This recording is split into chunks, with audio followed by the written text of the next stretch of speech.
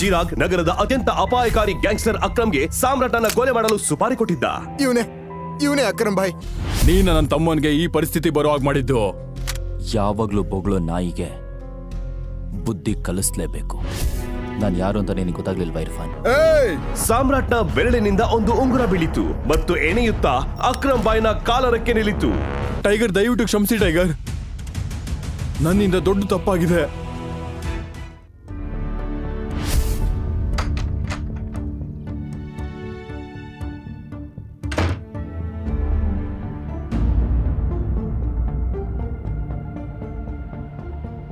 ನಿನ್ನೆ ರಾತ್ರಿ ಎಲ್ಲಿದ್ದೆ ನೀನು? ಅದು ತಾತ, ನಿನ್ನೆ ನನ್ನ ಸ್ನೇಹಿತನ ಮನೇಲಿ ಪಾರ್ಟಿ ಇತ್ತು. ಪಾರ್ಟಿ ಮುಗಿದ್ ಲೇಟ್ ಆಯ್ತು, ಅದಕ್ಕೆ ಅಲ್ಲೇ ಉಳ್ಕೊಂಡೆ ನಾನು. ಹೌದಾ? ಮೊದಲೇ ಕೆಲ್ಸ ಇಲ್ಲ ನಿನಗೆ, ಈಗ ಇದು ಬೇರೆ ಶುರು ಆಯ್ತಾ? ಸಾಮ್ರಾಟ್ ಒಬ್ಬ ಸರಳ ಡೆಲಿವರಿ ಬಾಯ್ ಆಗಿದ್ದ. ಅವನು ಅನನ್ಯಾಳನ್ನ ಮದುವೆ ಆಗಿದ್ದ. ಅವಳು ಒಬ್ಬ ಇನ್ನೋಸೆಂಟ್ ಹುಡುಗಿ ಮತ್ತು ನಗರದ ಕೋಟ್ಯಾಧಿಪತಿ ಕುಟುಂಬದ ಹುಡುಗಿ. ಆದರೆ ಸಿಂಗ್ ಕುಟುಂಬದಲ್ಲಿ ಯಾರಿಗೂ ಈ ಮದುವೆ ಇಷ್ಟ ಇರಲಿಲ್ಲ. ಕುಟುಂಬದ ಮುಖ್ಯಸ್ಥ ಶ್ರೀಕಂಠದತ್ತ ಅವರಿಗೆ ಬೇರೆ ಆಯ್ಕೆ ಇಲ್ಲದ ಕಾರಣ ಅವರನ್ನ ಮದುವೆ ಮಾಡಿಸಿದರೂ ಸಾಮ್ರಾಟ್ನಿಗೆ ಅವಮಾನ ಮಾಡುವ ಯಾವುದೇ ಅವಕಾಶವನ್ನು ಯಾರಿಗೂ ಅವರು ಕೊಟ್ಟಿರಲಿಲ್ಲ. ಗಮನ ಕೊಟ್ಟು ಕೇಳು, ನಾನು ಹೊರಗೋಗ್ತಿದ್ದೀನಿ. ನಾನು ವಾಪಸ್ ಬರೋ ಅಷ್ಟ್ರಲ್ಲಿ ಈ ಮನೆ ಪೂರ್ತಿ ಕ್ಲೀನ್ ಆಗಿರ್ಬೇಕು. ಇಲ್ಲದಿದ್ರೆ ನಿನ್ನ ಕೈ ಕಾಲ್ ಮುರಿದು ಬಿಡ್ತೀನಿ. ಕೆಲಸ ಶುರು ಮಾಡ್ಕೋ. ಬಹಳ ದಿನಗಳ ನಂತರ ಸಾಮ್ರಾಟ್ನಿಗೆ ಮನೆಯಲ್ಲಿ ಒಂಟಿಯಾಗಿ ಇರಲು ಅವಕಾಶ ದೊರೆತಿತ್ತು ಮತ್ತು ಅವನು ಅದನ್ನ ಬಹಳ ಶಾಂತಿಯಿಂದ ಅನುಭವಿಸಿದ. ಅವನು ಒಂಟಿಯಾಗಿ ಇರುವುದನ್ನು ಇಷ್ಟಪಟ್ಟ. ಸಾಮ್ರಾಟ್ ತನಗಾಗಿ ಮ್ಯಾಗಿ ಮಾಡಿ ತಿಂದ ಮತ್ತು ಆರಾಮಾಗಿ ಮಲಗಿದ. ಸಂಜೆ ಯಾರೋ ಮತ್ತೆ ಮತ್ತೆ ಡೋರ್ ಬೆಲ್ ಬಾರಿಸುತ್ತಿದ್ದರು. ಆ ಶಬ್ದಕ್ಕೆ ಅವನು ಎದ್ದ. ಅವನ ಪತ್ನಿ ಅನನ್ಯ ಬಾಗಿಲಲ್ಲಿ ಇದ್ದಳು. ಅವಳು ಸಾಮ್ರಾಟ್ನ ಕೂದಲು ಮತ್ತು ಬಟ್ಟೆಗಳನ್ನು ಕಂಡು ತಕ್ಷಣವೇ ಅವನನ್ನು ಪ್ರಶ್ನಿಸಿದಳು. ನೀನ್ ಯಾವಾಗ ಬಂದೆ? ಬೆಳಗ್ಗೆಯಿಂದ ಮನೇಲಿ ಮಲಗಿದ್ದ? ಇಲ್ಲ, ನಾನು ಮಧ್ಯಾಹ್ನ ಅಷ್ಟೇ ಬಂದೆ. ಅಂದ್ಹಾಗೆ ಅದ್ವೈತ್ ನಿನಗೆ ಇವತ್ತು ಫೋನ್ ಮಾಡಿದ್ನಾ? ಇಲ್ವಲ್ಲ. ಅವನ್ಯಾಕೆ ನನಗೆ ಫೋನ್ ಮಾಡ್ತಾನೆ? ಅದ್ವೈತ್ ಇನ್ನೂ ನನ್ನ ಮಾತುಗಳನ್ನ ಸೀರಿಯಸ್ ಆಗಿ ತಗೊಳ್ತಿಲ್ಲ ಅನ್ಸುತ್ತೆ. ಅಯ್ಯೋ ಹಾಗೇನಿಲ್ಲ, ನಾನು ಸುಮ್ಮನೆ ಕೇಳಿದೆ ಅಷ್ಟೇ.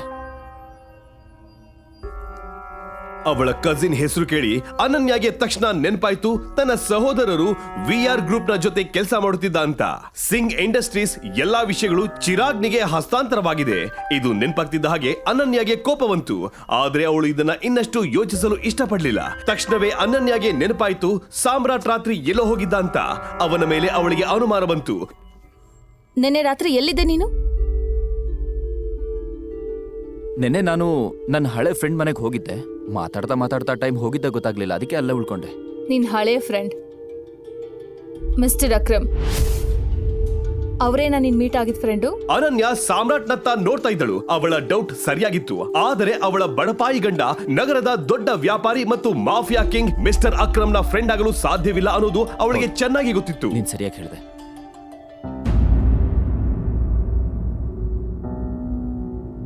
ನಿನಗೆ ಮಿಸ್ಟರ್ ಅಕ್ರಮ್ ಹೇಗ್ ಪರಿಚಯ ಅನ್ನೋದು ನನಗ್ ತಿಳಿತಾ ಇಲ್ಲ. ಆದ್ರೆ ಇಡೀ ರಾತ್ರಿ ನೀನ್ ಅಕ್ರಮ್ ಅವ್ರ ಜೊತೆ ಮಾತಾಡ್ತಾ ಇದ್ದೆ ಅಂದ್ರೆ ಅದನ್ನ ನಾನ್ ನಂಬೋದಿಲ್ಲ.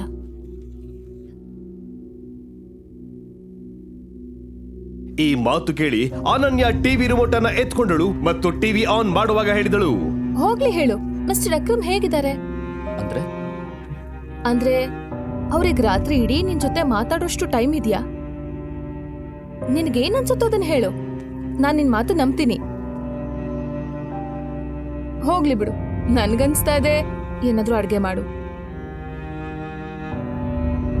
ಸಾಮ್ರಾಟ್ ಅನನ್ಯಾಗೆ ಇಷ್ಟದ ಪಾಸ್ತಾ ತಯಾರಿಸಲು ಪ್ರಾರಂಭಿಸಿದ. ಆದರೆ ಅದೇ ವೇಳೆ ಯಾರೋ ಬಾಗಿಲು ತಟ್ಟಿದರು. ಶ್ರೀಕಂಠದತ್ತ ಮನೆಗೆ ಬಂದರು. ಶ್ರೀಕಂಠದತ್ತ ಯಾವಾಗಲೂ ಸಾಮ್ರಾಟ್ನನ್ನ ವಿಚಿತ್ರವಾಗಿ ನೋಡ್ತಾ ಇದ್ರು. ನೇರವಾಗಿ ಅನನ್ಯ ಮುಂದೆ ಹೋದರು. ತಾತ, ಏನಾಯ್ತು? ನಿಮ್ ಮೂಡ್ ಯಾಕೆ ಅಷ್ಟು ಚೆನ್ನಾಗಿಲ್ಲ? ಇನ್ನು ಬೇರೆ ಯಾರು ಇರ್ತಾರೆ? ಅವನೊಬ್ನೇ. ಅವನು ಜೀವನದಲ್ಲಿ ಏನೂ ಕಲ್ತಿಲ್ಲ. ದೊಡ್ಡವರಿಗೆ ಹೇಗೆ ಗೌರವ ಕೊಡ್ಬೇಕು ಅನ್ನೋದು ಗೊತ್ತಿಲ್ಲ. ತಾತ, ಏನಾಯ್ತು ಹೇಳಿ ಪ್ಲೀಸ್, ನಾನು ಅವನಿಗೆ ಕ್ಲಾಸ್ ತಗೊಳ್ತೀನಿ. ಇದನ್ನ ದೊಡ್ಡ ವಿಷಯ ಮಾಡಬೇಕಾದ ಅವಶ್ಯಕತೆ ಇಲ್ಲ. ನಾನು ನಿಮ್ಮಿಬ್ರು ವಿಷಯದಲ್ಲೇ ಬೇಜಾರಾಗಿದ್ದೀನಿ. ನಿಮ್ಮಿಬ್ರು IVF ಪ್ರೋಸೆಸ್ ತುಂಬಾ ಸರಿ ಫೇಲ್ ಆಗಿದೆ. ನನಗನ್ಸುತ್ತೆ ಸಾಮ್ರಾಟ್ಗೆ ಯಾವುದೋ ಸಮಸ್ಯೆ ಇದೆ.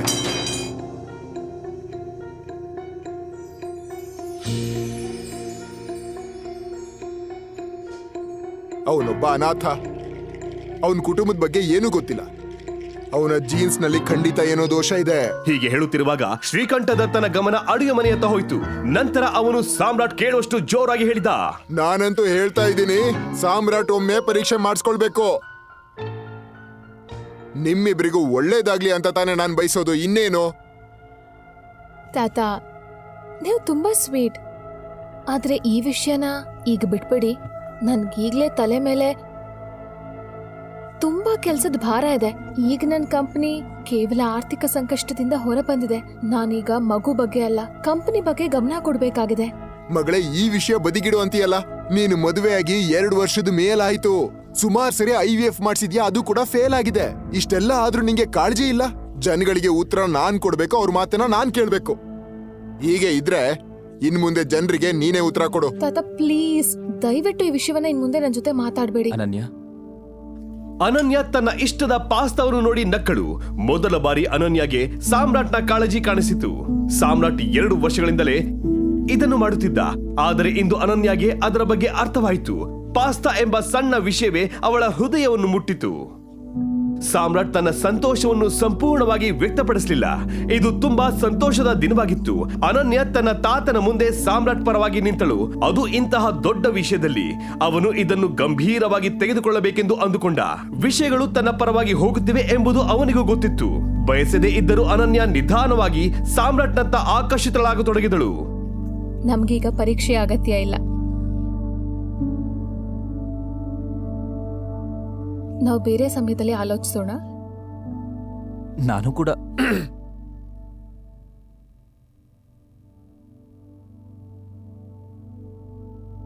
ಸರಿ, ನೀನು ಹೇಳ್ದಾಗೆ ಆಗ್ಲಿ.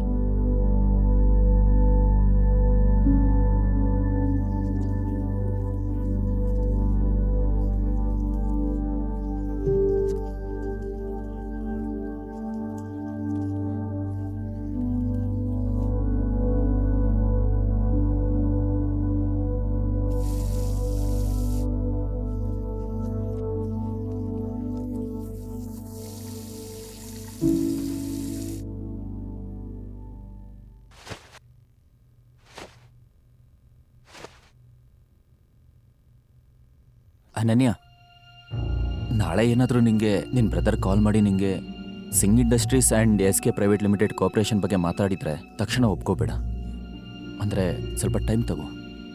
ನಿನ್ನ ಇಂಪಾರ್ಟೆನ್ಸ್ ಬಗ್ಗೆ ನಿಮ್ಮ ಬ್ರದರ್ಸ್ಗೂ ಸ್ವಲ್ಪ ಗೊತ್ತಾಗಬೇಕಲ್ವಾ? ನೀನ್ ಹುಚ್ಚನಾ? ಅದ್ವೈತ್ ನನ್ನ ಅಣ್ಣ ಚಿರಾಗ್ಗೆ ಎಲ್ಲಾನು ಕೊಟ್ಟಿದ್ದಾನೆ. ಈಗ ಅವನೇ ಸಂಪೂರ್ಣ ಕಾರ್ಪೊರೇಷನ್ನ SK ಪ್ರೈವೇಟ್ ಲಿಮಿಟ್ ಜೊತೆ ನಡೆಸ್ತಾನೆ. ನನ್ಗೆ ಅವನ ಅಗತ್ಯ ಏನಿದೆ? ನಿನಗೇನು ಗೊತ್ತಿಲ್ಲ. ಸುಮ್ಮನೆ ಏನೇನು ಹೇಳ್ತಾ ಇದ್ಯಾ? ಅನನ್ಯ, ನೀನು ಇದನ್ನ ನೆನ್ಪಿಡ್ಕೊ. ಅವ್ರು ಕಾಲ್ ಮಾಡಿದ್ರೆ ಒಂದೇ ಸಲ ಓಕೆ ಅನ್ಬೇಡ. Good night. ಹೋಗ್ ಮಲ್ಗು. ತನ್ನ ಮಾತನ್ನ ಕೇಳಿ ಸಾಮ್ರಾಟ್ ಮಲಗಿದ. ಅನನ್ಯ ತನ್ನನ್ನು ತಾನು ಹೇಗೋ ಸಮಾಧಾನ ಪಡಿಸಿಕೊಂಡು ಲೈಟ್ ಆಫ್ ಮಾಡಿ ಅವಳು ಕೂಡ ಮಲಗಿದಳು. ಮುಂದಿನ ದಿನ ಅನನ್ಯ ಕೆಲಸಕ್ಕೆ ಮನೆಯಿಂದ ಹೊರಟಾಗ ಸಾಮ್ರಾಟ್ ಕೂಡ ಹೋಟೆಲ್ ಸಫೈರ್ ಕಡೆ ಅವಳನ್ನ ಹಿಂಬಾಲಿಸಿದ. ಸಾಮ್ರಾಟ್ ತನ್ನ ನಿಜವಾದ ಗುರುತನ್ನ ಎಲ್ಲರಿಂದಲೂ ಮರೆಮಾಡಿದ್ದನು. ಸಿಂಗ್ ಕುಟುಂಬಕ್ಕೆ ಅವನು ಕೇವಲ ಸಾಮಾನ್ಯ ಡೆಲಿವರಿ ಬಾಯ್ ಮತ್ತು ನಿರುಪಯುಕ್ತ ಅಳಿಯ. ಆದರೆ ವಾಸ್ತವದಲ್ಲಿ ಅವನು ಬಲಿಷ್ಠ ಕಂಪನಿಯ ಹೊಸ boss, the mafia king. Under world ನಲ್ಲಿ ಜನರು ಅವನನ್ನ ಟೈಗರ್ ಎಂದು ಕರೆಯುತ್ತಿದ್ದರು. ಸಂಜಯ್ ಕೊಲೆಯಾದ ನಂತರ ಅಕ್ರಮ್ ಸಾಮ್ರಾಟ್ನನ್ನ 18 ವರ್ಷದ ಕಾಲ ಅನಾಥಾಶ್ರಮದಲ್ಲಿ ಇಟ್ಟನು. ಅಲ್ಲಿ ಪ್ರತಿದಿನ ಕಠಿಣ ಶಾರೀರಿಕ ತರಬೇತಿ ನೀಡಿ ಪ್ರತಿಯೊಂದು ಕಷ್ಟವನ್ನು ತಯಾರಿಸಲು ಅವನನ್ನು ತಯಾರಿಸಲಾಯಿತು. ಈ ಕಂಪನಿಯ ಅಡಿಪಾಯವನ್ನು ಅವನ ತಂದೆ ಸಂಜಯ್ ಹಾಕಿದನು. ಆದರೆ ಸಂಜಯ್ ಸತ್ತ ನಂತರ ಕಂಪನಿಯ ಜವಾಬ್ದಾರಿ ಅವನ ನಿಷ್ಠಾವಂತ ಪಾರ್ಟ್ನರ್ ಅಕ್ರಮ್ನ ಭುಜಗಳ ಮೇಲೆ ಬಿದ್ದಿತು. ಅಕ್ರಮ್ಗೆ ಸಾಮ್ರಾಟ್ ಸಾಕಷ್ಟು ಶಕ್ತಿಯುತನಾಗಿದ್ದಾನೆ ಎಂದು ಅನಿಸಿದಾಗ ಅವನನ್ನ ಮಾಫಿಯಾ ಕಿಂಗ್ ನ ಸಿಂಹಾಸನಕ್ಕೆ ಕೂರಿಸಿದನು. ಆದರೆ ಒಂದು ಷರತ್ತು ಇಟ್ಟನು. ತನ್ನ ನಿಜವಾದ ಗುರುತನ್ನ ಎಲ್ಲರಿಂದಲೂ ಮರೆಮಾಡಬೇಕು. ಈ ಷರತ್ತು ಮುರಿದರೆ ಸಾಮ್ರಾಟ್ ತನ್ನ ಸಿಂಹಾಸನ ಕಳೆದುಕೊಳ್ಳಬೇಕಾಗುತ್ತದೆ. ಕಚೇರಿಯ ರಾಯಲ್ ವಾತಾವರಣ, ವಿಶೇಷವಾಗಿ ನಿನಗಾಗಿ ಎಲ್ಲವನ್ನು ಮಾಡುವ ಸಮರ್ಥ ಸೆಕ್ರೆಟರಿ ಇದ್ರೆ ನೀನು ಯಾವುದೇ ಮಾಡುವ ಅಗತ್ಯವಿಲ್ಲದಿದ್ದರೆ ಆಗ ಅದನ್ನು ಇನ್ನಷ್ಟು ಎಂಜಾಯ್ ಮಾಡ್ತೀಯಾ. ಸಾಮ್ರಾಟ್ ಇನ್ನು ಇದನ್ನೇ ಯೋಚಿಸುತ್ತಿದ್ದಾಗ ಅವನ ಕಚೇರಿಯ ಬಾಗಿಲನ್ನು ತಟ್ಟಿದ ಶಬ್ದ ಬಂತು. ಅವನ ಸೆಕ್ರೆಟರಿ ನಂದಿತಾ ಬಂದಳು. ಇಂದು ಅವಳು ಇನ್ನು ಚೆನ್ನಾಗಿ ಕಾಣಿಸುತ್ತಿದ್ದಳು. ಆದರೆ ಈ ಬಾರಿ ನಂದಿತಾ ಸಾಮ್ರಾಟ್ನತ್ತ ನೋಡಿದಳು. ತಕ್ಷಣ ಟೈಗರ್ಗೆ ಏನೋ ಹೇಳಿದಳು.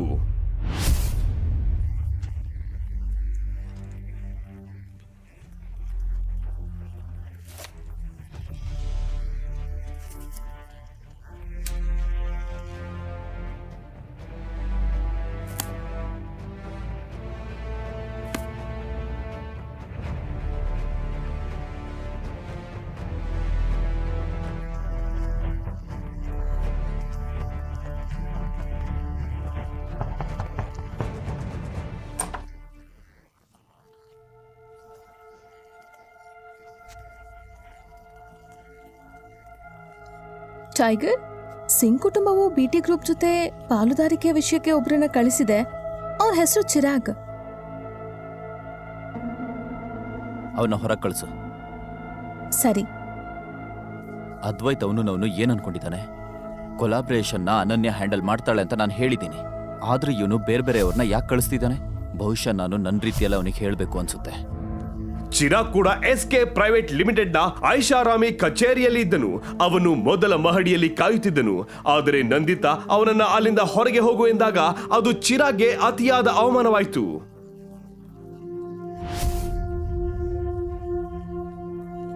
ಚಿರಾಗ್ ವಿಫಲವಾದ ಸುದ್ದಿ ಅದ್ವೈತ್ಗೆ ಹೇಳಿದಾಗ ಅವನ ಮುಖ ಕೋಪದಿಂದ ಕೆಂಪಾಯಿತು. ಅವನಿಗೆ ಏನ್ ಮಾಡಬೇಕು ತಿಳಿಲಿಲ್ಲ. ಮತ್ತು ಈಗ ಅವನ ಬಳಿ ಅನನ್ಯಗೆ ಕರೆ ಮಾಡುವುದನ್ನ ಬಿಟ್ಟರೆ ಬೇರೆ ದಾರಿ ಇರಲಿಲ್ಲ. ಇನ್ನೊಂದು ಕಡೆ ಅನನ್ಯ ತನ್ನ ತಾತನ ಜೊತೆ ಶಾಪಿಂಗ್ಗೆ ಹೋಗಿದ್ದಳು. ಆ ವೇಳೆ ಅವಳಿಗೆ ಫೋನ್ ಬಂತು. ಅದು ಅದ್ವೈತ್ ನಿಂದ ಬಂದ ಕರೆ ಎಂದು ಅವಳು ನೋಡಿದಳು. ಅನನ್ಯ ಕರೆ ಸ್ವೀಕರಿಸಿ ಲೌಡ್ ಸ್ಪೀಕರ್ ನಲ್ಲಿ ಇಟ್ಟಳು. ಹಲೋ ಅಣ್ಣ. ಅನನ್ಯ, ನಿನ್ನ ಅಣ್ಣನ್ಗೆ ನಿನ್ ಸಹಾಯ ಬೇಕಾಗಿದೆ. ನೀನ್ ನನಗೆ ಸಹಾಯ ಮಾಡ್ತೀಯಾ? ಸಹಾಯನಾ? ನನ್ಗೇನು ಅರ್ಥ ಆಗ್ತಿಲ್ಲ. ಅದು ವಿಷಯ ಏನಂದ್ರೆ, ನಮ್ಮ ಮತ್ತು SK ಪ್ರೈವೇಟ್ ಲಿಮಿಟೆಡ್ ನಡುವಿನ ಸಹಕಾರ ಒಪ್ಪಂದ ಮಾಡಬೇಕು ಅಂತ ನಾನು ತೀರ್ಮಾನ ಮಾಡಿದ್ದೀನಿ. ಇನ್ಮುಂದೆ ನಮ್ಮ ಎಲ್ಲ ಡೀಲ್ಗಳನ್ನ ನೀನ್ ನೋಡ್ಕೊಳ್ಬೇಕು. ನೀನ್ ನಾಳೆ SK ಪ್ರೈವೇಟ್ ಲಿಮಿಟೆಡ್ ಕಚೇರಿಗೆ ಹೋಗಿ ಮಾತಾಡಬೇಕು. ಹೊಸ ಪ್ಯಾಕೇಜಿಂಗ್ ಆರ್ಟಿಸ್ಟ್ಗಳ ಒಪ್ಪಂದವನ್ನ ತಕ್ಷಣವೇ ಸಹಿ ಮಾಡಿಸಬೇಕು.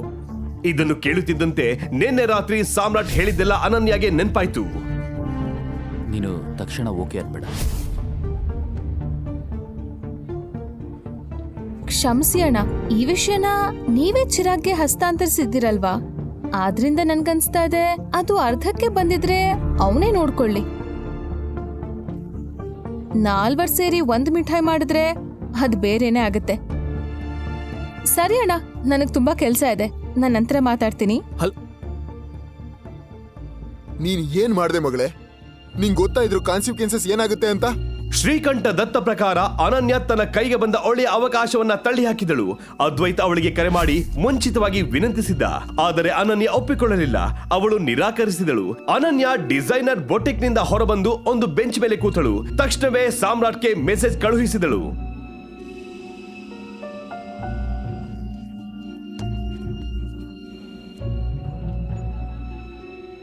ಇನ್ನೊಂದು ಕಡೆ ಸಾಮ್ರಾಟ್ ಅಕ್ರಮ್ ಜೊತೆ ಫೋನ್ ನಲ್ಲಿ ಮಾತನಾಡುತ್ತಿದ್ದನು.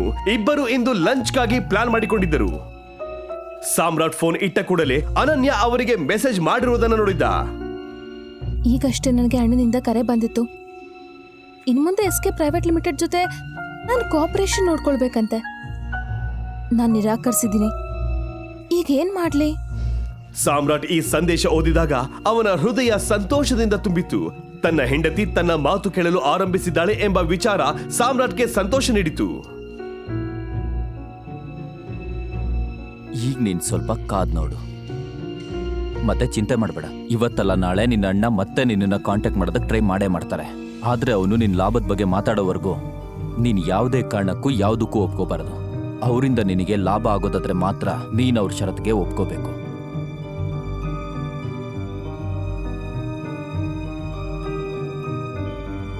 ಬಹಳ ದಿನಗಳ ನಂತರ ಸಾಮ್ರಾಟ್ ಇಂದು ಅಕ್ರಮ್ನನ್ನ ಭೇಟಿಯಾಗುತ್ತಿದ್ದನು. ಸಾಮ್ರಾಟ್ಗೆ ಅವನ ಬಗ್ಗೆ ತಿಳಿಸಿದ್ದು ಅಕ್ರಮ್. ಟೈಗರ್ ಎಂಬ ಹೆಸರನ್ನು ಅವನಿಗೆ ತಿಳಿಸಿದ್ದು ಸಹ ಅಕ್ರಮ್. ಟೈಗರ್, ಸ್ವಾಗತ ಸ್ವಾಗತ ಸ್ವಾಗತ. ಬಾ, ಇಲ್ಲಿ ಕೂತ್ಕೋ. ಅಕ್ರಮ್ ಗೌರವದಿಂದ ಸಾಮ್ರಾಟ್ ಅನ್ನು ಮುಖ್ಯ ಕುರ್ಚಿಯಲ್ಲಿ ಕೂರಿಸಿದನು. ಅವನನ್ನು ಒಂದು ವಿಶೇಷ ಉದ್ದೇಶಕ್ಕಾಗಿ ಕರೆಸಿಕೊಂಡಿರುವುದಾಗಿ ಹೇಳಿದನು. ಅಕ್ರಮ್ ಚಪ್ಪಾಳೆ ಹೊಡೆದ ಕೂಡಲೇ ಕಪ್ಪು ಬಟ್ಟೆ ಧರಿಸಿದ ಒಬ್ಬ ವ್ಯಕ್ತಿ ಕೊಠಡಿಗೆ ಪ್ರವೇಶಿಸಿದನು. ಅವನ ಕೈಯಲ್ಲಿ ಒಂದು ಸಣ್ಣ ಬಾಕ್ಸ್ ಇತ್ತು. ಅಕ್ರಮ್ ಆ ಬಾಕ್ಸ್ ಅನ್ನು ತೆಗೆದುಕೊಂಡು ಸಾಮ್ರಾಟ್ ಅಂತ ಬಂದ. ನಾನು ಇದನ್ನ ವಿಶೇಷವಾಗಿ ನಿನಗಾಗಿ ತಯಾರಿಸಿದ್ದೀನಿ. ಇದು ನನ್ನ ಬಳಿ 18 ವರ್ಷಗಳಿಂದ ಇತ್ತು. ಆದ್ರೆ ಈಗ ಇದು ಅದರ ಜವಾಬ್ದಾರಿ ನಿನ್ನ ಕೈಗೆ ಹೋಗ್ಬೇಕಾದ ಸಮಯ ಬಂದಿದೆ. ತಗೋ ಇದನ್ನ. ಅಕ್ರಮ್ ಅಂಕಲ್,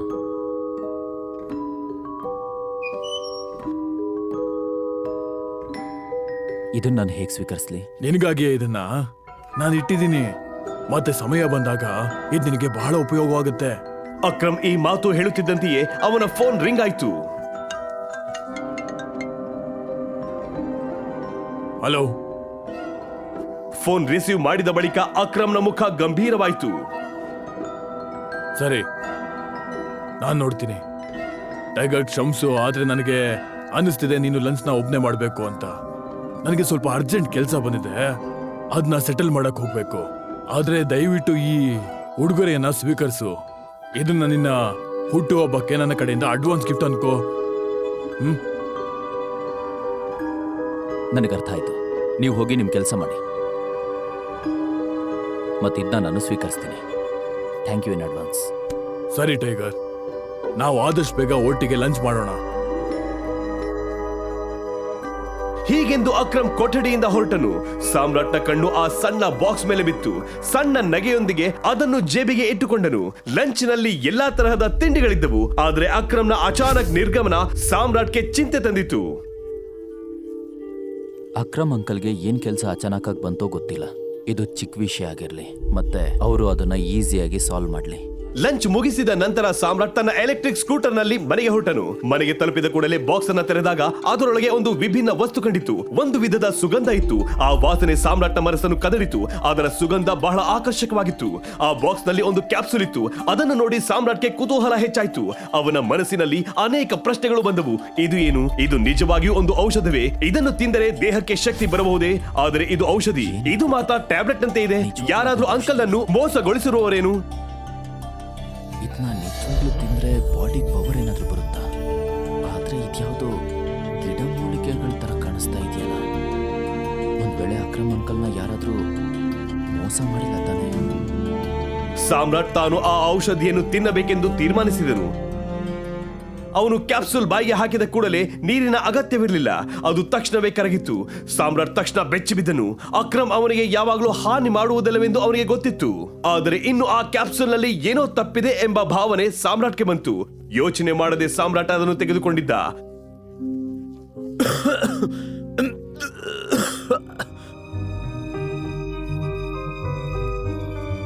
ಹಠಾತ್ ಅವನ ಹೊಟ್ಟೆಯಲ್ಲಿ ತೀವ್ರವಾದ ನೋವು ಉಂಟಾಯಿತು. ಕೆಲವು ಸೆಕೆಂಡ್ಗಳಲ್ಲೇ ಅವನ ದೇಹ ಸಂಪೂರ್ಣವಾಗಿ ಕಂಪಿಸತೊಡಗಿತು ಮತ್ತು ಅಲ್ಪ ಸಮಯದಲ್ಲೇ ಸಾಮ್ರಾಟ್ಗೆ ಜ್ಞಾನ ತಪ್ಪಿತು. ಅವನು ಕಣ್ಣು ತೆರೆದಾಗ ಏನೇನೋ ರಾತ್ರಿ ಆಗ್ತಿತ್ತು. ಸಾಮ್ರಾಟ್ ಕಣ್ಣು ತೆರೆದ ತಕ್ಷಣವೇ ಅವನಿಗೆ ತೀವ್ರವಾದ ವಾಸನೆ ಬಂತು. ಆ ಕ್ಷಣದಲ್ಲಿ ಅವನ ಬಟ್ಟೆಗಳು ಸಂಪೂರ್ಣ ನೆಂದಿತ್ತು. ಅದರಿಂದ ದುರ್ಗಂಧ ಬರ್ತಿತ್ತು.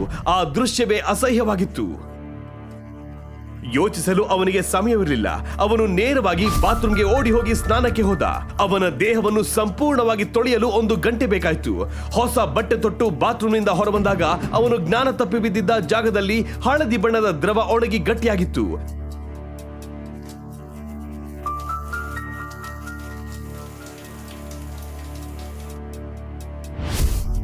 ಅದರಿಂದ ಭಾರಿ ದುರ್ಗಂಧ ಬರ್ತಿತ್ತು. ಅದನ್ನು ಸ್ವಚ್ಛಗೊಳಿಸಲು ಸಾಮ್ರಾಟ್ನಿಗೆ ಇನ್ನು ಅರ್ಧ ಗಂಟೆ ಬೇಕಾಯಿತು.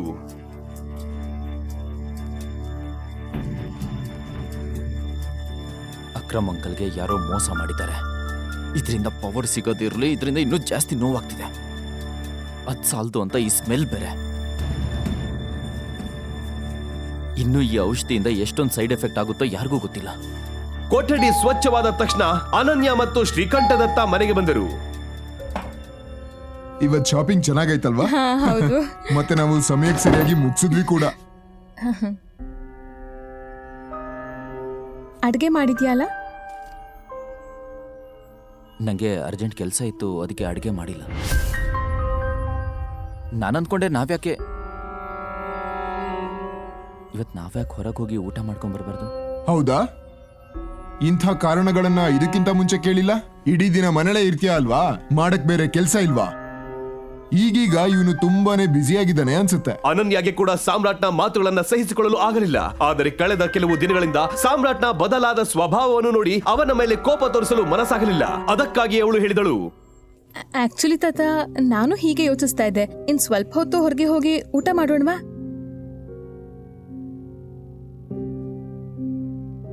ಅನನ್ಯ ಹೀಗೆ ಹೇಳಿದಾಗ ಸಾಮ್ರಾಟ್ ಅರ್ಥ ಮಾಡಿಕೊಂಡ. ಅವಳು ಅವನಿಗೆ ಸಹಾಯ ಮಾಡುತ್ತಿದ್ದಾಳೆ ಎಂದು. ಅವನ ಹೃದಯ ಸಂತೋಷದಿಂದ ಕುಣಿಯಿತು.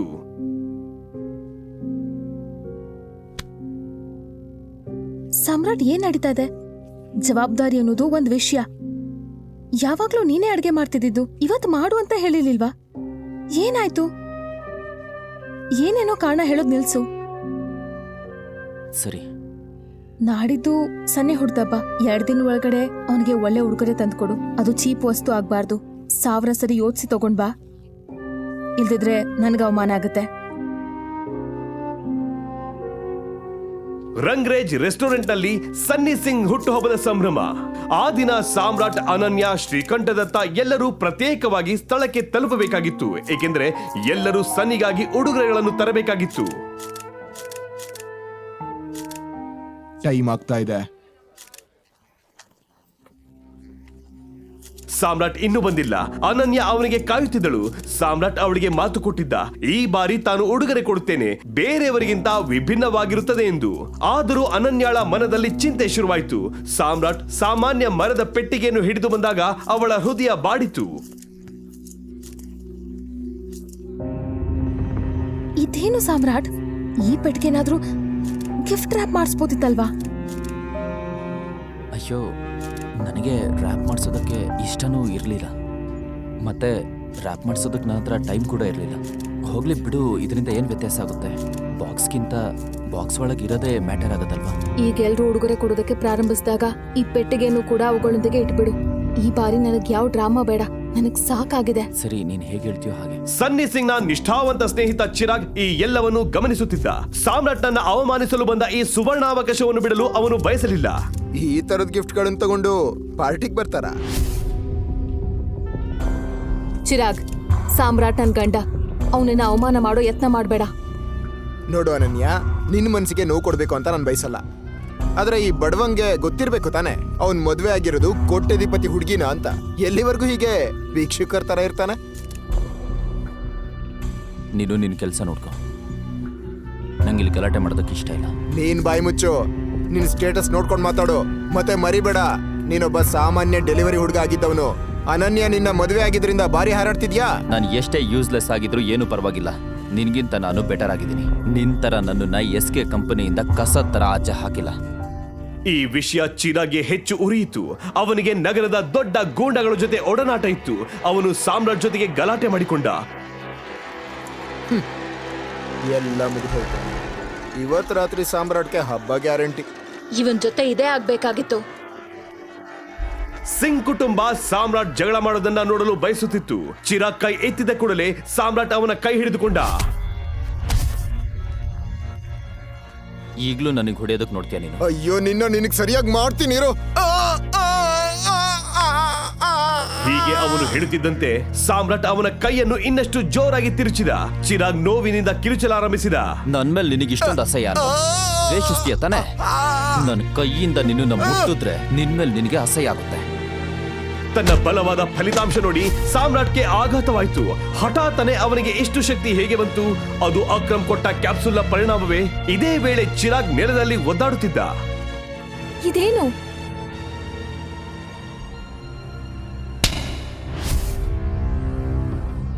ನಿನ್ನ ನೀನು ಏನ್ ಅಂದ್ಕೊಂಡಿದ್ಯಾ? ಇದು ಅದ್ವೈತ್ ಹುಟ್ಟು ಹಬ್ಬದ ದಿನ, ಖುಷಿ ಆಚರಿಸೋ ದಿನ. ಸಾಮ್ರಾಟ್ ಕೂಡ ಶ್ರೀಕಂಠದತ್ತ ಕಡೆಗೆ ಕೋಪದಿಂದ ನೋಡುತ್ತಿದ್ದ. ಇವತ್ತು ನಾನ್ ನಿನ್ನ ಕೊಲ್ದೆ ಇದ್ರೆ ನನ್ನ ಹೆಸರು ಚಿರಾಗ್ ಓಬೆರಾಯ ಅಲ್ಲ. ಅಂತೆಂದು ಚಿರಾಗ್ ತನ್ನ ಫೋನ್ ತೆಗೆದು ಒಂದು ನಂಬರ್ಗೆ ಕರೆ ಮಾಡಿದ್ದ. ಶ್ರೀಕಂಠದತ್ತನ ಎಲ್ಲ ಅವಮಾನಗಳನ್ನು ಸಾಮ್ರಾಟ್ ಸಹಿಸಿದ್ದ. ಆದರೆ ಈಗ ಅವನಿಗೆ ಸಾಕಾಯ್ತು. 2 ವರ್ಷ ಆಗಿದೆ ನಾನು ಮತ್ತೆ ಅನನ್ಯ ಮದ್ವೆ ಆಗಿ. ನಿಮಗ್ ನನ್ನ ಕಾಂಟ್ರಿಬ್ಯೂಷನ್ ಯಾವತ್ತೂ ಕಾಣಿಸ್ಲೇ ಇಲ್ಲ. ಯಾವಾಗ್ಲೂ ನೀವು ನನಗೆ ಅವಮಾನ ಮಾಡಿದ್ದೀರಾ, ಹೀನಾಯವಾಗಿ ನಡ್ಕೊಂಡಿದ್ದೀರಾ. ಮತ್ ನನಗೆ ಹೊಡ್ತಿರೋ ಈ ಏಟ್ನ ನಾನು ಯಾವತ್ತೂ ಮರೆಯಲ್ಲ. ನೀವು ಯಾವ ನಾಯಿನ 2 ವರ್ಷ ಸಾಕಿದ್ರೋ ಆ ನಾಯಿ ಇವಾಗ ಹೋಗ್ತಾ ಇದೆ. ಮತ್ ಹೊಗಳುತ್ತಾ ಹೋಗ್ತಾ ಇಲ್ಲ, ಕಚ್ಕೊಂಡು ಹೋಗ್ತಾ ಇದೆ. ನಾನು ವಾಪಸ್ ನಿಮ್ ಮನೆಗೆ ಬರ್ಬೇಕು ಅನ್ನೋದಾದ್ರೆ ಆ ಅದ್ವೈತ್ ಬಂದು ನನ್ನ ಹತ್ರ ಕ್ಷಮೆ ಕೇಳ್ಬೇಕು. ಅವನ್ ಬಂದು ನನ್ನ ಕಾಲಿಗೆ ಬಿದ್ದು ಕ್ಷಮೆ ಕೇಳ್ಬೇಕು. Just shot up. ಅನನ್ಯ ಕಣ್ಣುಗಳು ಸಾಮ್ರಾಟ್ ಮೇಲೆ ನೆಟ್ಟಿದ್ದವು. ಅವಳಿಗೆ ಅವನು ಸಂಪೂರ್ಣ ಬದಲಾಗಿರುವಂತೆ ಕಾಣುತ್ತಿದ್ದ. ಅವನ ಮಾತುಗಳನ್ನು ಕೇಳಿ ಉಳಿದವರು ಬೆಚ್ಚಿಬಿದ್ದರು. ಸಾಮ್ರಾಟ್ ಎಂಬ ಅಪ್ರಾಯೋಜಿಕ ವ್ಯಕ್ತಿ ಇಂತಹ ಮಾತು ಆಡುತ್ತಾನೆ ಎಂದು ಯಾರೂ ನಿರೀಕ್ಷಿಸಿರಲಿಲ್ಲ.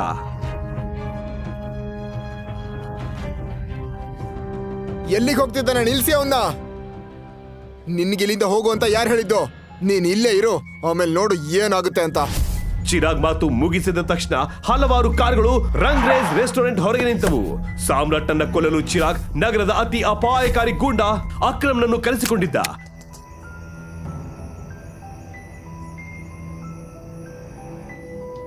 ಅಕ್ರಮ್ ಮತ್ತು ಅವರ ಜನರು ಒಳನುಗ್ಗುತ್ತಿದ್ದಂತೆ ಚಿರಾಗ್ ಹೇಳಿದ,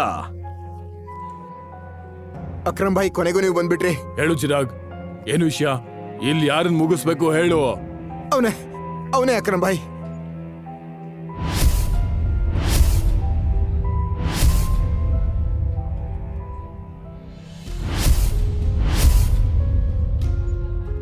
ನೀನ ನನ್ನ ತಮ್ಮನಿಗೆ ಹೊಡೆದಿದ್ದು? ಯಾವಾಗ್ಲೂ ಬೊಗಳೋ ನಾಯಿಗೆ ಪಾಠ ಕಲ್ಸಕ್ ಬರಬಾರ್ದು. ಮಗನೇ, ನೀನಿನ್ನೂ ಚಿಕ್ಕವನು, ನಿನ್ ರಕ್ತ ಕುದಿಯುತ್ತೆ, ನನಗೆ ಅರ್ಥ ಆಗತ್ತೆ. ಆದ್ರೆ ನಿನಗೆ ಈ ವಿಷಯ ಗೊತ್ತಿಲ್ಲ ಅನ್ಸುತ್ತೆ. ಇಲ್ಲಿವರೆಗೂ ನನ್ನ ಜೊತೆ ಯಾರು ಈ ರೀತಿ ಮಾತಾಡಿಲ್ಲ ಅಂತ. ಜನರು ನಿನ್ ಜೊತೆ ಹೇಗ್ ಮಾತಾಡ್ತಾರೆ ಅನ್ನೋದು ನನಗೆ ಮುಖ್ಯ ಅಲ್ಲ, ಆದ್ರೆ ನೀವು ನನ್ನ ಜೊತೆ ಈ ತರ ಮಾತಾಡಿದ್ರೆ ತುಂಬಾ ಪಶ್ಚಾತ್ತಾಪ ಪಡ್ತೀರ. ಮಗನೇ, ನಿನ್ನಲ್ಲಿ ನಿಜವಾಗ್ಲೂ ತುಂಬಾ ಅಹಂಕಾರ ಇದೆ. ಅಂದ್ರೆ ನಿನ್ನಂತ ವ್ಯಕ್ತಿಗಳ ಮುಂದೆ ನಾನು ನನ್ನ ಅಹಂಕಾರನೂ ತೋರಿಸ್ಬಾರ್ದ? ಸಾಮ್ರಾಟ್ ಮುಖದಲ್ಲಿ ಭಯವೇ ಇರಲಿಲ್ಲ. ಅವನಲ್ಲಿ ಯಾರೋ ಆವರಿಸಿದಂತೆ ಕಾಣುತ್ತಿತ್ತು. ಅಕ್ರಮ್ ನಾನು ಯಾರು ಅಂತ ನಿನ್ಗೆ ಗೊತ್ತಾಗ್ತಾ ಇಲ್ವಾ? ನೆನ್ಪು ಮಾಡ್ಕೋ. ಅಕ್ರಮ್ ಭಾಯ್ ಸಾಮ್ರಾಟ್ ಕಡೆಗೆ ತೀವ್ರವಾಗಿ ನೋಡುತ್ತಿದ್ದ.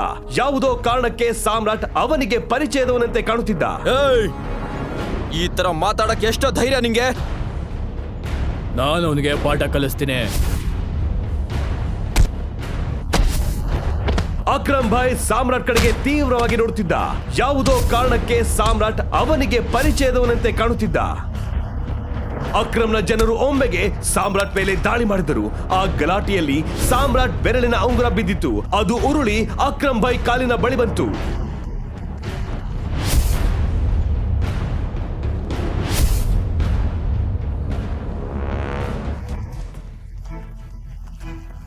ಟೈಗರ್, ನನ್ನ ದಯವಿಟ್ಟು ಕ್ಷಮಿಸು ಟೈಗರ್. ನಾನು ದೊಡ್ಡ ತಪ್ಪು ಮಾಡಿದ್ದೀನಿ. ಈಗ ಸಾಮ್ರಾಟ್ ರಹಸ್ಯ ಎಲ್ಲರ ಮುಂದೆ ಬಹಿರಂಗವಾಗಲಿದೆಯೇ? ಇದು ಸಾಮ್ರಾಟ್ನ ನಿಜವಾದ ಮುಖವೇ? ಅವನು ತನ್ನ ನಿಜವಾದ ಗುರುತನ್ನು ಬಹಿರಂಗಪಡಿಸಬೇಕಾಗುತ್ತದೆಯೇ? ಸಾಮ್ರಾಟ್ ಅಕ್ರಮ್ನನ್ನು ಕ್ಷಮಿಸುವನ? ಚಿರಾಗ್ಗೆ ಸಾಮ್ರಾಟ್ನ ಗುರುತು ಗೊತ್ತಾದಾಗ ಏನಾಗುತ್ತದೆ? ಸತ್ಯ ಹೊರಬರುತ್ತದೆಯಾ? ಸಾಮ್ರಾಟ್ಗೆ ಎಸ್ಕೆ ಪ್ರೈವೇಟ್ ಲಿಮಿಟೆಡ್ನ ಜೊತೆ ಏನ್ ಸಂಬಂಧ?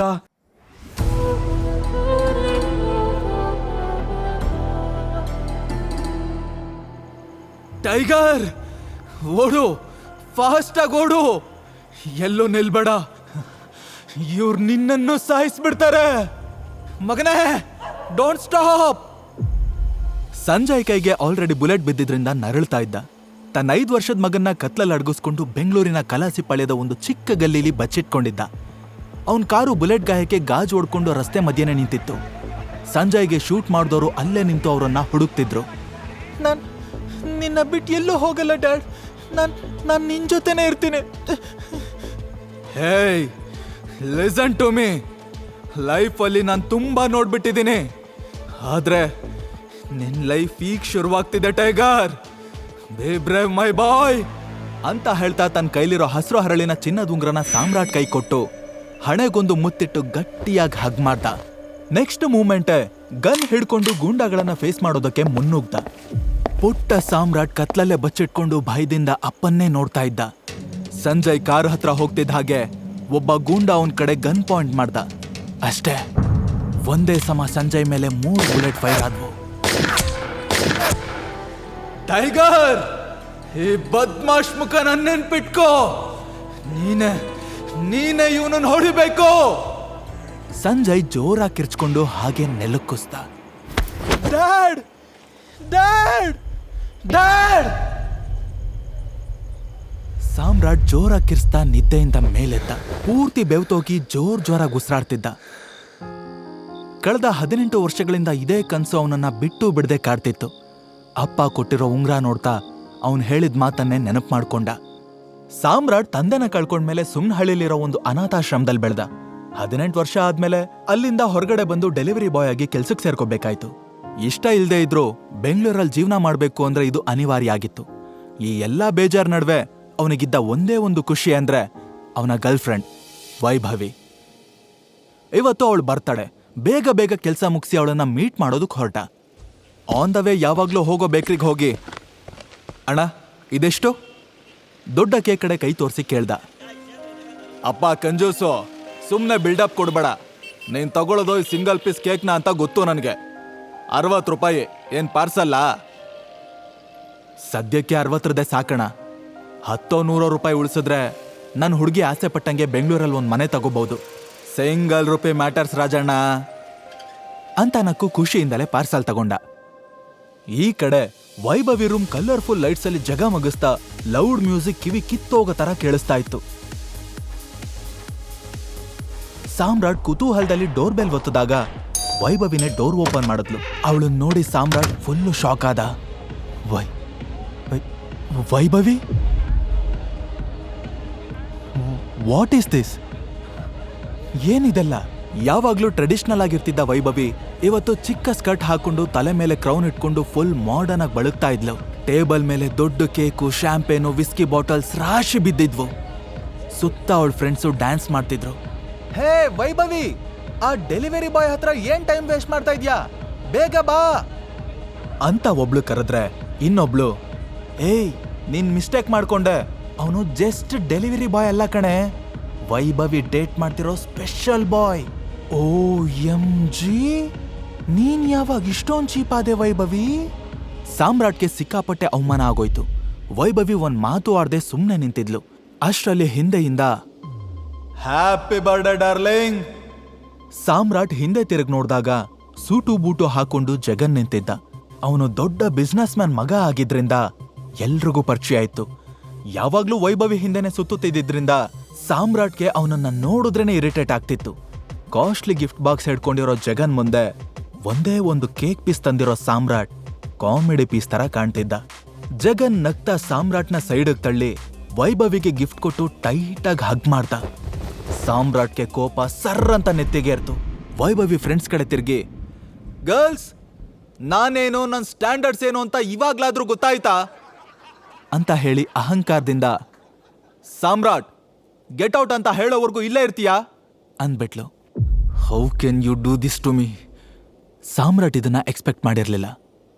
ಜಗನ್ ನಗ್ತಾ ವೈಭವಿ ಕೆನೆಗೆ ಮುತ್ಕೊಟ್ಟು, ಇನ್ನೇನು ನಿನ್ನಂತ ಬಿಕಾರಿ ಜೊತೆ ಇವಳು ಲೈಫ್ ಲಾಂಗ್ ಈ ತರ ಸಿಂಗಲ್ ಪೀಸ್ ಕೇಕ್ ತಿನ್ಕೊಂಡೇ ಬದುಕ್ಬೇಕಾ ಅಂತ ಅವಮಾನ ಮಾಡ್ದ. ಸಾಮ್ರಾಟ್ ಕಣ್ಣಂಚು ಒದ್ದೆ ಆಗ್ತಿತ್ತು. ಕೋಪ ತಡ್ಕೊಳಕ್ಕಾಗ್ಲಿಲ್ಲ. ಕೈಲಿದ್ದ ಕೇಕ್ನ ಬಿಸಾಕಿ ಮುಷ್ಟಿ ಕಟ್ಟಿ ಜಗನ್ ಮುಖಕ್ಕೆ ಚಕ್ ಅಂತ ಒಂದು ಪಂಚ್ ಮಾಡೇ ಬಿಟ್ಟ.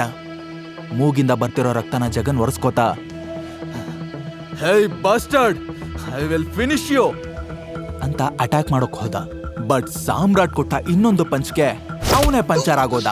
ವೈಭವಿ ಕಡೆ ತಿರುಗಿ ಸಾಮ್ರಾಟ್ ಆಕ್ರೋಶದಲ್ಲಿ, ತುಂಬಾ ದೊಡ್ಡ ತಪ್ಪು ಮಾಡ್ತಾ ಇದ್ಯಾ ವೈಭವಿ, ಇದಕ್ ನೀನ್ ರಿಗ್ರೆಟ್ ಮಾಡೇ ಮಾಡ್ತೀಯಾ, ಅವತ್ ನಾನ್ ಮಾತಾಡ್ತೀನಿ ಅಂತಂದು ಅಲ್ಲಿಂದ ಹೊರಟ್ಬಿಟ್ಟ.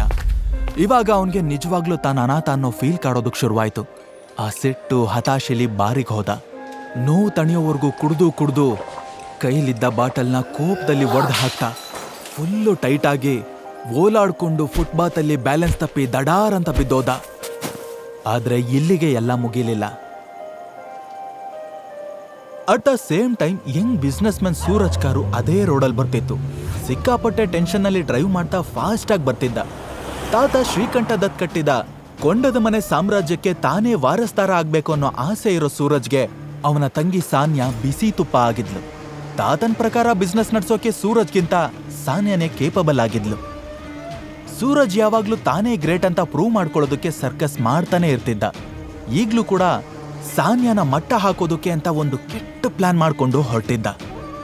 ಸಡನ್ ಆಗಿ ಕಾರ್ ನಿಲ್ಸಿ ರೋಡ್ ಮಧ್ಯದಲ್ಲಿ ಬಿದ್ದಿರೋ ಸಾಮ್ರಾಟ್ ಕಡೆ ನೋಡ್ದ. ಅವನ್ ತಲೆಗೆ ಒಂದು ಹುಚ್ಚು ಐಡಿಯಾ ಬಂತು. ಏಯ್, ಎತ್ಕೊಳ್ರ ಇವನನ್ನ, ಇನ್ನರ್ಧ ಗಂಟೆಯಲ್ಲಿ ಇವನು ಸಾನ್ಯಾ ರೂಮಲ್ಲಿ ಇರಬೇಕು, ಇಂಥ ಒಳ್ಳೆ ಚಾನ್ಸ್ನ ಮಿಸ್ ಮಾಡ್ಕೋಬಾರ್ದು ಅಂತ ಜೊತೆಲಿರೋ ಗೂಂಡಾಗಳಿಗೆ ಹೇಳ್ದ. ಒಂದೇ ನಿಮಿಷದಲ್ಲಿ ಗೂಂಡಾಗಳು ಸಾಮ್ರಾಟ್ನ ಎತ್ತಾಕೊಂಡು ಹೊರಟ್ರು. ಸ್ವಲ್ಪ ಹೊತ್ತಲ್ಲಿ ಕಾರು 7 ಸ್ಟಾರ್ ಹೋಟೆಲ್ ಮುಂದೆ ಸ್ಟಾಪ್ ಆಯ್ತು. ಸೂರಜ್ ಕಾರ್ ಇಳಿತಾ, ಏಯ್, ರೂಮ್ ನಂಬರ್ ಗೊತ್ತು ತಾನೆ, 409, ಇವನ್ ಬಟ್ಟೆ ಬಿಚ್ಚಿ ಮಲ್ಗಿಸಿ ಅಂದ. ಗೂಂಡಾಗಳು ಸಾಮ್ರಾಟ್ನ ಎತ್ಕೊಂಡು ಹೋಗಿ 409 ರೂಮಲ್ಲಿ ಮಲಗಿಸಿದ್ರು. ಅಲ್ಲೇ ಪಕ್ಕದಲ್ಲಿ ಸೂರಜ್ ತಂಗಿ ಸಾನ್ಯಾನು ಮಲಗಿದ್ಲು.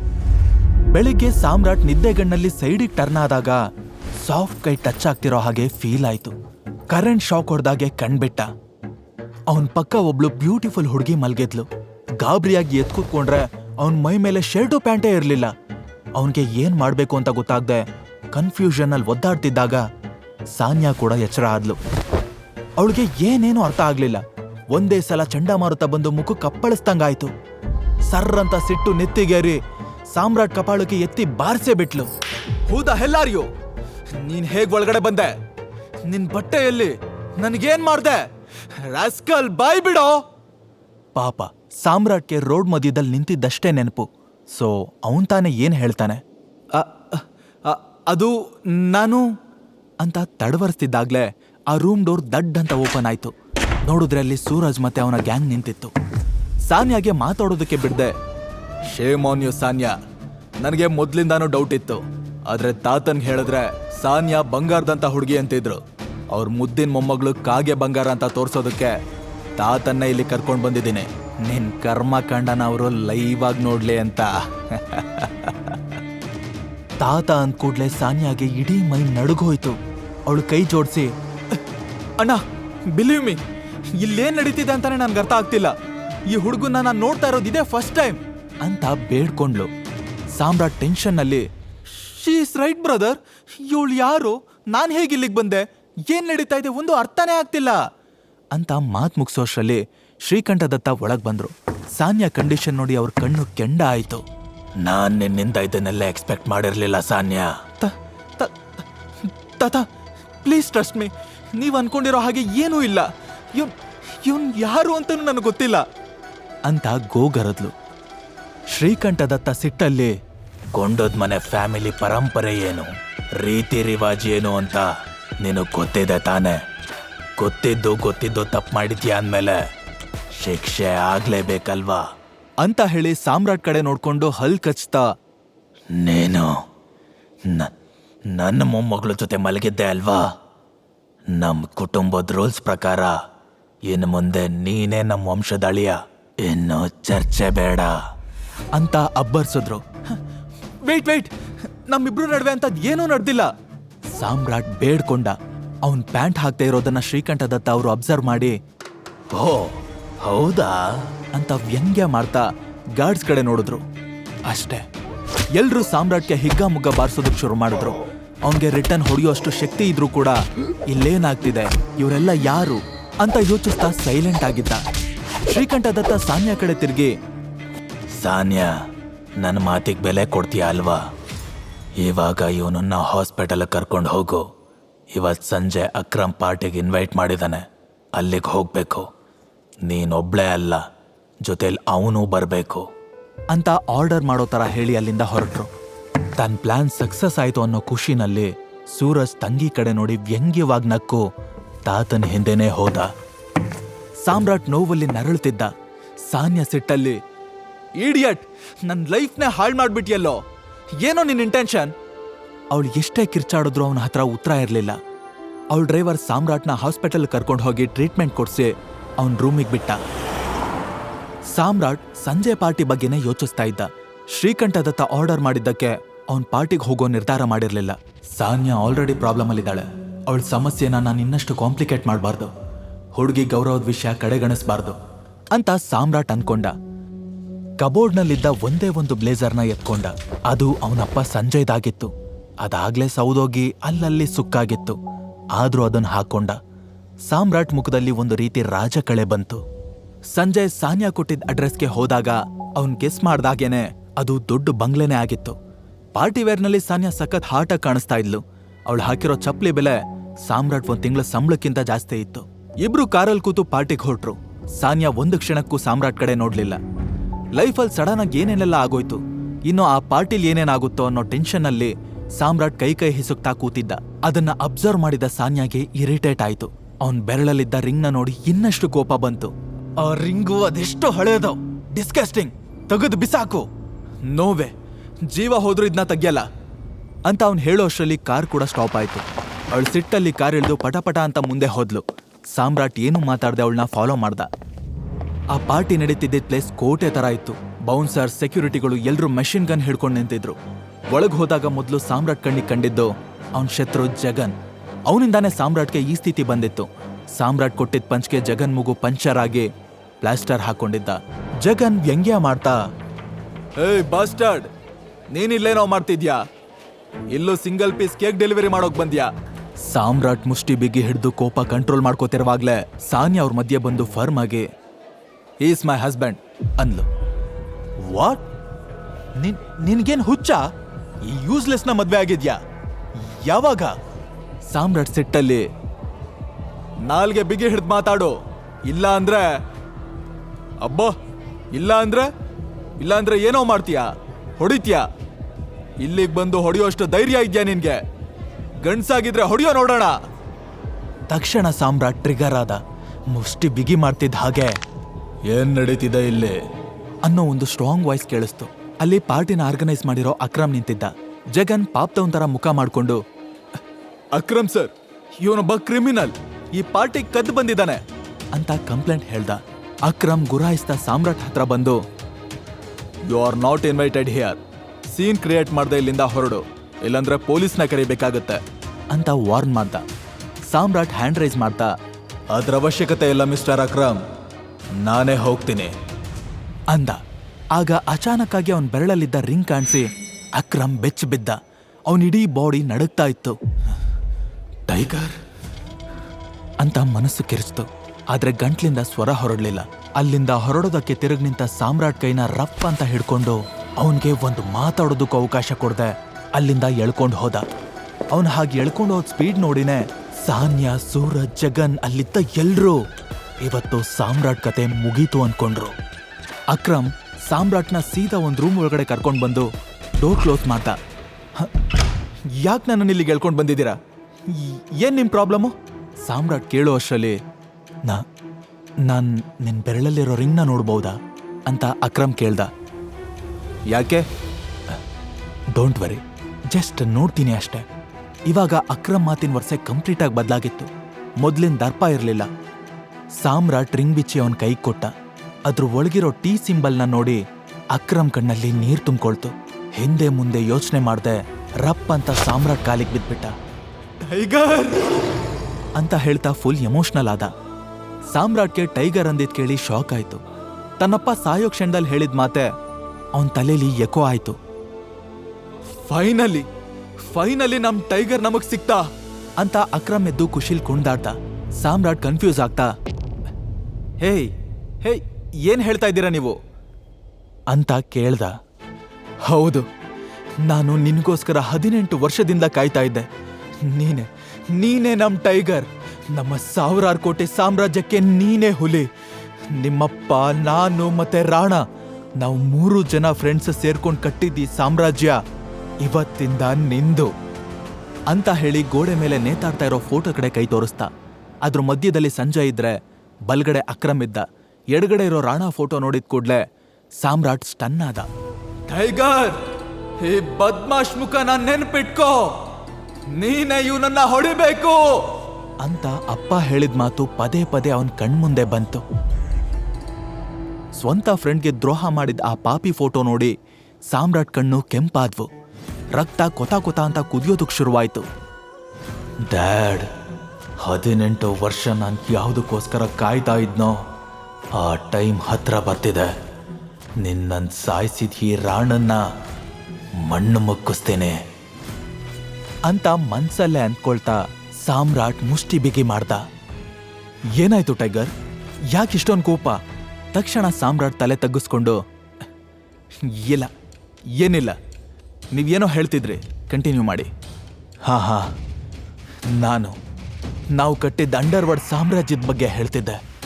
ಅದಕ್ಕೆ ನಾವಿಟ್ಟ ಹೆಸರು ಮಾಫಿಯಾ ಕಿಂಗ್. ಬಿಗ್ಗೆಸ್ಟ್ ಪೊಲಿಟಿಷಿಯನ್ಸ್, ಬಿಸ್ನೆಸ್ ಮನ್ಗಳು, ರೌಡಿಗಳನ್ನ ಎಲ್ರನ್ನೂ ನಾವೇ ಆಳ್ತಿದ್ವಿ. ಬಟ್ ನಮಗೆ ತುಂಬ ಶತ್ರುಗಳಿದ್ರು. ಅದರಲ್ಲಿ ಸ್ಟ್ರಾಂಗೆಸ್ಟ್ ಎನಿಮಿ ಅಂದ್ರೆ ದಿಗ್ಬಾಲ್. ಅವನು ಇವಾಗ್ಲೂ ನಿನ್ಗೋಸ್ಕರ ಹುಡುಕ್ತಾನೆ ಇದ್ದಾನೆ ಟೈಗರ್. ಇವಾಗ ಸದ್ಯಕ್ಕೆ ರಾಣಾ ಮಗ ಮಾಂಟಿ ಮಾಫಿಯಾ ಕಿಂಗ್ ವರ್ಕ್ನೆಲ್ಲ ನೋಡ್ಕೋತಾ ಇದ್ದಾನೆ. ಬಟ್ ನೀನೇ ನಮ್ಮ ರಿಯಲ್ ಟೈಗರ್. ಇನ್ಮುಂದೆ ನೀನೇ ಎಲ್ಲಾನು ನೋಡ್ಕೋಬೇಕು. ಅಕ್ರಮ್ ಹೇಳಿದ ಒಂದೊಂದು ವಿಷಯನೂ ಸಾಮ್ರಾಟ್ಗೆ ಶಾಕಿಂಗ್ ಆಗಿತ್ತು. ಅಂಡರ್ ವರ್ಲ್ಡ್ಗೂ ತನ್ನ ಅಪ್ಪನಿಗೂ ಇಷ್ಟು ಲಿಂಕ್ ಇದೆ ಅಂತ ಅವನು ಅಂದ್ಕೊಂಡಿರ್ಲಿಲ್ಲ. ನಿನ್ನೆವರೆಗೂ ಜೇಬಲ್ಲಿ ಬಿಡಿಗಾಸಿಲ್ದೆ ಓಡಾಡ್ತಿದ್ದ ಸಾಮ್ರಾಟ್ ಈಗ 1000 ಕೋಟಿ ಮಾಫಿಯಾ ಸಾಮ್ರಾಜ್ಯಕ್ಕೆ ಟೈಗರ್. What next? ಸಾಮ್ರಾಟ್ ಅಂಡರ್ವರ್ಲ್ಡ್ಗೆ ಡಾನ್ ಆಗ್ತಾನ. ಕೊಲೆಗಾರ ರಾಣಾ ವಿರುದ್ಧ ರಿವೆಂಜ್ ತಗೋತಾನ. ಡೆಲಿವರಿ ಬಾಯ್ ಆಗಿದ್ದ ಸಾಮ್ರಾಟ್ ಈಗ 1000 ಕೋಟಿ ಬೆಲೆ ಬಾಳೋ ಮಾಫಿಯಾ ಕಿಂಗ್ನ ಹೇಗ್ ಮ್ಯಾನೇಜ್ ಮಾಡ್ತಾನೆ?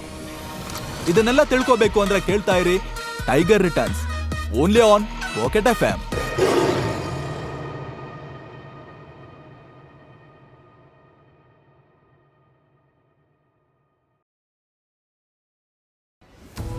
ರಾತ್ರೋರಾತ್ರಿ ಸಾಮ್ರಾಟ್ ಜೀವನ ದಿಕ್ಕೇ ಬದಲಾಗಿತ್ತು. ಗೋಡೆ ಮೇಲಿರೋ ರಾಣಾನ ಫೋಟೋನೇ ಆಕ್ರೋಶದಿಂದ ನೋಡ್ತಿದ್ದ. ಒಂದ್ ವೇಳೆ ರಾಣಾ ಈಗ ಅವನ್ ಕಣ್ಮುಂದೆ ಕಾಣಿಸ್ಕೊಂಡ್ರೆ ಅವನ್ ತಲೆನ ಕಡ್ದು ಅಪ್ಪನ್ ಸಾವಿಗೆ ರಿವೆಂಜ್ ತಗೋತಿದ್ದ. ಸಾಮ್ರಾಟ್ ತುಂಬಾ ಡಿಸ್ಟರ್ಬ್ ಆಗಿರೋದ್ನ ನೋಡಿದ ಅಕ್ರಮ್, ಹಾ ಟೈಗರ್, ನಾನ್ ಕೇಳೋದ್ ಮರ್ತೆ, ಇಷ್ಟು ವರ್ಷ ಎಲ್ಲಿದ್ದೆ, ಹೇಗಿದ್ದೆ ಅಂತ ಕೇಳ್ದ. ಸಾಮ್ರಾಟ್ ಕಣ್ಣಂಚಲಿ ನೀರ್ ಬಂತು. ಮಾತಾಡೋದಕ್ಕೂ ಕಷ್ಟ ಆಗ್ತಿತ್ತು. ಡ್ಯಾಡ್ನ ಕಳ್ಕೊಂಡ್ಮೇಲೆ 18 ವರ್ಷ ಅನಾಥಾಶ್ರಮದಲ್ಲೇ ಇದ್ದೆ. ಆಮೇಲೆ ಒಂದ್ ಜಾಬಿಗೆ ಸೇರ್ಕೊಂಡೆ. ಅದ್ಬಿಡಿ, ನೀವ್ಯಾಕೆ ಇಷ್ಟು ವರ್ಷ ನನ್ನನ್ನು ಹುಡುಕ್ಲೇ ಇಲ್ಲ? ಸಂಜಯ್ ಹೋದ್ಮೇಲೆ ಮಾಫಿಯಾ ಕಿಂಗ್ನಲ್ಲಿ ತುಂಬಾ ಸಮಸ್ಯೆಗಳನ್ನ ಫೇಸ್ ಮಾಡ್ಬೇಕಾಯ್ತು. ಆ ಟೈಮ್ನಲ್ಲಿ ಶತ್ರುಗಳ ಕಣ್ಣಿಂದ ನೀನ್ ದೂರ ಇರೋದೇ ಒಳ್ಳೇದಾಗಿತ್ತು. ಅದಕ್ಕೋಸ್ಕರ 4-5 ವರ್ಷ ನೀನನ್ನ ಹುಡುಕಕ್ಕೆ ಹೋಗ್ಲಿಲ್ಲ. ಅಷ್ಟರಲ್ಲಿ ನಮ್ ಪುಟ್ಟ ಟೈಗರ್ ದೊಡ್ಡವನಾಗಿದ್ದ. ಹುಡುಕಿದ್ರೂ ಗುರ್ತಿಡಿಯೋದಕ್ಕಾಗ್ಲಿಲ್ಲ. ಆಕ್ಚುಲಿ ಈಗ ನೀನ್ ಸಿಕ್ಕಿರೋ ವಿಷಯನ ಮಾಂಟಿ ಮತ್ತೆ ಉಳ್ದೋರ್ಗೆಲ್ಲ ಹೇಳ್ಬೇಕು. ನನ್ನ ಹಾಗೆ ಅವರು ಕೂಡ ಖುಷಿ ಪಡ್ತಾರೆ ಅಂತ ಎಕ್ಸೈಟ್ ಆಗಿ ಹೇಳ್ದ. ರಾಣನ್ ಮಗನ ಹೆಸರು ಕೇಳ್ತಿದ್ ಕೂಡ್ಲೆ ಸಾಮ್ರಾಟ್ ಮುಖ ಕೆಂಪಾಯ್ತು. ಅವನ್ಗೆ ಮಾಂಟಿನ ಮೀಟ್ ಮಾಡೋದು ಇಷ್ಟ ಇರ್ಲಿಲ್ಲ. ಹೇ ಟೈಗರ್, ಏನ್ ಯೋಚಿಸ್ತಿದ್ಯಾ? ಸಾಮ್ರಾಟ್ ಪಟ್ ಅಂತ ತಲೆ ಕೊಡುಕೊಂಡು, ಆಕ್ಚುಲಿ ನನಗ್ ನೆನ್ಪಿರೋ ಹಾಗೆ ಡ್ಯಾಡ್ ಯಾವತ್ತು ಈ ಮಾಫಿಯಾ ಕಿಂಗ್ ಗ್ರೂಪ್ ಬಗ್ಗೆ ನನ್ನ ಹತ್ರ ಹೇಳೇ ಇರ್ಲಿಲ್ಲ. ಅವ್ರಿಗೂ ಅಂಡರ್ವರ್ಲ್ಡ್ಗೂ ಲಿಂಕ್ ಇರೋದು ನಿಜಾನೇ ಆಗಿದ್ರೆ ಅಟ್ಲೀಸ್ಟ್ ನನ್ನ ಹತ್ರ ಹೇಳಿರ್ತಿದ್ರು ಅಲ್ವಾ? ಅಕ್ರಮ್ ಟೈಗರ್ ಹೆಗ್ಲು ಮೇಲೆ ಕೈ ಇಟ್ಟು, ನೀನ್ ಅವಾಗಿನ್ನೂ ತುಂಬಾ ಚಿಕ್ಕವನು, ಅದಕ್ಕೆ ಈ ವಿಷಯಗಳನ್ನೆಲ್ಲ ನಿನ್ನ ಹತ್ರ ಹೇಳಿರ್ಲಿಲ್ಲ ಅನ್ಸತ್ತೆ. ಅಥವಾ ಇದೆಲ್ಲದ್ರಿಂದ ನಿನ್ನ ದೂರ ಇಡ್ಬೇಕು ಅನ್ಕೊಂಡಿದ್ನೇನೋ. ಬಟ್ ಬಿಲೀವ್ ಮಿ, ನಾನಂತೂ ನಿಂದಾರಿನೇ ಕಾಯ್ತಾ ಇದ್ದೆ. ಫೈನಲಿ ನೀನ್ ಸಿಕ್ಕಾಯ್ತು. ಇನ್ನು ಮುಂದೆ ಟೈಗರ್ ಗರ್ಜನೆಗೆ ಬೆಂಗಳೂರು ಅಂಡರ್ವರ್ಲ್ಡ್ ನಡ್ಗೋಗುತ್ತೆ. ಮಾಫಿಯಾ ಕಿಂಗ್ಗೆ ಯಾವತ್ತಿದ್ರು ನೀನೇ ಕಣೋ ಕಿಂಗು. ಸಾಮ್ರಾಟ್ ತಲೆಲೀಗ ಸುಮಾರು ಪ್ರಶ್ನೆಗಳು ಹುಟ್ಕೊಂಡ್ವು. ಮನ್ಸಲ್ಲೇ, ಇವ್ರಿಗೆ ರಾಣನೇ ಡ್ಯಾಡಿನ ಸಾಯಿಸಿದ್ದು ಅಂತ ಗೊತ್ತಿಲ್ವಾ? ಅಂತ ಮಿತ್ರದ್ರೋಹಿ ಮಗ ಮಾಂಟಿಗೆ ಇಡೀ ಸಿಲಿಕಾನ್ ಸಿಟಿ ಮಾಫಿಯಾದ ಸಿಂಹಾಸನ ಕೊಟ್ಟು ಕೂರ್ಸಿದಾರ ಛೇ ಅಂತ ಬೈಕೊಂಡ. ಬಟ್ ಅವನ್ಗೆ ಸರಿಯಾದ ಕ್ಲಾರಿಟಿ ಇಲ್ಲದೆ ಇರೋದ್ರಿಂದ ಅಕ್ರಮ್ ಹತ್ರ ಇದ್ರ ಬಗ್ಗೆ ಏನೋ ಹೇಳೋದಕ್ಕೆ ಹೋಗ್ಲಿಲ್ಲ. ಅಷ್ಟರಲ್ಲಿ ಅಕ್ರಮ್ ಏನೋ ಯೋಚಿಸಿ 50 ಕೋಟಿ ಚೆಕ್ ಬರೆದು ಸಾಮ್ರಾಟ್ ಕೈ ಕೊಟ್ಟು, ಇದನ್ನ ಇಟ್ಕೋ, ನೀನು ವಾಪಸ್ ಟೈಗರ್ ಪೊಸಿಷನ್ಗೆ ಬರೋವರೆಗೂ ಬೇಕಾಗತ್ತೆ ಅಂದ. ಆ ಚೆಕ್ಕಲ್ಲಿ ಬರ್ತಿರೋ ಅಮೌಂಟ್ನ ನೋಡಿ ಸಾಮ್ರಾಟ್ಗೆ ಶಾಕ್ ಆಗಿದ್ದು ಎಷ್ಟು ನಿಜಾನೋ, ಆ ಕ್ಷಣದಿಂದ ಅವನ್ ಲೈಫ್ ಬದಲಾಗ್ತಿರೋದು ಕೂಡ ಅಷ್ಟೇ ನಿಜ ಆಗಿತ್ತು. ಅಕ್ರಮ್ ಸಾಮ್ರಾಟ್ ಕಣ್ಣಲ್ಲಿ ಕಣ್ಣಿಟ್ಟು ನೋಡಿ, ಟೈಗರ್, ನಿನ್ನ ಐಡೆಂಟಿಟಿ ಈಗಲೇ ಯಾರಿಗೂ ಗೊತ್ತಾಗೋದು ಬೇಡ. ಸದ್ಯಕ್ಕೆ ನೀನಿವಾಗ ಹೇಗಿದೆಯೋ ಹಾಗೇ ಇರು. ಆ ಟೈಮ್ ಬಂದಾಗ ನಾನೇ ರಿವೀಲ್ ಮಾಡ್ತೀನಿ ಅಂತಂದು ಸಾಮ್ರಾಟ್ ಜೊತೆ ಆಚೆ ಹೊರಟ. ಹೊರಗಡೆ ಪಾರ್ಟಿಲಿರೋರ್ಗೆಲ್ರೂ ಇಷ್ಟೊತ್ತಿಗೆ ಸಾಮ್ರಾಟ್ ಗತಿ ಏನಾಗಿರ್ಬೋದು ಅಂತ ಕ್ಯೂರಿಯಸ್ ಆಗಿ ಕಾಯ್ತಾ ಇದ್ರು. ಸಾನ್ಯಾಗೆ ಟೆನ್ಷನ್ ಆಗ್ತಿತ್ತು. ಸೂರಜ್ ಸಾನ್ಯಾನೇ ನೋಡ್ತಾ, ಓಹೋ, ಅಕ್ರಮ್ ಸರ್ ಆ ತಿರ್ಬೋಕಿಗೆ ಸರಿಯಾಗಿ ಕ್ಲಾಸ್ ತಗೋತಾ ಇದ್ದಾರೆ ಅನ್ಸುತ್ತೆ. ಹೋಗೋವಾಗ ನಡ್ಕೊಂಡು ಹೋದವನು ಬರೋವಾಗ ತೆಳ್ಕೊಂಡ್ ಬರ್ತಾನ ನನ್ ಮಗ ಅಂತಂದ. ಜಗನ್ ಜೋರಾಗಿ ನಗ್ತಾ, ಪಾಪ ಆ ಬಡಪಾಯಿನ ನೆನ್ಸ್ಕೊಂಡ್ರೆ ಬೇಜಾರಾಗುತ್ತೆ ಕಣೋ ಸೂರಜ್. ಹೊಸ ಹೆಂಡತಿ ಜೊತೆ ಒಂದು ರಾತ್ರಿನೂ ಸ್ಪೆಂಡ್ ಮಾಡದೆ ಸಾಯ್ತಿದ್ದಾನೆ, ಪೂರ್ ಫೆಲೋ ಅಂದ. ಅದನ್ ಕೇಳಿ ಸಾನ್ಯಾಗೆ ಒಂದ್ ಕಡೆ ಸಿಟ್ಟು ಬಂದ್ರೆ ಇನ್ನೊಂದ್ ಕಡೆ ಟೆನ್ಷನ್ ಜಾಸ್ತಿ ಆಯ್ತು. ಅಕ್ರಮ್ಗೆ ಸಾಯಿಸೋದೇನ್ ದೊಡ್ಡ ವಿಷಯ ಆಗಿರ್ಲಿಲ್ಲ.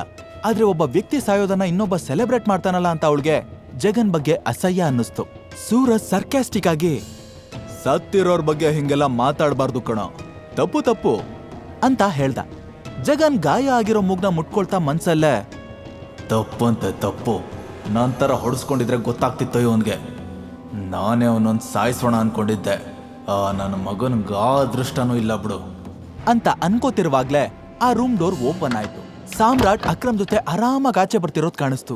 ಅವನ ಮೈ ಮೇಲೆ ಒಂದೇ ಒಂದ್ ಸಣ್ಣ ಗೀರ್ ಕೂಡ ಇರ್ಲಿಲ್ಲ. ಸೂರಜ್ ಜಗನ್ ಗಾಬರಿ ಆದ್ರು. ಸಾಮ್ರಾಟ್ ಇಷ್ಟೊಂದು ಆರಾಮಾಗಿ ಹೊರಗೆ ಬರ್ತಾನೆ ಅಂತ ಅನ್ಕೊಂಡಿರ್ಲಿಲ್ಲ. ಬಟ್ ಸಾನ್ಯಾ, ಸದ್ಯ ಅವನ್ ಜೀವಂತವಾಗಿ ವಾಪಸ್ ಬಂದಲ್ಲ ಅಂತ ನಿಟ್ಟುಸಿರು ಬಿಟ್ಲು. ಸೂರಜ್ ಶಾಕ್ ಆಗಿ, ಅಕ್ರಮ್ ಸರ್ ಅವನ್ನ ಟಚ್ಚು ಮಾಡಿಲ್ಲ ಅನ್ಸುತ್ತೆ ಅಂದ. ನಂದು ಅದೇ ಕ್ವಶನ್ನು, ಇಷ್ಟೊತ್ತು ಆ ರೂಮಲ್ಲಿ ಮತ್ತಿನ್ನೇನ್ ಮಾಡ್ತಿದ್ರು? ಅಟ್ಲೀಸ್ಟ್ ಅಕ್ರಮ್ ಸರ್ ಅವ್ನ ಮೂತಿಗೊಂದು ಪಂಚಾದ್ರೂ ಕೊಡ್ಬೇಕಿತ್ತು ಅಂತ ಜಗನ್ ಡಿಸಪಾಯಿಂಟ್ ಆದ. ಆ ಕಡೆ ಅಕ್ರಮ್ ಮುಖದಲ್ಲಿ ಎಲ್ಲೆಲ್ಲದ ಖುಷಿ ಎದ್ದು ಕಾಣಿಸ್ತಿತ್ತು. ಅದನ್ನ ನೋಡಿದ್ಮೇಲಂತೂ ಎಲ್ರೂ ಇನ್ನಷ್ಟು ಕನ್ಫ್ಯೂಸ್ ಆದ್ರು. ಅಷ್ಟರಲ್ಲಿ ಅಕ್ರಮ್ ಲೌಡ್ ವಾಯ್ಸಲ್ಲಿ, ಇವನು ಸಾಮ್ರಾಟ್, ನನ್ ಗೆಳೆಯನ್ ಮಗ, ಐ ಮೀನ್ ನನ್ ಹಳೆ ಡ್ರೈವರ್ ಮಗ ಅಂತ ಎಲ್ರಿಗೂ ಇಂಟ್ರೊಡ್ಯೂಸ್ ಮಾಡ್ದ. ಡ್ರೈವರ್ ಮಗ ಅನ್ನೋ ಪದ ಕೇಳಿ ಜಗನ್ ಮತ್ತೆ ಸೂರಜ್ ಸ್ವಲ್ಪ ಖುಷಿಯಾದ್ರು. ಅಷ್ಟರಲ್ಲಾಗ್ಲೇ ಅಕ್ರಮ್ ಸಾಮ್ರಾಟ್ ಬೆಂತಟ್ಟಿ ಮಿಸ್ಟೀರಿಯಸ್ ಆಗಿ ಸ್ಮೈಲ್ ಮಾಡ್ತಾ ಎಂಜಾಯ್ ದ ಪಾರ್ಟಿ ಅಂದು ಅಲ್ಲಿಂದ ಹೋದ. ಅವನು ಸಾಮ್ರಾಟ್ನ ಅಷ್ಟೊಂದು ಸ್ಪೆಷಲ್ ಆಗಿ ಟ್ರೀಟ್ ಮಾಡೋದನ್ನ ನೋಡಿ ಅವರಿಬ್ರಿಗೂ ಹೊಟ್ಟೆ ಉರ್ದೋಯ್ತು. ಆದ್ರೆ ಸಾಮ್ರಾಟ್ ಪಾರ್ಟಿ ಎಂಜಾಯ್ ಮಾಡೋ ಮೂಡಲ್ಲಿರ್ಲಿಲ್ಲ. ತಲೆ ತುಂಬಾ ರಾಣಾನೇ ತುಂಬಿಕೊಂಡಿದ್ದ. ಆಕ್ಚುಯಲಿ ರಾಣ ಅವತ್ತು ಪುಟ್ಟ ಸಾಮ್ರಾಟ್ ಮೇಲೂ ಗುಂಡು ಹಾರಿಸಿದ್ದ. ಅದೃಷ್ಟವಶಾತ್ ಅವನು ಬಚಾವಾಗಿದ್ದ. ಈ ಕಡೆ ಸಾನ್ಯಾ ಸಾಮ್ರಾಟ್ ಹತ್ರ ಬಂದು, ನಿನ್ಗೇನು ಆಗಿಲ್ಲ ತಾನೆ, ಚೆನ್ನಾಗಿದ್ಯಾ ಅಲ್ವಾ ಅಂತ ಸಾಫ್ಟಾಗಿ ಕೇಳಿದ್ಲು. ಸಾಮ್ರಾಟ್ ಆಶ್ಚರ್ಯದಿಂದ, ನಿನ್ಗೆ ನನ್ನ ಮೇಲೆ ಯಾವಾಗ್ಲಿಂದ ಇಷ್ಟೊಂದು ಕನ್ಸರ್ನ್ ಶುರುವಾಯ್ತು ಅಂತ ಕೇಳ್ದ. ಕನ್ಸನ್ನೂ ಇಲ್ಲ ಮಣ್ಣೂ ಇಲ್ಲ, ನಿನ್ ಜೀವಂತವಾಗಿ ವಾಪಸ್ ಬರಲ್ವೇನೋ ಅನ್ಕೊಂಡಿದ್ದೆ. ಆದ್ರೆ ಒಂದ್ ವಿಷಯ ನೆನ್ಪಿಟ್ಕೋ, ನಿನಗ್ ಬದುಕೋ ಆಸೆ ಇದ್ರೆ ನನ್ನಿಂದ ದೂರ ಇರು ಅಂತ ಹೇಳಿ ಮೂಗ್ ಮುರಿದ್ಲು. ಸಾಮ್ರಾಟ್ ಕನ್ಫ್ಯೂಸ್ ಆಗಿ ಏನೋ ಕೇಳ್ಬೇಕು ಅನ್ಕೋತಿರುವಾಗ್ಲೇ ಜಗನ್ ಮತ್ತೆ ಸೂರಜ್ ಇಬ್ರು ಸಾಮ್ರಾಟ್ ಹತ್ರ ಬಂದ್ರು. ಜಗನ್ ಕ್ಯೂರಿಯಸ್ ಆಗಿ, ಹೇಯ್, ಒಳಗಡೆ ಅಕ್ರಮ್ ಸರ್ ನಿನ್ ಜೊತೆ ಏನ್ ಮಾತಾಡಿದ್ರೋ ಅಂತ ಕೇಳ್ದ. ಸಾಮ್ರಾಟ್ ಕಾಲಿಳಿಯೋ ತರ, ಜಗನ್ ಅನ್ನೋ ಒಬ್ಬ ಮುಟ್ಟಾಳ ಇದ್ದಾನೆ, ಅವನು ಬಂದು ಇದೇ ಪ್ರಶ್ನೆ ನಿನ್ನ ಹತ್ರ ಕೇಳ್ತಾನೆ, ಆಗ ಅವನ್ಗೆ ಏನು ಹೇಳ್ಬೇಡ ಅಂತ ಹೇಳ್ತಾ ಇದ್ರು ಅಂತ ಹೇಳಿ ಅಲ್ಲಿಂದ ಮುಂದೆ ಹೋದ. ಅವನ್ ಹೋಗೋದನ್ನೇ ನೋಡ್ತಾ ಜಗನ್ ಸಿಟ್ಟಲ್ಲಿ, ಲೋಫರ್, ಎಷ್ಟು ಕೊಬ್ಬು ಇವನ್ಗೆ, ಅಂಡರ್ ವರ್ಲ್ಡ್ ಡಾನ್ ತರ ಬಿಲ್ಡಪ್ ಕೊಡ್ತಾನೆ ನಾನ್ ಮಗ ಅಂತ ಹಲ್ ಕಚ್ತ. ಬಟ್ ಅವನ್ಗೆ ಸಾಮ್ರಾಟ್ ಮುಂದೆ ಇಡೀ ಅಂಡರ್ ವರ್ಲ್ಡ್ ನ ಶೇಕ್ ಮಾಡ್ತಾನೆ ಅನ್ನೋ ಸಣ್ಣ ಸುಳುವು ಕೂಡ ಇರ್ಲಿಲ್ಲ. ಪಾರ್ಟಿ ಮುಗಿದ್ಮೇಲೆ ಸಾಮ್ರಾಟ್ ಸಾನ್ಯಾ ಇಬ್ರು ಹೋಗಿ ಕಾರಲ್ಲಿ ಕೂತ್ರು. ಸಾಮ್ರಾಟ್ ಡ್ರೈವರ್ ಕಡೆ ನೋಡಿ, ನನ್ ಮನೆ ಇಲ್ಲೇ ಹತ್ರದಲ್ಲಿದೆ, ಸೊ ಅಲ್ಲಿಗೆ ನಡೀರಿ ಅಂದ. ವಾಟ್, ನಿನ್ ಮನೆಗ? ನಾನ್ ನಿನ್ ಜೊತೆ ನಿನ್ ಮನೇಲಿ ಇರ್ತೀನಿ ಅಂತ ಅದ್ ಹೇಗ್ ಅನ್ಕೊಂಡೆ? ನಿನ್ ಸ್ಥಿತಿನೇ ಹೀಗಿದೆ, ಇನ್ನು ನಿನ್ ಮನೆ ಸ್ಥಿತಿ ಅದ್ ಹೇಗಿದ್ಯೋ ಏನೋ. ಸಾಮ್ರಾಟ್ಗೆ ಸಾನ್ಯಾ ಸಿಟ್ ಮಾಡ್ಕೊಂಡಾಗ ತುಂಬಾ ಕ್ಯೂಟಾಗಿ ಕಾಣಿಸ್ತಾಳೆ ಅನಿಸ್ತು. ಪಾರ್ಟಿನಲ್ಲೂ ಹೀಗೆ ಅವನ್ ಜೊತೆ ಒಂದ್ ಮಾತು ಆಡ್ದೆ ಮುದ್ದು ಮುಖನ ಉಪ್ ಅಂತ ಮಾಡ್ಕೊಂಡೇ ಇದ್ಲು. ಅವನು ಬೇಕು ಅಂತಾನೆ ಮತ್ತೆ ಅವಳನ್ನ ಚುಡಾಯಿಸೋದಕ್ ಶುರು ಮಾಡ್ದ. ಅರೆ, ನಾನ್ ನಿನ್ ಗಂಡ ಅಂದ್ಮೇಲೆ ನೀನ್ ನನ್ ಮನೇಲಿರ್ದ ಇನ್ಯಾರ ಮನೇಲಿರ್ತೀಯ? ನಿನ್ ಕೆಲ್ಸಕ್ ಬರ್ದಿರೋ ಯೋಚನೆಗಳನ್ನೆಲ್ಲ ನಿನ್ ಜೇಬಲ್ಲೇ ಇಟ್ಕೋ. ಮೊದ್ಲು ನೀನ್ ನನ್ ಬೆಡ್ ಮೇಲೆ ಹೇಗ್ ಬಂದೆ ಅಂತ ಬುಗಳು. ಎಸ್, ಆಕ್ಚುಲಿ ನಾನು ಕೂಡ ನಿನ್ನ ಇದೇ ಪ್ರಶ್ನೆ ಕೇಳ್ಬೇಕು ಅನ್ಕೊಂಡಿದ್ದೆ. ನೀನೇ ಇದಕ್ಕೆ ಉತ್ತರ ಕೊಡ್ಬೇಕು. ಹೇಗ್ ಬಂದೆ? ಸಾನಿಯಾಗೆ ಪಿತ್ತ ನೆತ್ತಿಗೆರ್ತು. ನನ್ನ ಮುಂದೆನೆ ಅಧಿಕ ಪ್ರಸಂಗ ಮಾಡ್ತೀಯಾ? ಟೈಮ್ ಬರ್ಲಿ, ಆಗ್ ನೋಡ್ಕೋತೀನಿ ನಿನ್ನನ್ನ. ನಾನ್ ಸತ್ರು ನಿನ್ನ ಗಂಡ ಅಂತ ಒಪ್ಕೊಳ್ಳಲ್ಲ. ನಿನ್ ಮನೆಗೆ ನಾನ್ ಎಡ್ಗಾಲು ಇಡಲ್ಲ, ಅರ್ಥ ಆಯ್ತಾ? ಒಂದ್ ವೇಳೆ ನಾವಿಬ್ರು ಒಟ್ಟಿಗೆ ಇರ್ಬೇಕು ಅಂತ ತಾತ ಫೋರ್ಸ್ ಮಾಡಿದ್ರು ನೀನೇ ಬಂದ್ ನಮ್ಮನೇಲಿ ಬಿದ್ದಿರು, ಅದು ಸರ್ವೆಂಟ್ ತರ ಅಂತ ಖಡಕ್ ಆಗಿ ಹೇಳಿ ಡ್ರೈವರ್ಗೆ ಸೀದಾ ಮನೆಗ್ ನಡಿ, ಎಲ್ಲೂ ಸ್ಟಾಪ್ ಮಾಡ್ಬೇಡ ಅಂತ ಆರ್ಡರ್ ಮಾಡಿದ್ಲು. ಸ್ವಲ್ಪ ಹೊತ್ತಿನ ನಂತರ ಕಾರು ಅವಳ ಬಂಗ್ಲೆ ಮುಂದೆ ಸ್ಟಾಪ್ ಆಯ್ತು. ಕಾರ್ ಇಳ್ದು ಹೀಲ್ ಸೌಂಡ್ ಮಾಡ್ತಾ ಮನೆ ಒಳಗಡೆ ಹೋದ್ಲು. ಒಂದೇ ಒಂದ್ಸಲನು ಸಾಮ್ರಾಟ್ ಕಡೆ ತಿರುಗೂ ಕೂಡ ನೋಡ್ಲಿಲ್ಲ.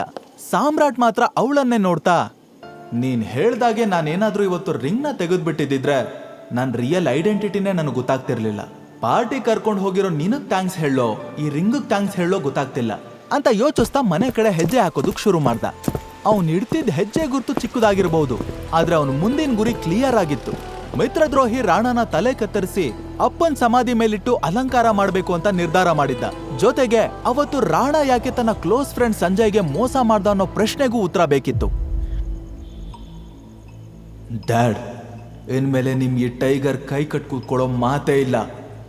ಆದಷ್ಟು ಬೇಗ ರಾಣನ ಕಂಡು ಹಿಡ್ದು ಅವನ್ ಹೇಗೆ ನಿಮ್ಮ ಬೆನ್ನ ಹಿಂದೆ ಕತ್ತಿ ಮಸ್ತು ಎದೆ ಬಗದ್ನೋ ಹಾಗೆ ನಾನು ಸಾಯಿಸ್ತೀನಿ.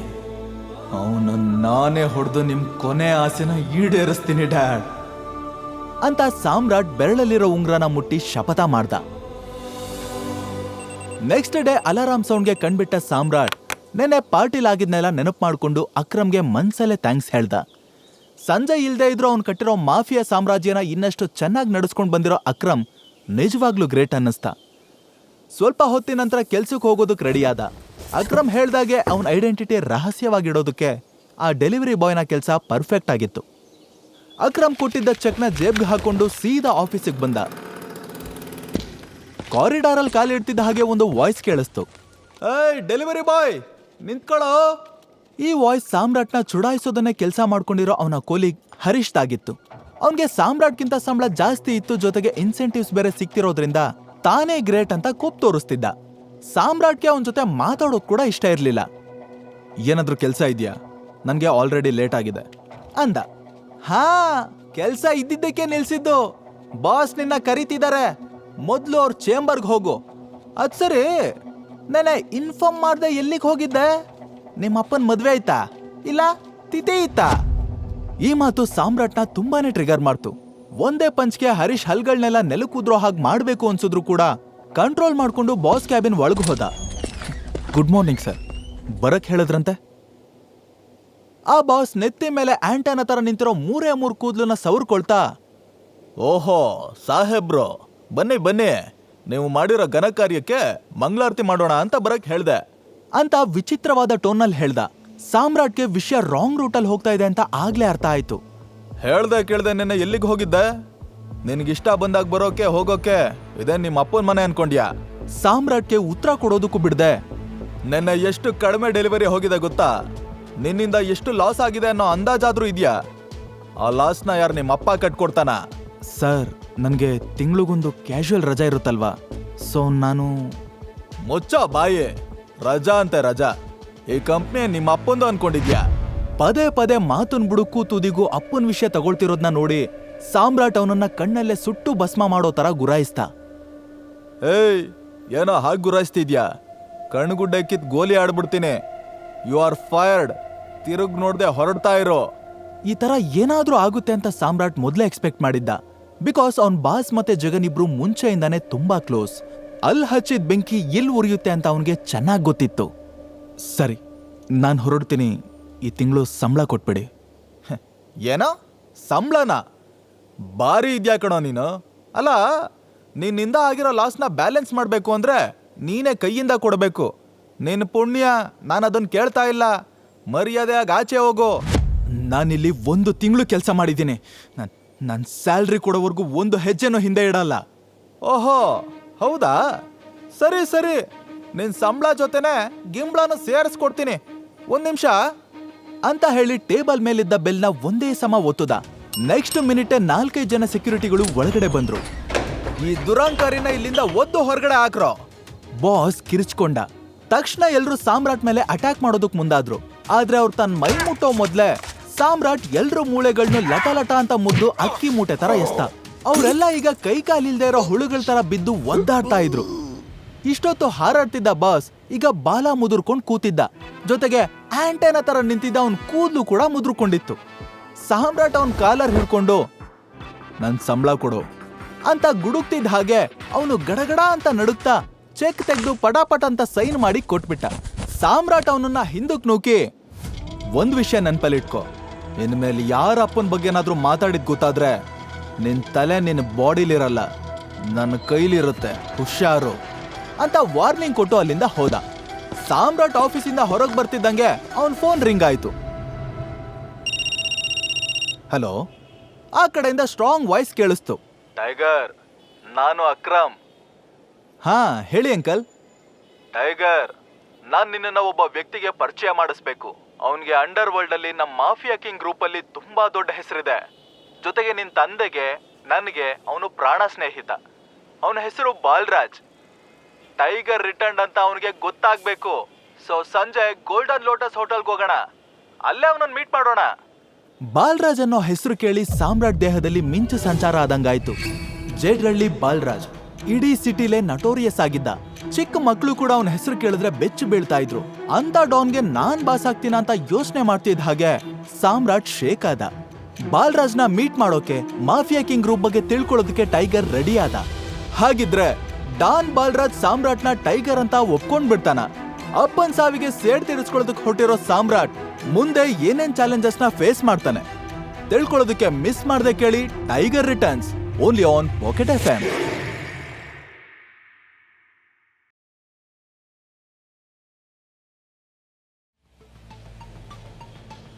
ಬಾಲ್ರಾಜ್ನ ಮೀಟ್ ಮಾಡ್ತೀನಿ ಅಂತ ಸಾಮ್ರಾಟ್ ಒಂದ್ ಕಡೆ ಎಕ್ಸೈಟ್ ಆಗಿದ್ರೆ ಇನ್ನೊಂದ್ ಕಡೆ ಆಶ್ಚರ್ಯನೂ ಆಗ್ತಿತ್ತು. ತಕ್ಷಣ ಅವನು ಡೌಟ್ ಅಲ್ಲಿ, ಬಾಲ್ರಾಜ್ ಸರ್ ನನ್ನನ್ನು ಮೀಟ್ ಮಾಡೋದಕ್ಕೆ ರೆಡಿ ಇದ್ದಾರಾ ಅಂತ ಕೇಳ್ದ. ಅಕ್ರಮ್ ಮುಗುಳ್ನಗ್ತಾ, ಬಾಲ್ರಾಜ್ ಸರ್ ಅಲ್ಲ, ಓನ್ಲಿ ಬಾಲ್ರಾಜ್.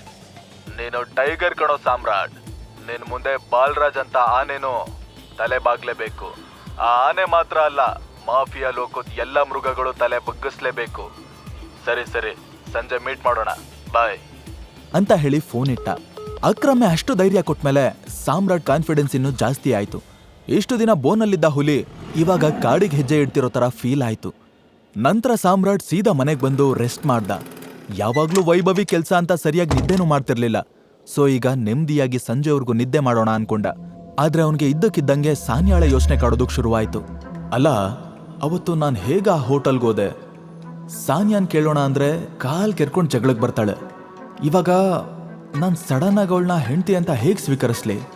ಅವಳು ನನ್ನ ಲೈಫಿಗೆ ಬಿರುಗಾಳಿನೋ ತಂಗಾಳಿನೋ ಒಂದು ಗೊತ್ತಾಗ್ತಿಲ್ವಲ್ಲ ಅಂತ ಯೋಚನೆ ಮಾಡ್ತಿದ್ದವನು ಯಾವಾಗಲೂ ನಿದ್ದೆಗೆ ಜಾರ್ದ. ಆಮೇಲೆ ಎಷ್ಟೋ ಹೊತ್ತಿನ ನಂತರ ಎಚ್ಚರ ಆಯ್ತು. ಹೊಟ್ಟೆ ಬೇರೆ ಚುರುಗುಡ್ತಿತ್ತು. ಫ್ರೆಶ್ ಅಪ್ ಆಗಿ ಅವನ ಫೇವ್ರೆಟ್ ಚಿಕನ್ ಬಿರಿಯಾನಿ ಆರ್ಡರ್ ಮಾಡ್ದ. ಡೆಲಿವರಿ ಬಾಯ್ಸ್ ಕಷ್ಟ ಏನು ಅಂತ ಗೊತ್ತಿರೋದ್ರಿಂದ ಸಾಮ್ರಾಟ್ ಲೇಟ್ ಆದ್ರೂ ಕೂಡ ಪೇಷನ್ಸ್ ಇಂದ ಕಾಯ್ತಾ ಇದ್ದ. ಸ್ವಲ್ಪ ಹೊತ್ತಿನ ನಂತರ ಪಾರ್ಸೆಲ್ ಬಂತು. ಆ ಡೆಲಿವರಿ ಬಾಯ್ ಲೇಟ್ ಆಗಿದ್ದಕ್ಕೆ ಎಲ್ಲಿ ಕಡಿಮೆ ರೇಟಿಂಗ್ ಕೊಟ್ಬಿಡ್ತಾರೋ ಅನ್ನೋ ಭಯದಲ್ಲೇ ಸಾರಿ ಸರ್ ಅಂತ ಹೇಳ್ತಾ ಪಾರ್ಸೆಲ್ ಕೈಗೆಟ್ಟ. ಆದ್ರೆ ಸಾಮ್ರಾಟ್ ಸ್ಮೈಲ್ ಮಾಡ್ತಾನೆ, ಪರವಾಗಿಲ್ಲ ಅಂತ ಹೇಳಿ ಡಬಲ್ ಅಮೌಂಟ್ ಕೊಟ್ಟ.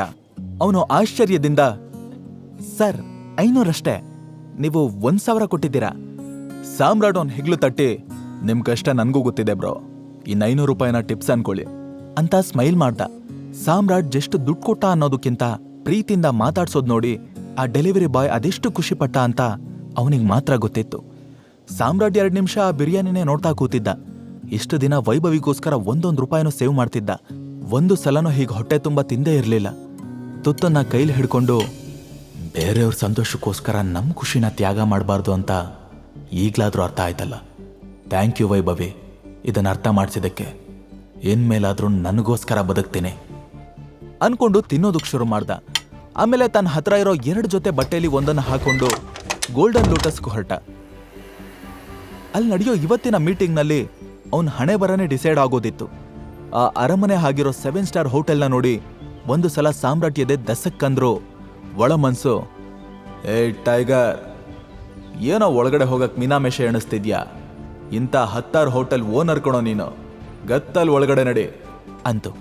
ಇನ್ನೇನ್ ಗೇಟ್ ಒಳಗಡೆ ಕಾಲಿಡಬೇಕು ಅನ್ನೋಷ್ಟರಲ್ಲಿ, ಹೇಯ್ ಯಾವನೋ ನೀನು, ಅಲ್ಲೇ ನಿಂತ್ಕೊಳ್ಳೋ, ಎಲ್ಲಿಗೆ ಹೋಗ್ತಿದ್ಯಾ ಅಂತ ಪಕ್ಕದಲ್ಲಿದ್ದ ಸೆಕ್ಯೂರಿಟಿ ಸಾಮ್ರಾಟ್ ದಾರಿಗೆ ಅಡ್ಡ ಬಂದ. ಎಲ್ಲಿಗೆ ಅಂದ್ರೆ ಒಳಗಡೆ. ಏಕೆ, ಏನಾದ್ರೂ ಪ್ರಾಬ್ಲಮ್ಮ? ಓಹೋ, ಇದೇನ್ ಫುಟ್ಪಾತಲ್ಲಿರೋ ಹೋಟೆಲ್ ಅನ್ಕೊಂಡ್ಯಾ? ದನ ನುಗ್ದಂಗ್ ನುಗ್ಗೋಕೆ. ನಿಮ್ಮಂತವ್ರ ನೆರಳು ಕೂಡ ಈ ಹೋಟೆಲ್ ಮೇಲೆ ಬೀಳ್ಬಾರ್ದು, ಅದಕ್ಕೆ ಅಂತಾನೆ ನಾವಿಲ್ಲಿ ಕಾಯ್ತಾ ನಿಂತಿರೋದು. ನಡಿಯೋ ಆಚೆ. ಅರೆ, ನಮ್ಮಂತವ್ರು ಅಂದ್ರೆ ಏನರ್ಥ? ನಿಮ್ ತರನೇ ನಮಗೂ 2 ಕೈ ಕಾಲು ಕಣ್ಣಿದೆ, ನಾವು ಮನುಷ್ಯರೇ. ಸೆಕ್ಯೂರಿಟಿ ಬಣ್ಣ ಮಸಿರೋ ಸಾಮ್ರಾಟ್ ಬಟ್ಟೆನ ನೋಡ್ತಾ, ಏಯ್ ಅಧಿಕ ಪ್ರಸಂಗಿ, ಕನ್ನಡಲ್ಲಿ ನೀನ್ ನವ್ತಾರ ಒಂದ್ಸಲಿ ನೋಡ್ಕೊಂಡ್ ಬಂದ್ ಮಾತಾಡು ಅಂತ ರೇಗ್ದ. ಸಾಮ್ರಾಟ್ಗೆ ಎಷ್ಟು ಕೋಪ ಬಂತು ಅಂದ್ರೆ ಸೆಕ್ಯೂರಿಟಿನ ಹಿಡಿದು ಕುಕ್ಬಿಡ್ಬೇಕು ಅನ್ನಿಸ್ತು. ಆದ್ರೂ ವಯಸ್ಸಾದವನ್ ಮೇಲೆ ಕೈ ಮಾಡಬಾರ್ದು ಅಂತ, ನಾನು ಒಳಗಡೆ ಹೋಗ್ಲೇಬೇಕು, ತುಂಬಾ ಇಂಪಾರ್ಟೆಂಟ್ ಕೆಲಸ ಇದೆ, ಸುಮ್ನೆ ನನ್ನ ತಡಿಬೇಡಿ ಅಂದ. ಆದ್ರೂ ಸೆಕ್ಯೂರಿಟಿ ಸುಮ್ನಿರ್ದ ಕಿರಿಕ್ ಮಾಡಿದಾಗ ಸಾಮ್ರಾಟ್ಗೆ ಬೇರೆ ದಾರಿ ಕಾಣಿಸ್ಲಿಲ್ಲ. ತಕ್ಷಣ ಅಕ್ರಮ್ಗೆ ಕಾಲ್ ಮಾಡ್ದ. ಹಲೋ ಟೈಗರ್, ಎಲ್ಲಿದ್ಯಾ? ರೀಚ್ ಆದ್ಯಾ? ಹಾ ಅಂಕಲ್, ನಾನು ಹೋಟೆಲ್ ಹೊರಗಡೆ ಇದ್ದೀನಿ. ನಮ್ ಟೇಬಲ್ ನಂಬರ್ ಎಷ್ಟು? Table number? ಆ ಹೋಟೆಲ್ ಓನರ್ ನಾನೇ ಕಣೋ ಟೈಗರ್. ಅಂದ್ಮೇಲೆ ನೀನು ಅದಕ್ಕೆ ಓನರೇ ತಾನೆ. ನೀನ್ ಆರಾಮಾಗಿ ಹೋಗಿ ಒಳಗಡೆ ಕೂತ್ಕೋ, ನಾನು ಬರ್ತಾ ಇದ್ದೀನಿ. 2 ಮಿನಿಟ್ಸ್. ಇಲ್ಲ ಅಂಕಲ್, ನನ್ಗೆ ಒಳಗಡೆ ಹೋಗೋದಕ್ಕೆ ಯಾರೋ ಸೆಕ್ಯೂರಿಟಿ ಬಿಡ್ತಾ ಇಲ್ಲ. ಹಲ್ ಕಡಿತಾ? ವಾಟ್? ಯಾರೋ ಆ ಲೋಫರ್, ಅವನಿಗೆ ಚಾರ್ಜ್ 2 ಓದಿ ಹೇಳ್ತೀನಿ. ಐ ಆಮ್ ಸಾರಿ ಟೈಗರ್, 2 ನಿಮಿಷ ವೇಟ್ ಮಾಡು, ನಾನು ಬರ್ತೀನಿ. ನೋ ಪ್ರಾಬ್ಲಮ್, ನೀವು ಆರಾಮಾಗಿ ಬನ್ನಿ ಅಂಕಲ್ ಅಂತ ಹೇಳಿ ಸಾಮ್ರಾಟ್ ಫೋನ್ ಡಿಸ್ಕನೆಕ್ಟ್ ಮಾಡ್ದ. ಅಲ್ಲಿ ನಿಂತಿದ್ದ ಸೆಕ್ಯೂರಿಟಿ ಸಾಮ್ರಾಟ್ ಮಾತಾಡೋದನ್ನ ಕೇಳಿಸ್ಕೊಂಡು, ಓ ಯಾರಿಗೋ ಫೋನ್ ಮಾಡಿ ಇನ್ಫ್ಲೂಯೆನ್ಸ್ ಮಾಡ್ಸೋದಕ್ಕೆ ನೋಡ್ತಿದ್ಯಾ? ನೀನ್ CMಗಲ್ಲ PM ಕಾಲ್ ಮಾಡಿದ್ರು ಒಳಗಡೆ ಬಿಡಲ್ಲ, ಅರ್ಥ ಆಯ್ತಾ ಅಂತ ಹೇಳಿ ಅವನನ್ನ ತಳ್ಳೋದಕ್ಕೆ ನೋಡ್ದ. ಅಷ್ಟರಲ್ಲಿ ಹಿಂದೆಯಿಂದ ಜಗನ್ ಪಕ್ಕದಲ್ಲಿರೋ ವೈಭವಿಗೆ, ಹೇ ಅಲ್ಲಿ ನೋಡು, ನಿನ್ನ ಎಕ್ಸ್, ಸಾರಿ ಡೆಲಿವರಿ ಬಾಯ್ ಫ್ರೆಂಡ್ ಅಂತ ಹೇಳ್ದ. ಛೀ, ಇಂಥ ಡರ್ಟಿ ಪೀಪಲ್ ಜೊತೆ ಮಾತಾಡೋಕೆ ನಾನು ಒಂದು ಕ್ಷಣ ಥಿಂಕ್ ಮಾಡ್ತೀನಿ. ಅಂಥದ್ರಲ್ಲಿ ಬಾಯ್ ಫ್ರೆಂಡಾ ಅಂತ ಅಸಹ್ಯ ಪಟ್ಕೊಳ್ತಾ ಸಾಮ್ರಾಟ್ ಹತ್ರ ಬಂದ್ಲು. ಸಾಮ್ರಾಟ್ ಅವಳು ನೋಡಿದ್ರು ನೋಡದೆ ಇರೋ ಥರ ಅವಾಯ್ಡ್ ಮಾಡ್ದ. ವೈಭವಿ ಅದನ್ನ ಸಹಿಸ್ಕೊಳ್ಳೋದಕ್ಕಾಗ್ದೆ ಕೊಂಕಾಗಿ, ಓಹೋ, ಬೀದಿ ನಾಯಿ ಹಳಸಿರೋ ಅನ್ನ ಹುಡ್ಕೊಂಡು ಇಲ್ಲಿವರೆಗೂ ಬಂದಿರೋ ಹಾಗಿದೆ ಅಂದ್ಲು. ಸಾಮ್ರಾಟ್ ಮಾತ್ರ ಕೂಲಾಗೆ, ನಾಯಿಗೆ ಹಳಸಿದ್ ಹಾಕಿದ್ರು ಫ್ರೆಶ್ ಹಾಕಿದ್ರು ಅದ್ರ ನಿಯತ್ ಮಾತ್ರ ಬದಲಾಗಲ್ಲ. ಆದ್ರೆ ಕೆಲವ್ರು ಹಾಗಲ್ಲ, ಸಿಕ್ಕೋರ್ ಭಿಕ್ಷೆಲ್ ಬದುಕೋರು, ನಿಯತ್ತಿನ ಸ್ಪೆಲ್ಲಿಂಗು ಗೊತ್ತಿರಲ್ಲ ಅಂತ ಟಾಂಗ್ ಕೊಟ್ಟ. ಹೇಯ್ ಬೆಗ್ಗರ್, ಯಾರಿಗೋ ನಿಯತ್ತಿಲ್ಲ ಅಂತಿದ್ಯಾ, ಹಲ್ಲುದ್ರಿಸ್ಬಿಡ್ತೀನಿ ಅಂತ ಹೇಳಿ ವೈಭವಿ ಜೋರಾಗಿ ಕಾಲ್ ಕುಕ್ಕಿದ್ಲು. ಆ ಸ್ಪೀಡ್ಗೆ ಪಟ್ ಅಂತ ಅವಳ ಹೀಲ್ಸ್ ಮುರಿದೋಯ್ತು. ಅದನ್ನ ನೋಡಿ ಸಾಮ್ರಾಟ್ ಕಿಸಕ್ಕಂತ ನಗ್ತ. ಜಗನ್ ಫುಲ್ ಉರ್ಕೊಂಡು, ಏನಾ ಇವತ್ತಿಷ್ಟೊಂದು ಓವರ್ ಆಗಿ ಆಡ್ತಿದ್ಯಾ, ಕುಡ್ಕೊಂಡು ಬಂದಿದ್ಯಾ ಹೇಗೆ, ಅಷ್ಟಕ್ಕೂ ಇಲ್ಲೇನ್ ಮಾಡ್ತಿದ್ಯಾ, ಇಲ್ಲಿಗೆ ಬರೋರ್ಗೆ ಒಂದು ಯೋಗ್ಯತೆ ಇರಬೇಕು ಅಂತ ಹೇಳ್ದ. ಯೋಗ್ಯತೆ ಇರೋದಕ್ಕೇನೆ ಬಂದಿರೋದು, ನನ್ನನ್ನು ಇಲ್ಲಿ ಕರೆದಿರೋರು ಯಾರು ಗೊತ್ತಾ, ಅಕ್ರಮ್ ಅಂಕಲ್. ಅದನ್ ಕೇಳಿ ಜಗನ್ ಒಂದ್ಸಲ ಶಾಕ್ ಆಗೋದ. ಆಮೇಲೆ ಅವನಿಗೆ ನೆನಪಾಯ್ತು, ಓಹೋ, ನೀನು ಅವರು ಡ್ರೈವರ್ ಮಗ ಅಲ್ವಾ, ಈಗ ನಿಮ್ಮ ಅಪ್ಪನ ಬದಲು ನೀನ್ ಡ್ರೈವರ್ ಆಗ್ಬೇಕು ಅಂತಿದ್ಯಾ, ಅದಕ್ಕೆ ಅವ್ರ ಕೈಕಾಲು ಹಿಡ್ಕೊಂಡು ಕೆಲಸ ಗಿಡಿಸ್ಕೊಳ್ಳೋದಕ್ಕೆ ಬಂದಿದ್ಯಾ. ಕೈಕಾಲ್ ಯಾರು ಹಿಡಿತಾರೆ, ಯಾರು ಕೈಕಾಲ್ ಮುರಿತಾರೆ ಅಂತ ಆಮೇಲೆ ನೋಡೋಣ ಅಂತ ಸಾಮ್ರಾಟ್ ಗೊಣುತ್ತಾ ಸುಮ್ನಾದ. ಕೊಚ್ಚೆ ಮೇಲೆ ಕಲ್ಲೆಸ್ತು ಮೈಕ್ ಸಿಡಿಸ್ಕೊಳ್ಳೋದು ಅವನಿಗೆ ಇಷ್ಟ ಇರಲಿಲ್ಲ. ಅದೇ ಸಮಯಕ್ಕೆ ಬ್ಲ್ಯಾಕ್ ಕಲರ್ ಲಕ್ಸುರಿಯಸ್ ಕಾರಲ್ಲಿ ಅಕ್ರಮ್ ಬಂದಿಳ್ದ. ಅವನ ಜೊತೆ ಇನ್ನೊಬ್ಬ ಬ್ಲ್ಯಾಕ್ ಕಲರ್ ಸೂಟ್ ಹಾಕಿರೋ 6 ಅಡಿ ವ್ಯಕ್ತಿ ಕೂಡ ಇದ್ದ. ಅವನ ದಷ್ಟಪುಷ್ಟವಾದ ತೋಳು, ಕತ್ತಿಯಷ್ಟೇ ಶಾರ್ಪ್ ಆಗಿರೋ ಕಣ್ಣು, ಬಿಗಿಯಾಗಿ ಹಿಡ್ದಿರೋ ಮುಷ್ಟಿ ನೋಡಿದ್ರೇನೆ ಅವನು ದೊಡ್ಡ ಡಾನ್ ಅಂತ ಗೊತ್ತಾಗ್ತಾ ಇತ್ತು. ಅವನು ಬೇರೆ ಯಾರೋ ಅಲ್ಲ, ಮಾಫಿಯಾ ಕಿಂಗ್ ಪಿಲ್ಲರ್ ಜೇಡ್ರಳ್ಳಿ ಬಾಲ್ರಾಜ್. ಸಾಮ್ರಾಟ್ ಮೇಲಿಂದ ಕೆಳಗ್ವರೆಗೂ ಅವನನ್ನ ನೋಡ್ತಾ ಒಂದು ಕ್ಷಣ ಸ್ಟನ್ ಆಗೋದ. ಅವನು ಇದುವರೆಗೂ ಬಾಲ್ರಾಜ್ ಬಗ್ಗೆ ಕೇಳಿದ್ದ, ಓದಿದ್ದ, ಬಟ್ ನೇರವಾಗಿ ನೋಡ್ತಿರೋದು ಇದೇ ಫಸ್ಟ್ ಟೈಮ್. ಅಷ್ಟರಲ್ಲಿ ಅಕ್ರಮ್ ಸೀದಾ ಸೆಕ್ಯೂರಿಟಿ ಹತ್ರ ಬಂದು ಅವನ್ ಕಾಲರ್ ಪಟ್ಟಿ ಹಿಡ್ದು, ಏನಾಗ್ತಿದೆ ಇಲ್ಲಿ, ಹಾ ಏನಿದೆಲ್ಲ ಡ್ರಾಮಾ ಅಂತ ರೇಗ್ದ. ಬಾಲ್ರಾಜ್ ಇನ್ನು ಕಾರ್ ಹತ್ರ ನಿಂತ್ಕೊಂಡು ಫೋನಲ್ಲಿ ಮಾತಾಡ್ತಿದ್ದ. ಸೆಕ್ಯೂರಿಟಿ ಅಕ್ರಮ್ ಕಡೆ ನೋಡ್ತಾ ನಡ್ಗೋ ವಾಯ್ಸಲ್ಲಿ, ಕ್ಷಮಿಸಿ ಸರ್, ಆ ವ್ಯಕ್ತಿ ನನಗೂ ಇಲ್ಲಿಗೆ ಬರ್ತಿರೋಕೆ ಎಷ್ಟು ತೊಂದರೆ ಕೊಡ್ತಿದ್ದಾನೆ, ಇವನ್ ನೋಡೋಕೆ ಕಳ್ಳನ ಥರ ಕಾಣಿಸ್ತಿದ್ದಾನೆ, ಅದಕ್ಕೆ ನಾನು ಇವನನ್ನ ಒಳಗಡೆ ಹೋಗೋದಕ್ಕೆ ಬಿಡದೆ ತಡೆದು ನಿಲ್ಸಿದ್ದೀನಿ. ಏನಂದೆ, ಕಳ್ಳನ? ಕರಿಯೋಕೆ ಎಷ್ಟೋ ಧೈರ್ಯ ನಿನಗೆ? ಇವನು ನನ್ನ ಸ್ಪೆಷಲ್ ಗೆಸ್ಟ್. ನಾಳೆಯಿಂದ ನಿನ್ನನ್ನ ಈ ಹೋಟೆಲ್ ಅಕ್ಕಪಕ್ಕ ನೋಡಿದ್ರು ಕಾಲು ಮುರಿದು ಬಿಡ್ತೀನಿ ಅಂತ ರೇಗ್ದ. ಕೂಡ್ಲೆ ಎಲ್ರೂ ಬೆಚ್ಚಬಿದ್ರು. ಜಗನ್, ವೈಭವಿ ಇಬ್ರು ಒಂದು ಕ್ಷಣನೂ ಅಲ್ಲಿ ನಿಂತ್ಕೊಳ್ದೆ ಕಳ್ಳು ಬೆಕ್ಕಿನ ಥರ ಜಾಗ ಖಾಲಿ ಮಾಡಿದ್ರು. ಮುರಿದೋಗಿರೋ ಹಿಲ್ಸಲ್ಲಿ ಕುಂಟು ಕುದುರೆ ಥರ ಓಡ್ತಿರೋ ವೈಭವಿನ ನೋಡಿ ಸಾಮ್ರಾಟ್ಗೆ ನಗು ತಡ್ಕೊಳ್ಳೋದಕ್ಕಾಗ್ಲಿಲ್ಲ. ಅಷ್ಟರಲ್ಲಿ ಅಕ್ರಮ್ ಸಾಮ್ರಾಟ್ ಕಡೆ ತಿರ್ಗಿ, I am so sorry tiger, ಈ ಇಡಿಯಟ್ ಇಂದ ನಿನಗೆ ತುಂಬಾ ಅಂತ ಅವನು ಹೇಳ್ತಿದ್ದಾಗ್ಲೇ, ಇಲ್ಲ ಇಲ್ಲ ಪ್ರಾಬ್ಲಮ್ ಏನಿಲ್ಲ ಅಂಕಲ್, ಒಬ್ಬ ಬಡವನ್ ಶತ್ರು ಯಾರು ಹೇಳಿ, ಇನ್ನೊಬ್ಬ ಬಡವನೇ ಅಂತ ಸ್ಮೈಲ್ ಮಾಡ್ದ. ಸಾಮ್ರಾಟ್ ಯಾವ ಅರ್ಥದಲ್ಲಿ ಹೇಳ್ತಿದ್ದಾನೆ ಅಂತ ಅಕ್ರಮ್ಗೆ ಅರ್ಥ ಆಯ್ತು. ಸಾಮ್ರಾಟ್, ನೀನೀಗ ಬಡವ ಅಲ್ಲ, ಬಿಲೇನಿಯರ್, ಕಮಾನ್ ಅಂತ ಬೆನ್ ತಟ್ಟಿ ಒಳಗಡೆ ಕರ್ಕೊಂಡು ಹೊರಟ. ಬಾಲ್ರಾಜ್ ಫೋನಲ್ಲೇ ಮಾತಾಡ್ತಾ ಅವ್ರ ಹಿಂದೆ ಬರ್ತಿದ್ದ. ಸ್ವಲ್ಪ ಸಮಯದ ನಂತರ ಅವರು ಒಂದು ಲಕ್ಸುರಿಯಸ್ ಆಗಿರೋ ರೂಮಿಗೆ ಬಂದ್ರು. ಸರ್ವೆಂಟ್ಸ್ ಎಲ್ರು ಅಕ್ರಮ್ ಜೊತೆ ಬಾಲ್ರಾಜ್ನ ನೋಡಿ ಗಡಗಡ ಅಂತ ನಡುಗ್ತಿದ್ರು. ಅದ್ರಲ್ಲಿ ಒಬ್ನು ಧೈರ್ಯ ಮಾಡಿ ಮುಂದೆ ಬಂದು ನಿಂತ್ಕೊಂಡ. ಅಕ್ರಮ್ ಅವನನ್ನ ನೋಡ್ತಾ, ಇವತ್ತು ನಮ್ ಜೊತೆ ಇರೋರು ತುಂಬಾ special guest, so costly drinks ಯಾವ್ದ್ಯಾವ್ದಿದೆ ಅಂದ. ಬಾಸ್, 5 ಲಕ್ಷದ ಟೆಕಿಲಾ ಇದೆ, 8 ಲಕ್ಷದ ವೋಡ್ಕಾ, 10 ಲಕ್ಷದ ವಿಸ್ಕಿ, 15 ಲಕ್ಷದ ಜಿನ್ ಇದೆ ಬಾಸ್. ಅಕ್ರಮ್ ಏನೋ ಯೋಚಿಸಿ, ಆ ಎಲ್ಲಾ ಡ್ರಿಂಕ್ಸ್ನೂ ತಗೊಂಡ್ ಬಾ ಅಂದ. ಅದನ್ ಕೇಳಿ ಸಾಮ್ರಾಟ್ಗೆ ಸಿಡ್ಲು ಬಡ್ದಂಗಾಯ್ತು. ಆ ಎಲ್ಲಾ ಡ್ರಿಂಕ್ಸ್ದು ಟೋಟಲ್ ಪ್ರೈಸ್ ಎಷ್ಟು ಲಕ್ಷ ಆಗುತ್ತೆ ಅಂತ ಬೆರಳಲ್ಲಿ ಎಣಿಸ್ತಾ ಇದ್ದ. ಅಷ್ಟರಲ್ಲಿ ಬಾಲ್ರಾಜ್ ಅಕ್ರಮ್ಗೆ, ಏನಿವತ್ತು ಎಷ್ಟೊಂದು ಸ್ಪೆಷಲ್ ಆಗಿ ಡ್ರಿಂಕ್ಸ್ ಆರ್ಡರ್ ಮಾಡ್ತಿದ್ಯಾ, ಅಂತ ಖುಷಿ ವಿಷಯ ಏನಿದ್ಯಪ್ಪ ಅಂತ ಕೇಳ್ದ. ಹಾ, ಇವತ್ತು ನನ್ನ ಲೈಫಲ್ಲೇ ತುಂಬಾ ಸ್ಪೆಷಲ್ ದಿನ, ನನ್ನ ಒಬ್ಬನಿಗೆ ಅಲ್ಲ, ನಮ್ ಎಲ್ರಿಗೂ ಸ್ಪೆಷಲ್ಲೇ, ಅದಕ್ಕೆ ಆರ್ಡರ್ ಮಾಡ್ದೆ. ಅದ್ ಸರಿ, ಈ ಹುಡುಗ ಯಾರು? ಅಕ್ರಮ್ ಸಾಮ್ರಾಟ್ ಕಡೆ ಹೆಮ್ಮೆಯಿಂದ ನೋಡ್ತಾ, ಬಾಲಾ, ಇವನ್ ಯಾರು ಅಂತ ನಿಜವಾಗ್ಲೂ ಗೊತ್ತಾಗ್ಲಿಲ್ವಾ? ಅವನ್ ಕಣ್ಣಲ್ಲಿ ಕಣ್ಣಿಟ್ ನೋಡು, ಆಗ್ಲಾದ್ರೂ ಗೊತ್ತಾಗ್ಬಹುದು. ನಮ್ ಮರ್ರಿ ಟೈಗರ್ ಕಣ ಇವನು, ನಮ್ಮ ಸಂಜಯ್ ಮಗ ಅಂದ. ಬಾಲ್ರಾಜ್ ಸುನಾಮಿ ಅಪ್ಪಳಿಸಿದ ತರ ಶಾಕ್ ಆಗಿ ಸಾಮ್ರಾಟ್ ಕಡೆನೆ ನೋಡ್ದ. ಅವನ್ ಏನೋ ಹೇಳೋಕೆ ಬಾಯಿ ತೆರ್ದ. ಅಷ್ಟರಲ್ಲಿ ಸರ್ವೆಂಟ್ಸ್ ಬಂದು ಡ್ರಿಂಕ್ಸ್ ಇಟ್ರು. ಬಾಲ್ರಾಜ್ ಡ್ರಿಂಕ್ಸ್ ಕೈಗೆ ಎತ್ಕೊಂಡು, ಅಂದ್ರೆ ನಿನ್ ಪ್ರಕಾರ ಇವನು ನಮ್ ಟೈಗರ್ ಮಗನ ಅಂತ ಡೌಟಲ್ಲೇ ಕೇಳ್ದ. ಹೋ ಹೌದು, ನಿನ್ಗೇನ್ ಡೌಟಾ? ನಮ್ ಟೀಮಲ್ಲಿ ಇನ್ನೂ ಯಾರಿಗೂ ಈ ವಿಷಯ ಗೊತ್ತಿಲ್ಲ. ಸದ್ಯಕ್ಕೆ ತುಂಬಾ ಇಂಪಾರ್ಟೆಂಟ್ ವ್ಯಕ್ತಿಗಳಿಗೆ ಮಾತ್ರ ಮೀಟ್ ಮಾಡಿಸ್ತಿದ್ದೀನಿ. ಬಾಲರಾಜ್ ನಗ್ತಾ, ಯಾಕೆ ನೀನ್ ಈ ಟೈಗರ್ಗೆ ಬಾಯಿಲ್ವಾ? ಏನ್ ಕೇಳಿದ್ರು ನೀನೇ ಆನ್ಸರ್ ಮಾಡ್ತಿದ್ಯಾ ಅಂದ. ಸಾಮ್ರಾಟ್ ಕೂಡ ಗತ್ತಲ್ಲಿ ಡ್ರಿಂಕ್ ಸಿಪ್ ಮಾಡ್ತಾ, ಟೈಗರ್ ಮಗ ಯಾವತ್ತಿದ್ರು ಟೈಗರ್ರೆ, ಆದ್ರೆ ಈ ಟೈಗರ್ ಸುಮ್ನೆ ಗರ್ಜನೆ ಮಾಡಲ್ಲ. ಸರಿಯಾದ ಸಮಯ ಸಂದರ್ಭಕ್ಕೆ ಕಾಯತ್ತೆ. ಆ ಟೈಮ್ ಬಂದಾಯ್ತು. ಇನ್ಮೇಲೆ ಮಾಫಿಯಾ ಸಾಮ್ರಾಜ್ಯಕ್ಕೆ ನಾನೇ ಕಿಂಗು.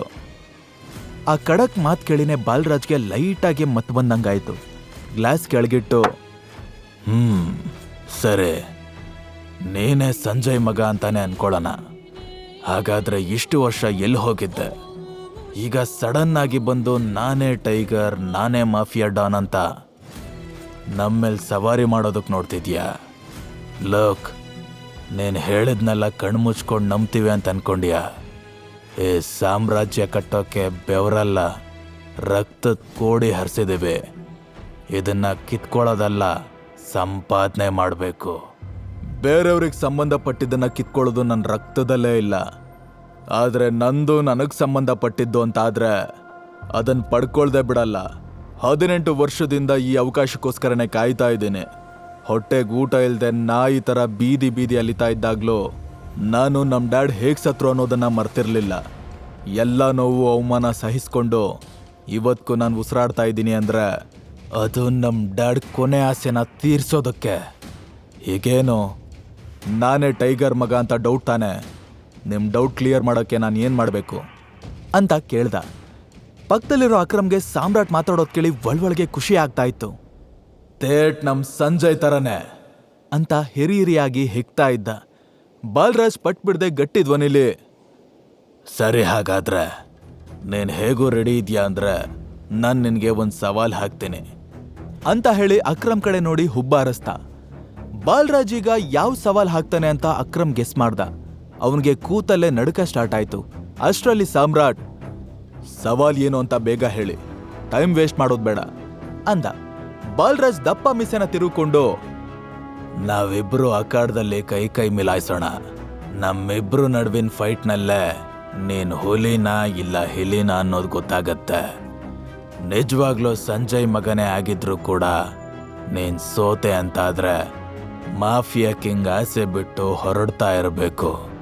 ಇನ್ಯಾವತ್ತೂ ನಮ್ಮ ಕಣ್ಣಿಗೆ ಕಾಣಿಸ್ಕೋಬಾರದು ಅಂದ. ಅಕ್ರಮ್ಗೆ ಈ ದುರಹಂಕಾರದ ಮಾತು ಸ್ವಲ್ಪನೂ ಇಡಿಸ್ಲಿಲ್ಲ. ಬಾಲ, ಏನು ಹೇಳ್ತಿದ್ಯಾ? ಇದು ಸರಿಯಲ್ಲ ಅಂದ. ಬಟ್ ಬಾಲರಾಜ್ ಸಾಮ್ರಾಟ್ ಉತ್ತರಕ್ಕೋಸ್ಕರನೇ ವೇಟ್ ಮಾಡ್ತಿದ್ದ. ಅಕ್ರಮ್ ಪಟ್ ಅಂತ ಸಾಮ್ರಾಟ್ ಕಡೆ ತಿರುಗಿ, ಒಪ್ಕೋಬೇಡ ಅಂತ ತಲೆ ಆಡಿಸ್ದ. ಸಾಮ್ರಾಟ್ ನೋಡಿದ್ರು ನೋಡದೆ ಇರೋ ಒಂಥರ ಗ್ಲಾಸಲ್ಲಿದ್ದ ಡ್ರಿಂಕ್ಸ್ನ ಒಂದೇ ಗುಟ್ಕಿ ಕುಡ್ದು, ಅಖಾಡಕ್ಕೆ ಇಳಿಯೋದು ಯಾವಾಗ ಅಂತ ಕೇಳ್ಬಿಟ್ಟ. ಬಾಲರಾಜ್ ಮುಖ ಖುಷಿಯಿಂದ ಅರಳೋಯ್ತು. ಆದ್ರೆ ಅಕ್ರಮ್ಗೆ ಟೆನ್ಷನ್ ಜಾಸ್ತಿ ಆಯ್ತು.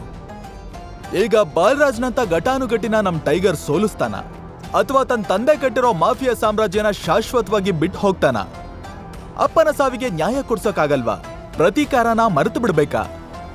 ಬಾಲರಾಜ್ ತೋಳು ಬಲದ ಮುಂದೆ ಟೈಗರ್ ಗರ್ಜನೆ ಎಷ್ಟು ಜೋರಾಗಿರುತ್ತೆ? ಇದನ್ನೆಲ್ಲ ತಿಳ್ಕೊಳ್ಳೋದಕ್ಕೆ ತಪ್ಪದೆ ಕೇಳಿ tiger returns, only on packet FM.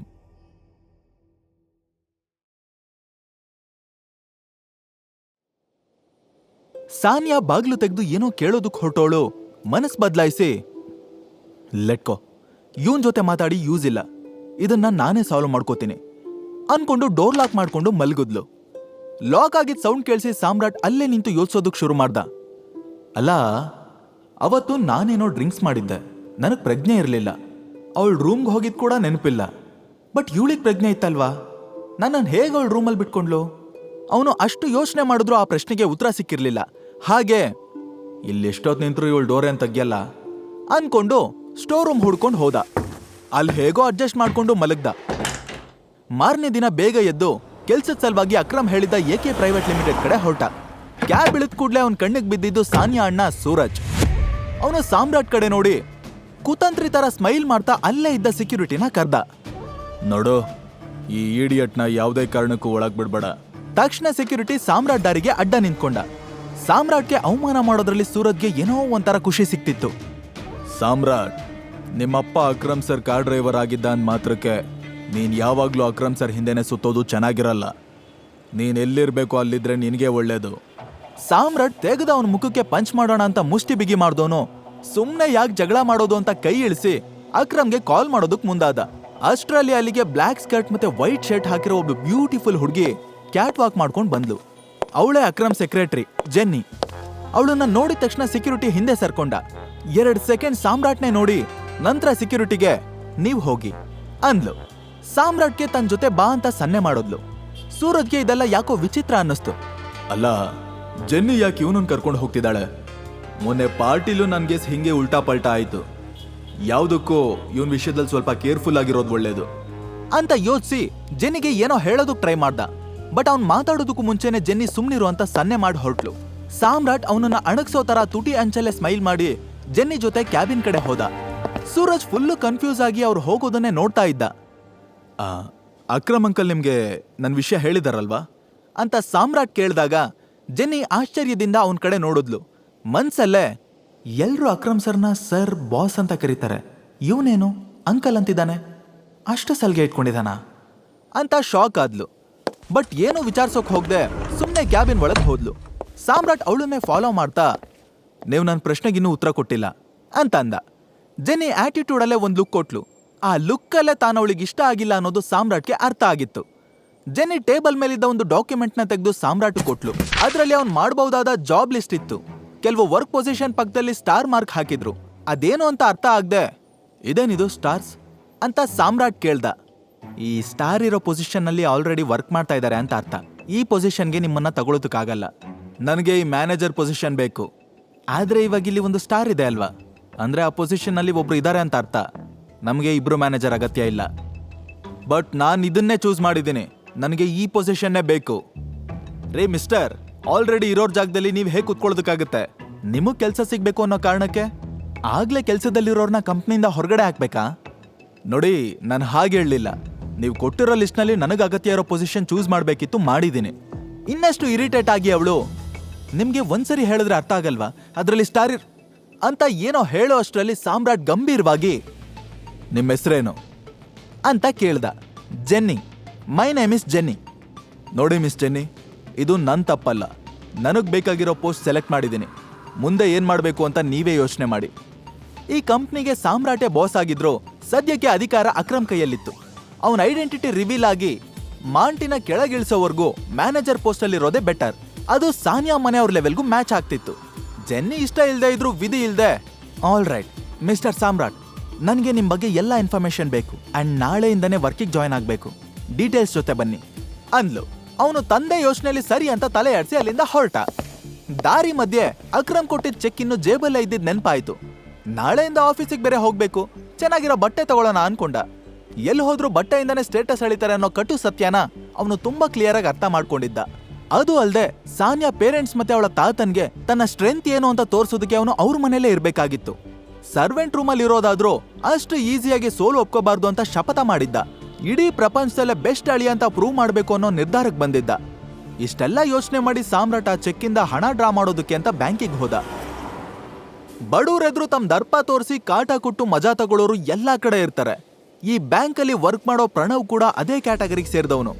ಓ ಸಾಮ್ರಾಟ್, ಬಾರಪ್ಪ ಬಾ. ಏನು ಕೈಲಿ ಡೆಲಿವರಿ ಬಾಕ್ಸೇ ಇಲ್ಲ, ಏನ್ ಸಮಾಚಾರ ಅಂತ ಅಣಕಿಸ್ತ. ಪ್ರಣವ್ ಈ ತರ ಕೊಂಕ್ ಮಾತಾಡ್ತಿದ್ದಾನೆ ಅಂದ್ ಮಾತ್ರಕ್ಕೆ ಅವನೇನ್ ದೊಡ್ಡ ಶ್ರೀಮಂತ ಆಗಿರ್ಲಿಲ್ಲ. ಅವನ್ ಕಂಡೀಷನ್ ಕೂಡ ಓಕೆ ಆಗಿತ್ತಷ್ಟೇ. ಸಾಮ್ರಾಟ್ ಆಗಾಗ ಅಲ್ಲಿಗೆ ಡೆಲಿವರಿ ಕೊಡೋದಕ್ ಬರ್ತಿದ್ರಿಂದ ಅವನ್ ಪರಿಚಯ ಇತ್ತು. ಪ್ರಣವ್ ಬಾಯ್ ಬಿಟ್ರೆ ವಟ ಅಂತಿರ್ತಾನೆ ಅಂತ ಗೊತ್ತಿದ್ರಿಂದ ಸಾಮ್ರಾಟ್ ಬೇಗ ವಿಷಯಕ್ಕೆ ಬಂದ. ಆಕ್ಚುಲಿ ನಾನು ಚೆಕ್ ಹಾಕಿ ಅಮೌಂಟ್ ಡ್ರಾ ಮಾಡ್ಬೇಕಿತ್ತು ಅಂತ ಚೆಕ್ ಕೊಟ್ಟ. ಬಟ್ ದುರಹಂಕಾರಿ ಪ್ರಣವ್ ಆ ಚೆಕ್ನ ಕಣ್ಣೆತ್ತು ಕೂಡ ನೋಡ್ಲಿಲ್ಲ. ತನ್ನ ಪಾಡಿಗೆ ತಾನು ಕೆಲಸ ಮಾಡ್ತಾ, ಏನೋ ಚೆಕ್ಕ 10 ರೂಪಾಯಿದೋ 20 ರೂಪಾಯಿದೋ, ನೀನ್ ಯೋಗ್ಯತೆ ಅಷ್ಟೇ ಅಲ್ವಾ, ಆದ್ರೆ ಅಷ್ಟು ದೊಡ್ಡ ಅಮೌಂಟ್ನ ನಾ ಬ್ಯಾಂಕಲ್ಲಿ ಡ್ರಾ ಮಾಡೋದಕ್ಕಾಗಲ್ಲ. ಬಾಯಿ ಮುಚ್ಕೊಂಡು ಇಲ್ಲಿಂದ ಜಾಗ ಖಾಲಿ ಮಾಡ್ತಾ ಇರೋ ಅಂತ ಅವಮಾನ ಮಾಡ್ದ. ನೀವು ಹೇಳ್ದಾಗೆ ಅಮೌಂಟ್ ತುಂಬಾ ಜಾಸ್ತಿನೇ ಇದೆ. ಕೌಂಟ್ರಲ್ಲಿ ವಿಡ್ರಾ ಮಾಡೋದಕ್ಕಾಗದೆ ಇರೋ ಅಷ್ಟು ಬಿಗ್ ಅಮೌಂಟ್. ಸೊ ನಾನು ಮ್ಯಾನೇಜರ್ನ ಮೀಟ್ ಮಾಡಬೇಕು. ಪ್ರಣವ್ ಜೋರಾಗಿ ನಗ್ತಾ, ಹೋ ದೊಡ್ಡ ಅಮೌಂಟಾ? ಎಲ್ಲಿ ನಿನ್ ಚೆಕ್ ತೋರ್ಸು ಅಂದಾಗ ಸಾಮ್ರಾಟ್ ಸಿಟ್ಟಲ್ಲೇ ಚೆಕ್ನ ತೆಗೆದು ಪ್ರಣವ್ ಮುಖದ ಮುಂದೆ ಹಿಡ್ದ. ಅವನದನ್ನ ಸರಿಯಾಗಿ ಅಬ್ಸರ್ವ್ ಕೂಡ ಮಾಡ್ದೆ ಎಲ್ರೂ ಮುಂದೆನೋ ಪರ್ರ ಅಂತ ಪೀಸ್ ಮಾಡಿ ಬಿಸಾಕ್ದ. ಸಾಮ್ರಾಟ್ ಫುಲ್ ಶಾಕ್ ಆಗಿ, ಹೇಯ್ ನಿನ್ಗೇನ್ ಹುಚ್ಚ, ಏನ್ ಮಾಡ್ದೆ ನೀನು ಅಂತ ಕಿರಿಚ್ತ. ಪ್ರಣವ್ ಕೇರೆ ಮಾಡ್ದೆ ಸೆಕ್ಯೂರಿಟಿನ ಕರೆದು, ಹೇ ಸೆಕ್ಯೂರಿಟಿ, ಇವನು ನಾ ಮೊದಲು ಆಚೆ ಹಾಕು. ಯಾವ್ಯಾವ್ದೋ ಫೇಕ್ ಚೆಕ್ ತಂದು ನಮ್ಮನ್ನೇ ಫೂಲ್ ಮಾಡೋದಕ್ಕೆ ನೋಡ್ತಿದ್ದಾನೆ, ಇಂಥವ್ರನ್ನೆಲ್ಲ ಪೊಲೀಸ್ಗೆ ಹಿಡ್ಕೊಡ್ಬೇಕು ಅಂತ ಹೇಳಿ ಸಾಮ್ರಾಟ್ ಕಡೆ ನೋಡಿ, ನೀನಿನ್ನೂ ಇಲ್ಲೇ ಇದ್ರೆ ಜೈಲಲ್ಲಿ ಕಂಬಿ ಎಣ್ಸೋ ಹಾಗೆ ಮಾಡ್ಬಿಡ್ತೀನಿ, ನಡೆಯೋ ಆಚೆಗೆ. ಸಾಮ್ರಾಟ್ಗೆ ಕೋಪ ತಡ್ಕೊಳ್ಳೋದಕ್ಕಾಗ್ದೆ ಕೆಳಗೆ ಚೂರಾಗಿ ಬಿದ್ದಿರೋ ಚೆಕ್ನ ಎತ್ಕೊಂಡು ಮುಷ್ಟಿ ಬಿಗಿ ಮಾಡ್ದ. ಅಷ್ಟರಲ್ಲಿ ಆಗ್ಲೇ ಸಾಮ್ರಾಟ್ನ ಸೆಕ್ಯೂರಿಟಿ ಗಾರ್ಡ್ಗಳು ಎಲ್ಲ ಕಡೆಯಿಂದ ಸುತ್ತುವರೆದು ಎಳ್ಕೊಂಡು ಹೋಗೋದಕ್ಕೆ ನೋಡ್ತಾ ಇದ್ರು. ಏಯ್ ಬಿಡ್ರೋ ನನ್ ಯಾಕೆ ಹಿಡ್ಕೊಂಡಿದ್ದೀರಾ, ಬಿಡೆ ಅಂತ ಸಾಮ್ರಾಟ್ ಸೆಕ್ಯೂರಿಟಿಗಳಿಂದ ಬಿಡ್ಸ್ಕೊಳ್ಳೋದಕ್ಕೆ ಟ್ರೈ ಮಾಡ್ದ. ಬಟ್ ಆಗ್ಲಿಲ್ಲ. ಅವರು ಇನ್ನೇನ್ ಸಾಮ್ರಾಟ್ನ ಬ್ಯಾಂಕಿಂದ ಹೊರಗಡೆ ಎಳ್ಕೊಂಡು ಹೋಗ್ಬೇಕು ಅನ್ನೋ ಅಷ್ಟರಲ್ಲಿ ಡೋರ್ ಹತ್ರ ಒಂದು ಸ್ಟ್ರಾಂಗ್ ಪರ್ಫ್ಯೂಮ್ ಸ್ಮೆಲ್ ಆವರಿಸ್ಕೊಂತು. ಆ ಫ್ರಾಗ್ರೆನ್ಸ್ ಎಷ್ಟು ಚೆನ್ನಾಗಿತ್ತು ಅಂದ್ರೆ ಎಲ್ರು ಬ್ಯಾಂಕ್ ಎಂಟ್ರೆನ್ಸ್ ಕಡೆನೆ ತಿರುಗಿ ನೋಡಿದ್ರು. ಅವ್ರು ತಿರುಗಿ ನೋಡೋದಕ್ಕೂ ಸರಿಯಾಗಿ ಏನ್ ನಡೀತಾ ಇದೆ ಇಲ್ಲಿ ಅಂತ ಒಂದು ಖಡಕ್ ವಾಯ್ಸ್ ಕೇಳಿಸ್ತು. ಆ ವಾಯ್ಸ್ ಬೇರೆ ಯಾರ್ದು ಅಲ್ಲ, ಬಾಲ್ರಾಜ್ದಾಗಿತ್ತು. ಅವನು ದೂರದಿಂದಾನೇ ಸಾಮ್ರಾಟ್ನ ರೆಕಗ್ನೈಸ್ ಮಾಡಿದ್ದ. ಈ ಕಡೆ ಸಾಮ್ರಾಟ್ಗೂ ಬಾಲ್ರಾಜ್ನ ನೋಡ್ತಿದ್ದಂಗೆ ಸ್ವಲ್ಪ ರಿಲೀಫ್ ಅನ್ನಿಸ್ತು.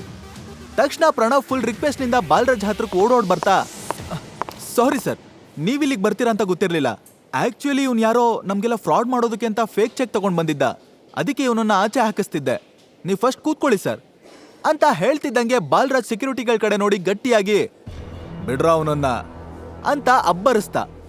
ಸೆಕ್ಯೂರಿಟಿಗಳೆಲ್ಲ ಸಾಮ್ರಾಟ್ನ ಬಿಟ್ಟು ನಡುಗ್ತಾ ಹಿಂದೆ ಸರ್ಕೊಂಡ್ರು. ಬಾಲ್ರಾಜ್ ಒಂದು ಸೆಕೆಂಡು ಅಲ್ಲಿ ನಿಲ್ದೆ ಸಾಮ್ರಾಟ್ನ ಕರ್ಕೊಂಡು ಸೀದಾ ಮ್ಯಾನೇಜರ್ ಕ್ಯಾಬಿನ್ ಕಡೆ ಹೊರಟ. ಅದನ್ನ ನೋಡಿದ್ ಎಲ್ರಿಗೂ ಬಾಲ್ರಾಜ್ ಯಾಕೆ ಸಾಮ್ರಾಟ್ನ ಜೊತೆ ಕರ್ಕೊಂಡು ಹೋಗ್ತಿದ್ದಾನೆ ಅಂತ ಗೊತ್ತಾಗ್ಲಿಲ್ಲ. ಬಟ್ ಅಧಿಕ ಪ್ರಸಂಗಿ ಪ್ರಣವ್ಗೆ ಸುಮ್ನಿರೋದಕ್ಕಾಗ್ಲಿಲ್ಲ. ಸಾಮ್ರಾಟ್ ಹಿಂದೆನೆ ಹೋದ. ಅದನ್ನ ನೋಡಿ ಬಾಲ್ರಾಜ್ ಕಣ್ಕೆಂಪ್ ಮಾಡ್ಕೊಂಡ. ಏಯ್ ನಾನ್ ನಿನ್ನನ್ ಬಾ ಅಂತ ಕರೆದ್ನೇನೋ ಅಂದಾಗ ಪ್ರಣವ್ ಪಾಪದವನ್ ತರ ಮುಖ ಮಾಡ್ಕೊಂಡು, ಇಲ್ಲ ಇಲ್ಲ ಅಂತ ತಲೆ ಆಡಿಸ್ತ. ಹಾಗಿದ್ರೆ ತೆಪ್ಪಗಿಲ್ಲೇ ಬಿದ್ದಿರೋ ಅಂತ ಕಿರಿಚ್ಕೊಂಡ. ಸಾಮ್ರಾಟ್ಗೆ ಅವನ್ ವಾಯ್ಸ್ ರೈಸ್ ಮಾಡಿದ್ ನೋಡಿ ಸ್ವಲ್ಪ ಟೆನ್ಷನ್ ಆಯ್ತು. ಅಲ್ಲ, ಈ ಬಾಲ್ರಾಜ್ ಇಷ್ಟೊಂದು ರೆಬಲ್ ಆಗಿದ್ದಾರೆ, ಎಲ್ಲಿ ನನ್ನ ಐಡೆಂಟಿಟಿ ಎಲ್ರ ಮುಂದೆ ರಿವೀಲ್ ಮಾಡ್ಬಿಡ್ತಾರೋ ಏನೋ, ಈಗ್ಲೇ ನಾನು ಟೈಗರ್ ಅಂತ ಗೊತ್ತಾಗೋದು ಒಳ್ಳೇದಲ್ಲ ಅಂತ ಮನ್ಸಲ್ಲೇ ಹೇಳ್ಕೊಂಡ. ಸಾಮ್ರಾಟ್ ಮುಖ ನೋಡಿ ಅವನ್ ಮನ್ಸಲ್ಲಿ ಏನ್ ಓಡ್ತಿದೆ ಅಂತ ಬಾಲ್ರಾಜ್ಗೆ ಅರ್ಥ ಆಯ್ತು. ತನ್ನ ಎಕ್ಸ್ಪ್ರೆಷನ್ ಚೇಂಜ್ ಮಾಡಿ ಪ್ರಣವ್ ಹತ್ರ, ಇವನ್ ಏನಾದ್ರೂ ತಪ್ಪು ಮಾಡಿದ್ರೆ ಅದು ಮ್ಯಾನೇಜರ್ ಗೊತ್ತಾಗ್ಬೇಕು ಅಲ್ವಾ, ನೀನೇ ಎಲ್ಲ ಆಕ್ಷನ್ ತಗೊಳ್ಳೋದಾದ್ರೆ ಮತ್ ಮ್ಯಾನೇಜರ್ ಇರೋದ್ ಯಾಕೆ, ದೋಸೆ ತಿನ್ನೋಕ ಅಂತ ಅವನ್ಗೆ ಡೌಟ್ ಬರ್ದೇ ಇರೋ ತರ ಮ್ಯಾನೇಜ್ ಮಾಡ್ದ. ಪ್ರಣವ್ ಕೋಲೆ ಬಸ್ವಂತರ ತಲೆ ಆಡಿಸ್ತಾ, ಯು ಆರ್ ಕರೆಕ್ಟ್ ಸರ್, ಮೊದ್ಲು ಈ ನನ್ ಮಗನ ಮ್ಯಾನೇಜರ್ ಹತ್ರ ಕರ್ಕೊಂಡೋಗಿ ಅಂದ. ಬಾಲ್ರಾಜ್ ಫೇಕ್ ಸ್ಮೈಲ್ ಮಾಡಿ ಸಾಮ್ರಾಟ್ ಜೊತೆ ಮ್ಯಾನೇಜರ್ ಕ್ಯಾಬಿನ್ಗೆ ಹೋದ. ಲ್ಯಾಪ್ಟಾಪ್ ನೋಡ್ತಾ ಯಾವ್ದೋ ಕೆಲ್ಸದಲ್ಲಿ ಬ್ಯುಸಿ ಆಗಿದ್ದ ಮ್ಯಾನೇಜರ್ಗೆ ಬಾಲ್ರಾಜ್ ಪರ್ಫ್ಯೂಮ್ ಸ್ಮೆಲ್ ನಲ್ಲೇ ಬಂದಿದ್ ಯಾರು ಅಂತ ಗೊತ್ತಾಯ್ತು. ಟಕ್ ಅಂತ ತಲೆ ಎತ್ತಿ, hey Bala, what a surprise, how are you man, ಬರೋಕ್ ಮುಂಚೆ ಒಂದ್ ಕಾಲ್ ಮಾಡೋದಲ್ವಾ ಅಂತ ಶೇಕ್ ಹ್ಯಾಂಡ್ ಮಾಡ್ದ. ನಾನಿಲ್ಲೇನೋ ಒಂದ್ ಕೆಲ್ಸದ ಮೇಲೆ ಬಂದೆ, ಬಟ್ ಆಚೆ ನಡೀತಿದ್ ಡ್ರಾಮಾನೆಲ್ಲ ನೋಡಿದ್ಮೇಲೆ ಅದ್ರ ಬಗ್ಗೆ ನಿನ್ ಜೊತೆ ಮಾತಾಡ್ಲೇಬೇಕು ಅಂತ ಡಿಸೈಡ್ ಮಾಡಿ ಸೀದಾ ಒಳಗ್ ಬಂದೆ. ಇವನ್ ಯಾರು ಅಂತ ನಿನಗೆ ಗೊತ್ತಾ? ತಕ್ಷಣ ಮ್ಯಾನೇಜರ್ ಡಿಕೆ ಸಾಮ್ರಾಟ್ನ ಕ್ಯಾಶುಯಲ್ ಆಗಿ ನೋಡ್ದ. ಯಾರು ಅಂತ ಅವನು ಗೊತ್ತಾಗ್ಲಿಲ್ಲ. ಸರಿಯಾಗಿ ಅಬ್ಸರ್ವ್ ಮಾಡಿ ನೋಡು ಬಾಲ್ರಾಜ್ ಸ್ಟ್ರೆಸ್ ಮಾಡಿ ಹೇಳ್ದ. ಡಿಕೆ ಡೀಪ್ ಆಗಿ ಅಬ್ಸರ್ವ್ ಮಾಡಿದಾಗ ಸಾಮ್ರಾಟ್ ಕೈಲಿರೋ ಹಸಿರು ಅರಳಿನ ರಿಂಗ್ ಕಾಣಿಸ್ತು. ರಿಂಗ್ ಮೇಲಿದ್ ಮಾರ್ಕ್ ನೋಡ್ತಿದ್ದಂಗೆ ಮ್ಯಾನೇಜರ್ ಆಶ್ಚರ್ಯದಿಂದ ಬಾಯಿ ತೆರಿತಾ, ಹೋ ಮೈ ಗಾಡ್, ಇವನು ನಮ್ ಟೈಗರ್ ಅಂತ ಶಾಕ್ ಆದ. ತೆರೆದಿರೋ ಕಣ್ಮುಸ್ತೆ ಸಾಮ್ರಾಟ್ನ ಮೇಲಿಂದ ಕೆಳಗೋರ್ಗೂ ನೋಡ್ತಾ ಇದ್ದ. ಆದ್ರೆ ಸಾಮ್ರಾಟ್ಗೆ ಡಿಕೆ ಯಾರು ಅಂತ ಗೊತ್ತಾಗ್ಲಿಲ್ಲ. ಅವನು ಬಾಲ್ರಾಜ್ ಹತ್ರ ಕೇಳ್ದ, ಟೈಗರ್, ನೀನು ಕಿಂಗ್ ಆಗ್ಬೇಕಾಗಿರೋ ನಮ್ಮ ಮಾಫಿಯಾ ಗ್ರೂಪ್ ಅಲ್ಲಿ ಇವನು ಒಬ್ಬ ಅಂತ ಇಂಟ್ರೊಡ್ಯೂಸ್ ಮಾಡ್ದ. ಆಕ್ಚುಲಿ ಪ್ರಣವ್ಗೆ ಬಾಸ್ ಆಗಿರೋ ಈ ಮ್ಯಾನೇಜರ್ಗೆ ನಮ್ ಟೈಗರ್ ಬಾಸ್ ಆಗಿದ್ದ. ಇದನ್ನೆಲ್ಲ ಥಿಂಕ್ ಮಾಡಿದಾಗ ಸಾಮ್ರಾಟ್ಗೆ ಏನೋ ಒಂಥರ ಥ್ರಿಲ್ ಅನ್ನಿಸ್ತು. ತಕ್ಷಣ ಅವ್ನ್ ಏನೋ ಹೇಳೋಕ್ ಹೊರಟ. ಅಷ್ಟ್ರಲ್ಲಿ ಡಿಕೆ ಪಟ್ ಅಂತ ಅವನ್ ಕಾಲಿಗೆ ಬಿದ್ದ. ಟೈಗರ್, ನಿನ್ನ ನೋಡಿದ ಖುಷಿಗೆ ನನಗ್ ಮಾತೆ ಆಚೆ ಬರ್ತಿಲ್ಲ, ಏನ್ ಹೇಳ್ಬೇಕು ಗೊತ್ತಾಗ್ತಿಲ್ಲ. ಮೊದ್ಲು ನನ್ನಿಂದ ಯಾವ ಕೆಲ್ಸ ಆಗ್ಬೇಕು ಹೇಳು, ನೀನ್ ಕಿರ್ಬೆಳ್ಳಲ್ಲಿ ತೋರ್ಸು ಸಾಕು, ಅದು ನನ್ನ ತಲೆ ಮೇಲೆ ಇಟ್ಕೊಂಡ್ ಮಾಡ್ತೀನಿ, ನಮ್ ದೇವ್ರು ಕಣೋ ನೀನು ಅಂತ ಎಕ್ಸೈಟ್ಮೆಂಟ್ ನಲ್ಲಿ ಪಟಪಟ ಅಂತ ಮಾತಾಡ್ದ. ಅಯ್ಯೋ, ನೀವು ದೊಡ್ಡವರು, ನನ್ ಕಾಲ್ಗೆಲ್ಲ ಬೀಳ್ಬಾರ್ದು, ಪ್ಲೀಸ್ ಎದ್ದೇಳಿ. ನಾನ್ ಟೈಗರ್ ಅನ್ನೋ ವಿಚಾರ ಇಲ್ಲಿ ನಿಮ್ಮಿಬ್ರಿಗ್ ಬಿಟ್ಟು ಇನ್ ಯಾರಿಗೂ ಗೊತ್ತಿಲ್ಲ, ಗೊತ್ತಾಗ್ಬಾರ್ದು ಕೂಡ. ಆ ಮಾತ್ ಕೇಳಿ ಡಿಕೆಗೆ ಎಲ್ಲ ಅರ್ಥ ಆಯ್ತು. ಅವನು ಎದ್ನಿಂತ ಎಕ್ಸೈಟ್ಮೆಂಟ್ ನ ಕಂಟ್ರೋಲ್ ಮಾಡ್ಕೊಂಡು, ನಿನ್ನನ್ನ ನೋಡಿ ತುಂಬಾನೇ ಖುಷಿ ಆಯ್ತು ಟೈಗರ್. ಇನ್ಮೇಲೆ ನಮ್ಗೆ ಯಾವ ತೊಂದ್ರೆನೂ ಬರಲ್ಲ, ಎಲ್ಲ ನೀನೇ ನೋಡ್ಕೋತ್ಯಾ, ನಿಮ್ಮ ಅಪ್ಪನ್ ತರಾನೇ ಅಂತ ಸಂತೋಷದಲ್ಲಿ ಹೇಳ್ದ. ಆಗ ಬಾಲರಾಜ್, ಅದೆಲ್ಲ ಆಮೇಲೆ ನೋಡೋಣ, ಅದಕ್ಕೂ ಮೊದಲು ನಿನ್ನ ಎಂಪ್ಲಾಯೀಸ್ಗೆ ಯಾರ ಹತ್ರ ಹೇಗೆ ಬಿಹೇವ್ ಮಾಡಬೇಕು ಅನ್ನೋದನ್ನ ಕಲಿಸು. ನಾನೇನಾದ್ರೂ ಪಾಠ ಕಲಿಸೋದಕ್ಕೆ ಹೋದ್ರೆ ಅದ್ರ ಪರಿಣಾಮ ಹೇಗಿರುತ್ತೆ ಅಂತ ನಿನಗೆ ಚೆನ್ನಾಗಿ ಗೊತ್ತು ಅಂತ ಹೇಳಿ ಸ್ವಲ್ಪ ಹೊತ್ತಿಗೆ ಮುಂಚೆ ಏನೇ ನಡೀತು ಅಂತ ಎಕ್ಸ್ಪ್ಲೈನ್ ಮಾಡ್ದ. ಅದನ್ ಕೇಳಿ ಡಿಕೆಗೆ ರಕ್ತ ಕುದಿಯೋದಕ್ಕೆ ಶುರುವಾಯ್ತು.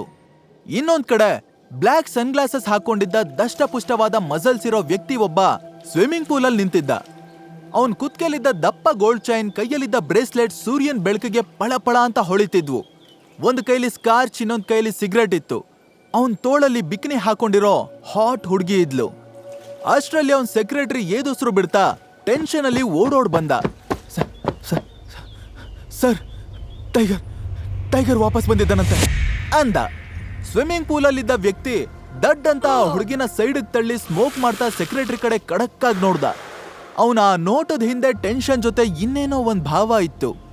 ಸೆಕ್ರೆಟರಿ ಸೀರಿಯಸ್ ಆಗಿ, ನೀವ್ ಹೇಳಿದ್ರೆ ಅಂತ ಅಂತಿದ್ದಂಗೆ ಅವನ್ ಯೋಚನೆ ಮಾಡ್ತಾ, ಈಗ್ಲೇ ಬೇಡ, ನಾವು ದುಡ್ಕೋ ಅಗತ್ಯ ಇಲ್ಲ, ಸ್ವಲ್ಪ ಸಮಯ ಮರಿ ಟೈಗರ್ ಅಡ್ಡಾಡ್ತಾ ಇರ್ಲಿ, ಆಮೇಲೆ ಹಿಡಿದು ಬೋನಿಗೆ ಹಾಕೋಣ. ಸೆಕ್ರೆಟರಿ ಓಕೆ ಅಂತ ತಲೆ ಆಡಿಸ್ತಾ. ಆಗ ಅವನ ಪಕ್ಕ ಇದ್ದ ಹುಡುಗಿ, tiger, who is the tiger ಅಂತ ಫುಲ್ ಕ್ಯೂರಿಯಾಸಿಟಿಲ್ ಕೇಳಿದ್ಲು. ಅವನು ಏನೂ ಮಾತಾಡದೆ ಸಿಗರೆಟ್ ಇಂದ ಲಾಂಗ್ ಪಫ್ ತಗೊಂಡು ನಿಧಾನವಾಗಿ ಆಕಾಶದ ಕಡೆ ಹೊಗೆ ಬಿಡೋದಕ್ಕೆ ಶುರು ಮಾಡ್ದ. Tiger, welcome to the L.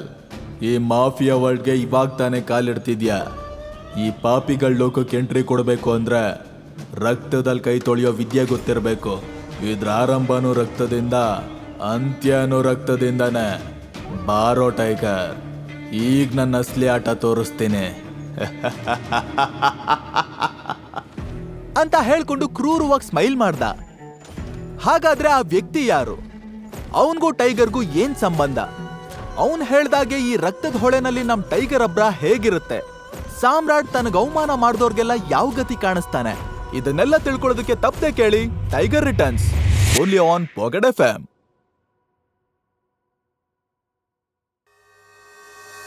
Swimming pool ನಲ್ಲಿರೋ ಆ ವ್ಯಕ್ತಿ ಟೈಗರ್ಗೆ ತನ್ನ ಅಸಲಿ ಆಟ ತೋರ್ಸೋದಕ್ಕೆ ರೆಡಿ ಆಗ್ತಿದ್ರೆ, ಈ ಕಡೆ ಪ್ರಣವ್ ಸಾಮ್ರಾಟ್ ಮಾಡಿರೋ ಅವಮಾನದ ಬಗ್ಗೆ ಗೊತ್ತಾಗಿ ಡಿಕೆಗೆ ಅವನನ್ನ ಸುಟ್ ಹಾಕುವಷ್ಟು ಕೋಪ ಬಂತು.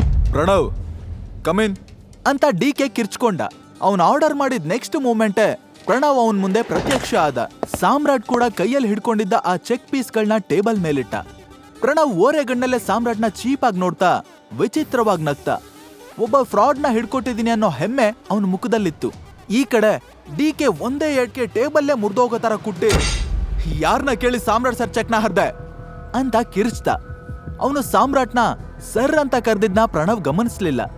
ಸರ್, ಇವನ್ ತಂದಿದ್ದು ಫೇಕ್ ಚೆಕ್ ಸರ್, ನಾನೇ ಚೆಕ್ ಮಾಡಿ ನೋಡಿದ್ದೀನಿ, ನನ್ನನ್ನ ಯಾಮಾರ್ಸೋದಕ್ ನೋಡ್ದ, ಅದಕ್ಕೆ ಹರಿದ್ ಬಿಸಾಕಿದ್ದೀನಿ ಅಂತ ಸತ್ಯ ತಲೆ ಮೇಲೆ ಹೊಡೆದಾಗೆ ಹೇಳ್ದ. ಡಿಕೆ ಕೈಲಿರೋ ಕಡ್ಗನ ಒಂದು ರೌಂಡ್ ತಿರುಗಿಸಿ, ಹೌದಾ, ಫೇಕ್ ಚೆಕ್ಕ, ನೀನ್ ಚೆಕ್ ಬೇರೆ ಮಾಡಿದ್ಯಾ ಅಂತ ತಿರ್ಗಾ ಕ್ವೆಶ್ಚನ್ ಮಾಡಿದಾಗ ಪ್ರಣವ್ ಸ್ವಲ್ಪ ನರ್ವಸ್ ಆದ. ಸರ್, ನಾನು ನಿಮ್ಮ ಹತ್ರ ಸುಳ್ಳ್ಯಾ ಕೇಳಲಿ?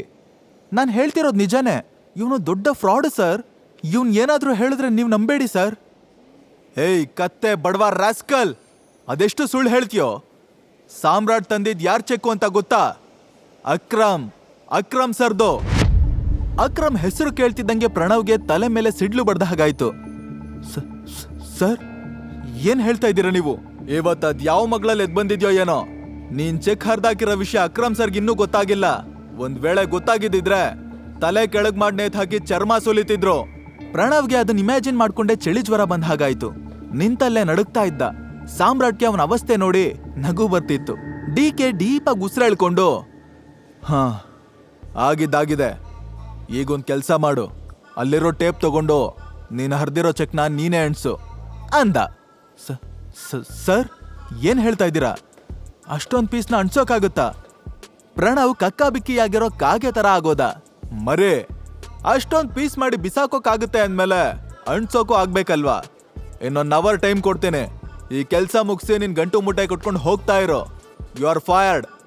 ಅಯ್ಯಯ್ಯೋ, ದಯವಿಟ್ಟು ಹಾಗೆ ಮಾಡಬೇಡಿ ಸರ್ ಅಂದು ಬೇಗ ಚೆಕ್ ಪೀಸ್ಗಳನ್ನ ಕೈಗೆ ಎತ್ಕೊಂಡ. ಸರ್, ನಾನು ಕೂತ್ಕೊಂಡು ಅಂಟಿಸ್ಬೋದಾ ಅಂತ ಕೇಳ್ದ. ಡಿ.ಕೆ ಕೇಳಿಸ್ತಾ ಇರೋಂಥರ ಏನೋ ಅಂದ. ಅಲ್ಲಿಗೆ ಇವತ್ತು ನನ್ನ ಕತೆ ಮುಗೀತು ಅಂತ ಪ್ರಣವ್ಗೆ ಅರ್ಥ ಆಯ್ತು. ನೋಡೋ, ಇನ್ನೊಂದ್ಸಲ ಹೇಳ್ತಾ ಇದ್ದೀನಿ, ಇದು ಅಕ್ರಮ್ ಸರ್ ಚೆಕ್ಕು. ಕೊಟ್ಟಿರೋ ಟೈಮ್ನಲ್ಲಿ ಕೆಲಸ ಮುಗಿಸ್ಬೇಕು. ಏನಾದ್ರೂ ಮಿಸ್ ಮಾಡಿದ್ಯೋ ಇಡೀ ಪ್ರಪಂಚದಲ್ಲಿರೋ ಯಾವ ಬ್ಯಾಂಕಿಗೂ ನೀನ್ ಕಾಲಿಡಬಾರ್ದು. ಹಾಗ್ ಮಾಡ್ತೀನಿ, ಹುಷಾರ್. ಪ್ರಣವ್ಗೆ ಪ್ಯಾಂಟಲ್ಲೇ ಒದ್ದೆ ಮಾಡ್ಕೊಳ್ಳೋ ಲೆವೆಲ್ಗೆ ಭಯ ಆಯ್ತು. ಪಾಪದೊಂಥರ ಮುಖ ಮಾಡ್ಕೊಂಡು ಸಾಮ್ರಾಟ್ ಕಡೆ ನೋಡ್ದ. ಮಾಡಿದ್ದುಣ್ಣೋ ಮಹಾರಾಯ ಅನ್ನೋ ಗಾದೆ ಮಾತು ಸಾಮ್ರಾಟ್ ಲುಕ್ಕಲ್ಲೇ ಕಾಣಿಸ್ತು. ಅಂತೂ ಕಂಪ್ಲೀಟ್ ಆಗಿ ಅನ್ಸೋ ಅಷ್ಟರಲ್ಲಿ ಪ್ರಣವ್ ಹೆಣ ಬಿದ್ದೋಯ್ತು. ಕೊನೆಗೆ ಡಿ.ಕೆ ಅವನನ್ನೇ ಕಿತ್ಕೊಂಡ್ ತಿನ್ನೋ ತರ ಲುಕ್ ಕೊಟ್ಟು, ನಿನ್ ಕೆಲ್ಸ ಮುಗೀತು, ಆಚೆ ಹೋಗು ಅನ್ನೋ ತರ ಸನ್ನೆ ಮಾಡ್ದ. ಪ್ರಣವ್ ಗುಳ್ಳೆ ನರಿ ತರ ಸಾಮ್ರಾಟ್ನೇ ನೋಡ್ತಾ ಜಾಗ ಖಾಲಿ ಮಾಡ್ದ. ತಕ್ಷಣ ಡಿ.ಕೆ ಕ್ಯಾಬಿನ್ ಡೋರ್ ಕ್ಲೋಸ್ ಮಾಡಿ ಸಾಮ್ರಾಟ್ ಹತ್ರ ಬಂದು, ಟೈಗರ್, ನೀನ್ ಇಷ್ಟು ವರ್ಷ ಎಲ್ಲಿದ್ದೆ? ಇಷ್ಟೊತ್ತು ತಡೆದಿಟ್ಕೊಂಡಿದ್ ಪ್ರಶ್ನೆನ ಕೇಳ್ದ. ಸಾಮ್ರಾಟ್ ಕನ್ಫ್ಯೂಷನ್ ಇಂದ, ಮೊದ್ಲು ನಿಮ್ ವಿಷಯ ಹೇಳಿ, ಡ್ಯಾಡ್ಗೆ ನೀವ್ ಹೇಗ್ ಪರಿಚಯ? ನಾನು ನಿಮ್ ತಂದೆ ಟೀಮಲ್ಲಿ ಒಬ್ನಾಗಿದ್ದೆ ಟೈಗರ್. ನಾನು ಸಂಜಯ್ ಫ್ರೆಂಡ್ಸ್ ಅಂತ ಮುಂದಕ್ಕೆ ಏನೋ ಹೇಳೋದಕ್ಕೆ ಹೊರಟ. ಅಷ್ಟರಲ್ಲಿ ಬಾಲ್ರಾಜ್,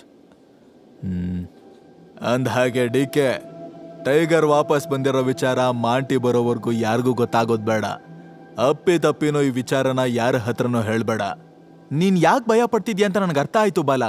ನಮ್ ಗುಂಪಲ್ಲಿ ಒಂದ್ ಗುಳ್ಳೆ ನರಿ ಸೇರ್ಕೊಂಡಿದೆ.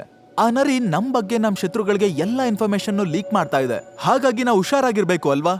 ಸಾಮ್ರಾಟ್ಗೆ ಕನ್ಫ್ಯೂಸ್ ಆಯ್ತು. ಏನು, ನರಿನಾ? You mean spy?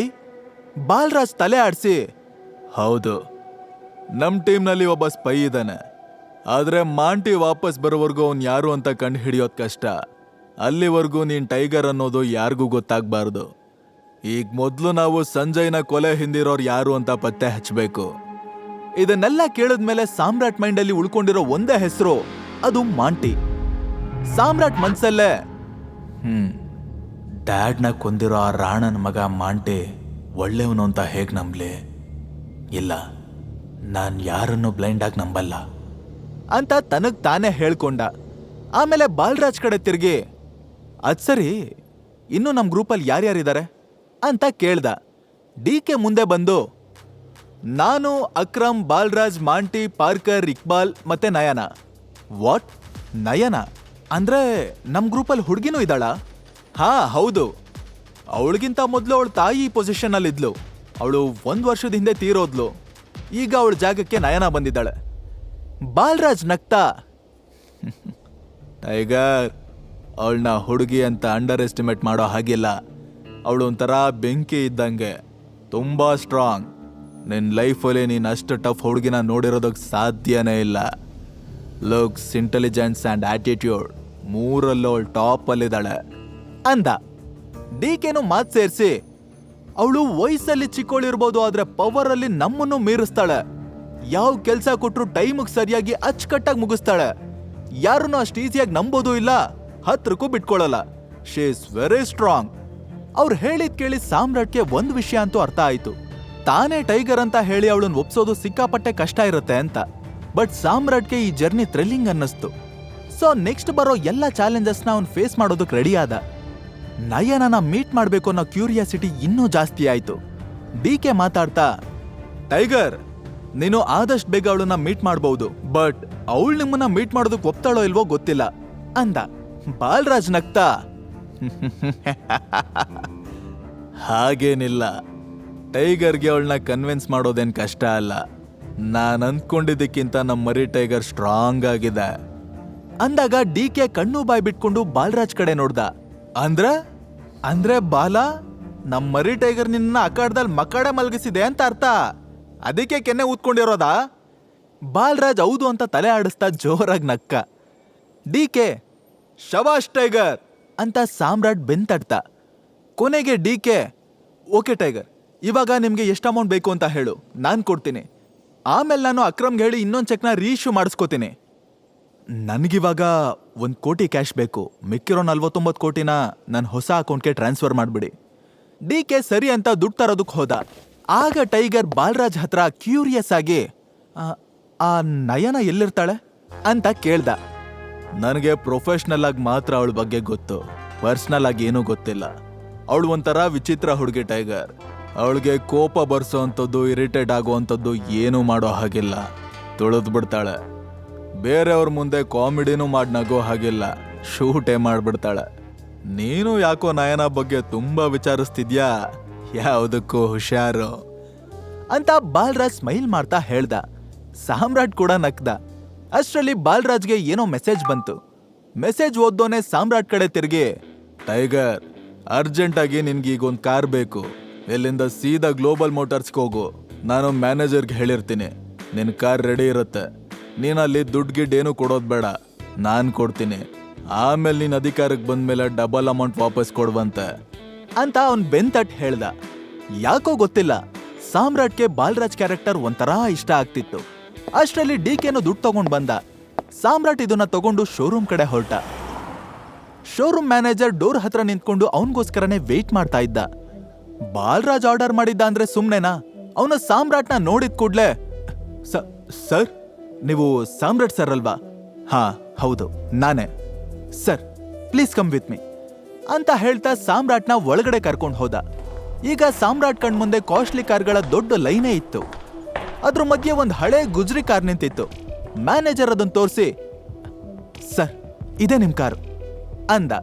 But Samrat confuse ಆಗೋಕ್ಕೂ ಟೈಮ್ ಕೊಡ್ದೆ ಡೋರ್ ಓಪನ್ ಮಾಡಿ ತೋರಿಸ್ತಾ. ಆದ್ರೆ ಇಂಟೀರಿಯರ್ ನೋಡಿ ಅವನ್ಗೆ ನಿಂತಲ್ಲೇ ಸ್ವರ್ಗ ರಪ್ ಅಂತ ಕಣ್ಮುಂದೆ ಬಂದ ಹಾಗಾಯ್ತು. ಆಕ್ಚುಲಿ ಆ ಕಾರ್ ಎಲ್ಲ ಕಾರ್ಗಿಂತ ಕಾಸ್ಟ್ಲಿದಾಗಿತ್ತು. ಬಟ್ ಹೊರಗಿಂದ ನೋಡಿದ್ರೆ ಗುಜ್ರಿಗೂ ಲಾಯಕ್ಕಿಲ್ದೇ ಇರೋ ಹಳೆ ಕಾರ್ ತರ ಕಾಣಿಸ್ತಿತ್ತು ಅಷ್ಟೇ. ಸಾಮ್ರಾಟ್ ಐಡೆಂಟಿಟಿ ರಿವೀಲ್ ಆಗೋವರೆಗೂ ಹೀಗೆಲ್ಲ ಮಾಡ್ಲೇಬೇಕಲ್ಲ. ಸರ್, ಇದು ನಿಮ್ಗಿಷ್ಟ ಆಯ್ತಾ? ನಾನ್ ಪೇಪರ್ಸ್ ರೆಡಿ ಮಾಡ್ಲಾ ಅಂದಾಗ ಸಾಮ್ರಾಟ್ ಎಕ್ಸೈಟ್ಮೆಂಟ್ ಅಲ್ಲೇ ತಲೆ ಆಡಿಸ್ತಾ. ಓಕೆ ಸರ್, ನಾನೆಲ್ಲ ಕ್ವಿಕ್ ಆಗಿ ರೆಡಿ ಮಾಡಿಸ್ತೀನಿ, ನೀವು ಕಾರ್ ನೋಡ್ತಾ ಇರಿ ಅಂತ ಹೇಳಿ ಮ್ಯಾನೇಜರ್ ಅಲ್ಲಿಂದ ಹೋದ. ಸಾಮ್ರಾಟ್ ಆ ಕಾರ್ ಲಕ್ಸುರಿನ ಫೀಲ್ ಮಾಡ್ತಾ ಒಳಗಡೆ ಕೂರೋಕ್ ಹೋದ. ಅಷ್ಟರಲ್ಲಿ ಹಿಂದೆಯಿಂದ ಒಂದ್ ಲೇಡಿ ವಾಯ್ಸ್ ಕೇಳಿಸ್ತು. Hello, excuse me. ಸಾಮ್ರಾಟ್ ಹಿಂದೆ ತಿರುಗಿ ನೋಡ್ದವನು ಸರ್ಪ್ರೈಸ್ ಆಗಿ ಅಲ್ಲೇ ನಿಂತ್ಬಿಟ್ಟ. ಯಾಕಂದ್ರೆ ಅವಳು ಬೇರೆ ಯಾರೂ ಅಲ್ಲ, ಸಾನ್ಯಾ ಫ್ರೆಂಡ್ ಚೈತ್ರಾಲಿ ಆಗಿದ್ಲು. ಅವತ್ತು ಅಕ್ರಮ್ ಪಾರ್ಟಿಲಿ ಚೈತ್ರಾಲಿ ಸಾನ್ಯಾ ಜೊತೆ ಮಾತಾಡೋದನ್ನ ಸಾಮ್ರಾಟ್ ನೋಡಿದ್ದ. ಡೈರೆಕ್ಟ್ ಆಗಿ ಅವನ ಜೊತೆ ಮಾತಾಡದೇ ಇದ್ರು ಆಗಾಗ ಚೈತ್ರಾಲಿ ಸಾಮ್ರಾಟ್ನ ಅನುಮಾನದಿಂದ ನೋಡ್ತಾ ಇದ್ಲು. ಸಾಮ್ರಾಟ್ ಎಲ್ರ ಮುಂದೆ ತೋರಿಸ್ಕೊಳ್ಳೋಷ್ಟು ಸಾಧಾರಣ ವ್ಯಕ್ತಿ ಅಲ್ಲ ಅಂತ ಅವಳಿಗೆ ಅವತ್ತಿಂದನೇ ಡೌಟ್ ಸ್ಟಾರ್ಟ್ ಆಗಿತ್ತು. ಇವಾಗ್ಲೂ ಅವಳು ಸಾಮ್ರಾಟ್ನ ವಿಚಿತ್ರವಾಗಿ ನೋಡ್ತಾ ಇದ್ಲು. ಅವನೇ ಇರ್ಸು ಮುರ್ಸಿಂದ ಕಣ್ ಆ ಕಡೆ ಈ ಕಡೆ ಹೊರಳಿಸ್ತಾ ತಲೆ ಮೇಲೆ ಕೈ ಆಡಿಸ್ತಾ ನಿಂತಿದ್ದ. ಹಾಯ್ ಸಾಮ್ರಾಟ್, ನೀನ್ ಕಾರ್ ತಗೊಳೋದಕ್ ಬಂದ್ಯಾ? ಯಾವ ಕಾರು?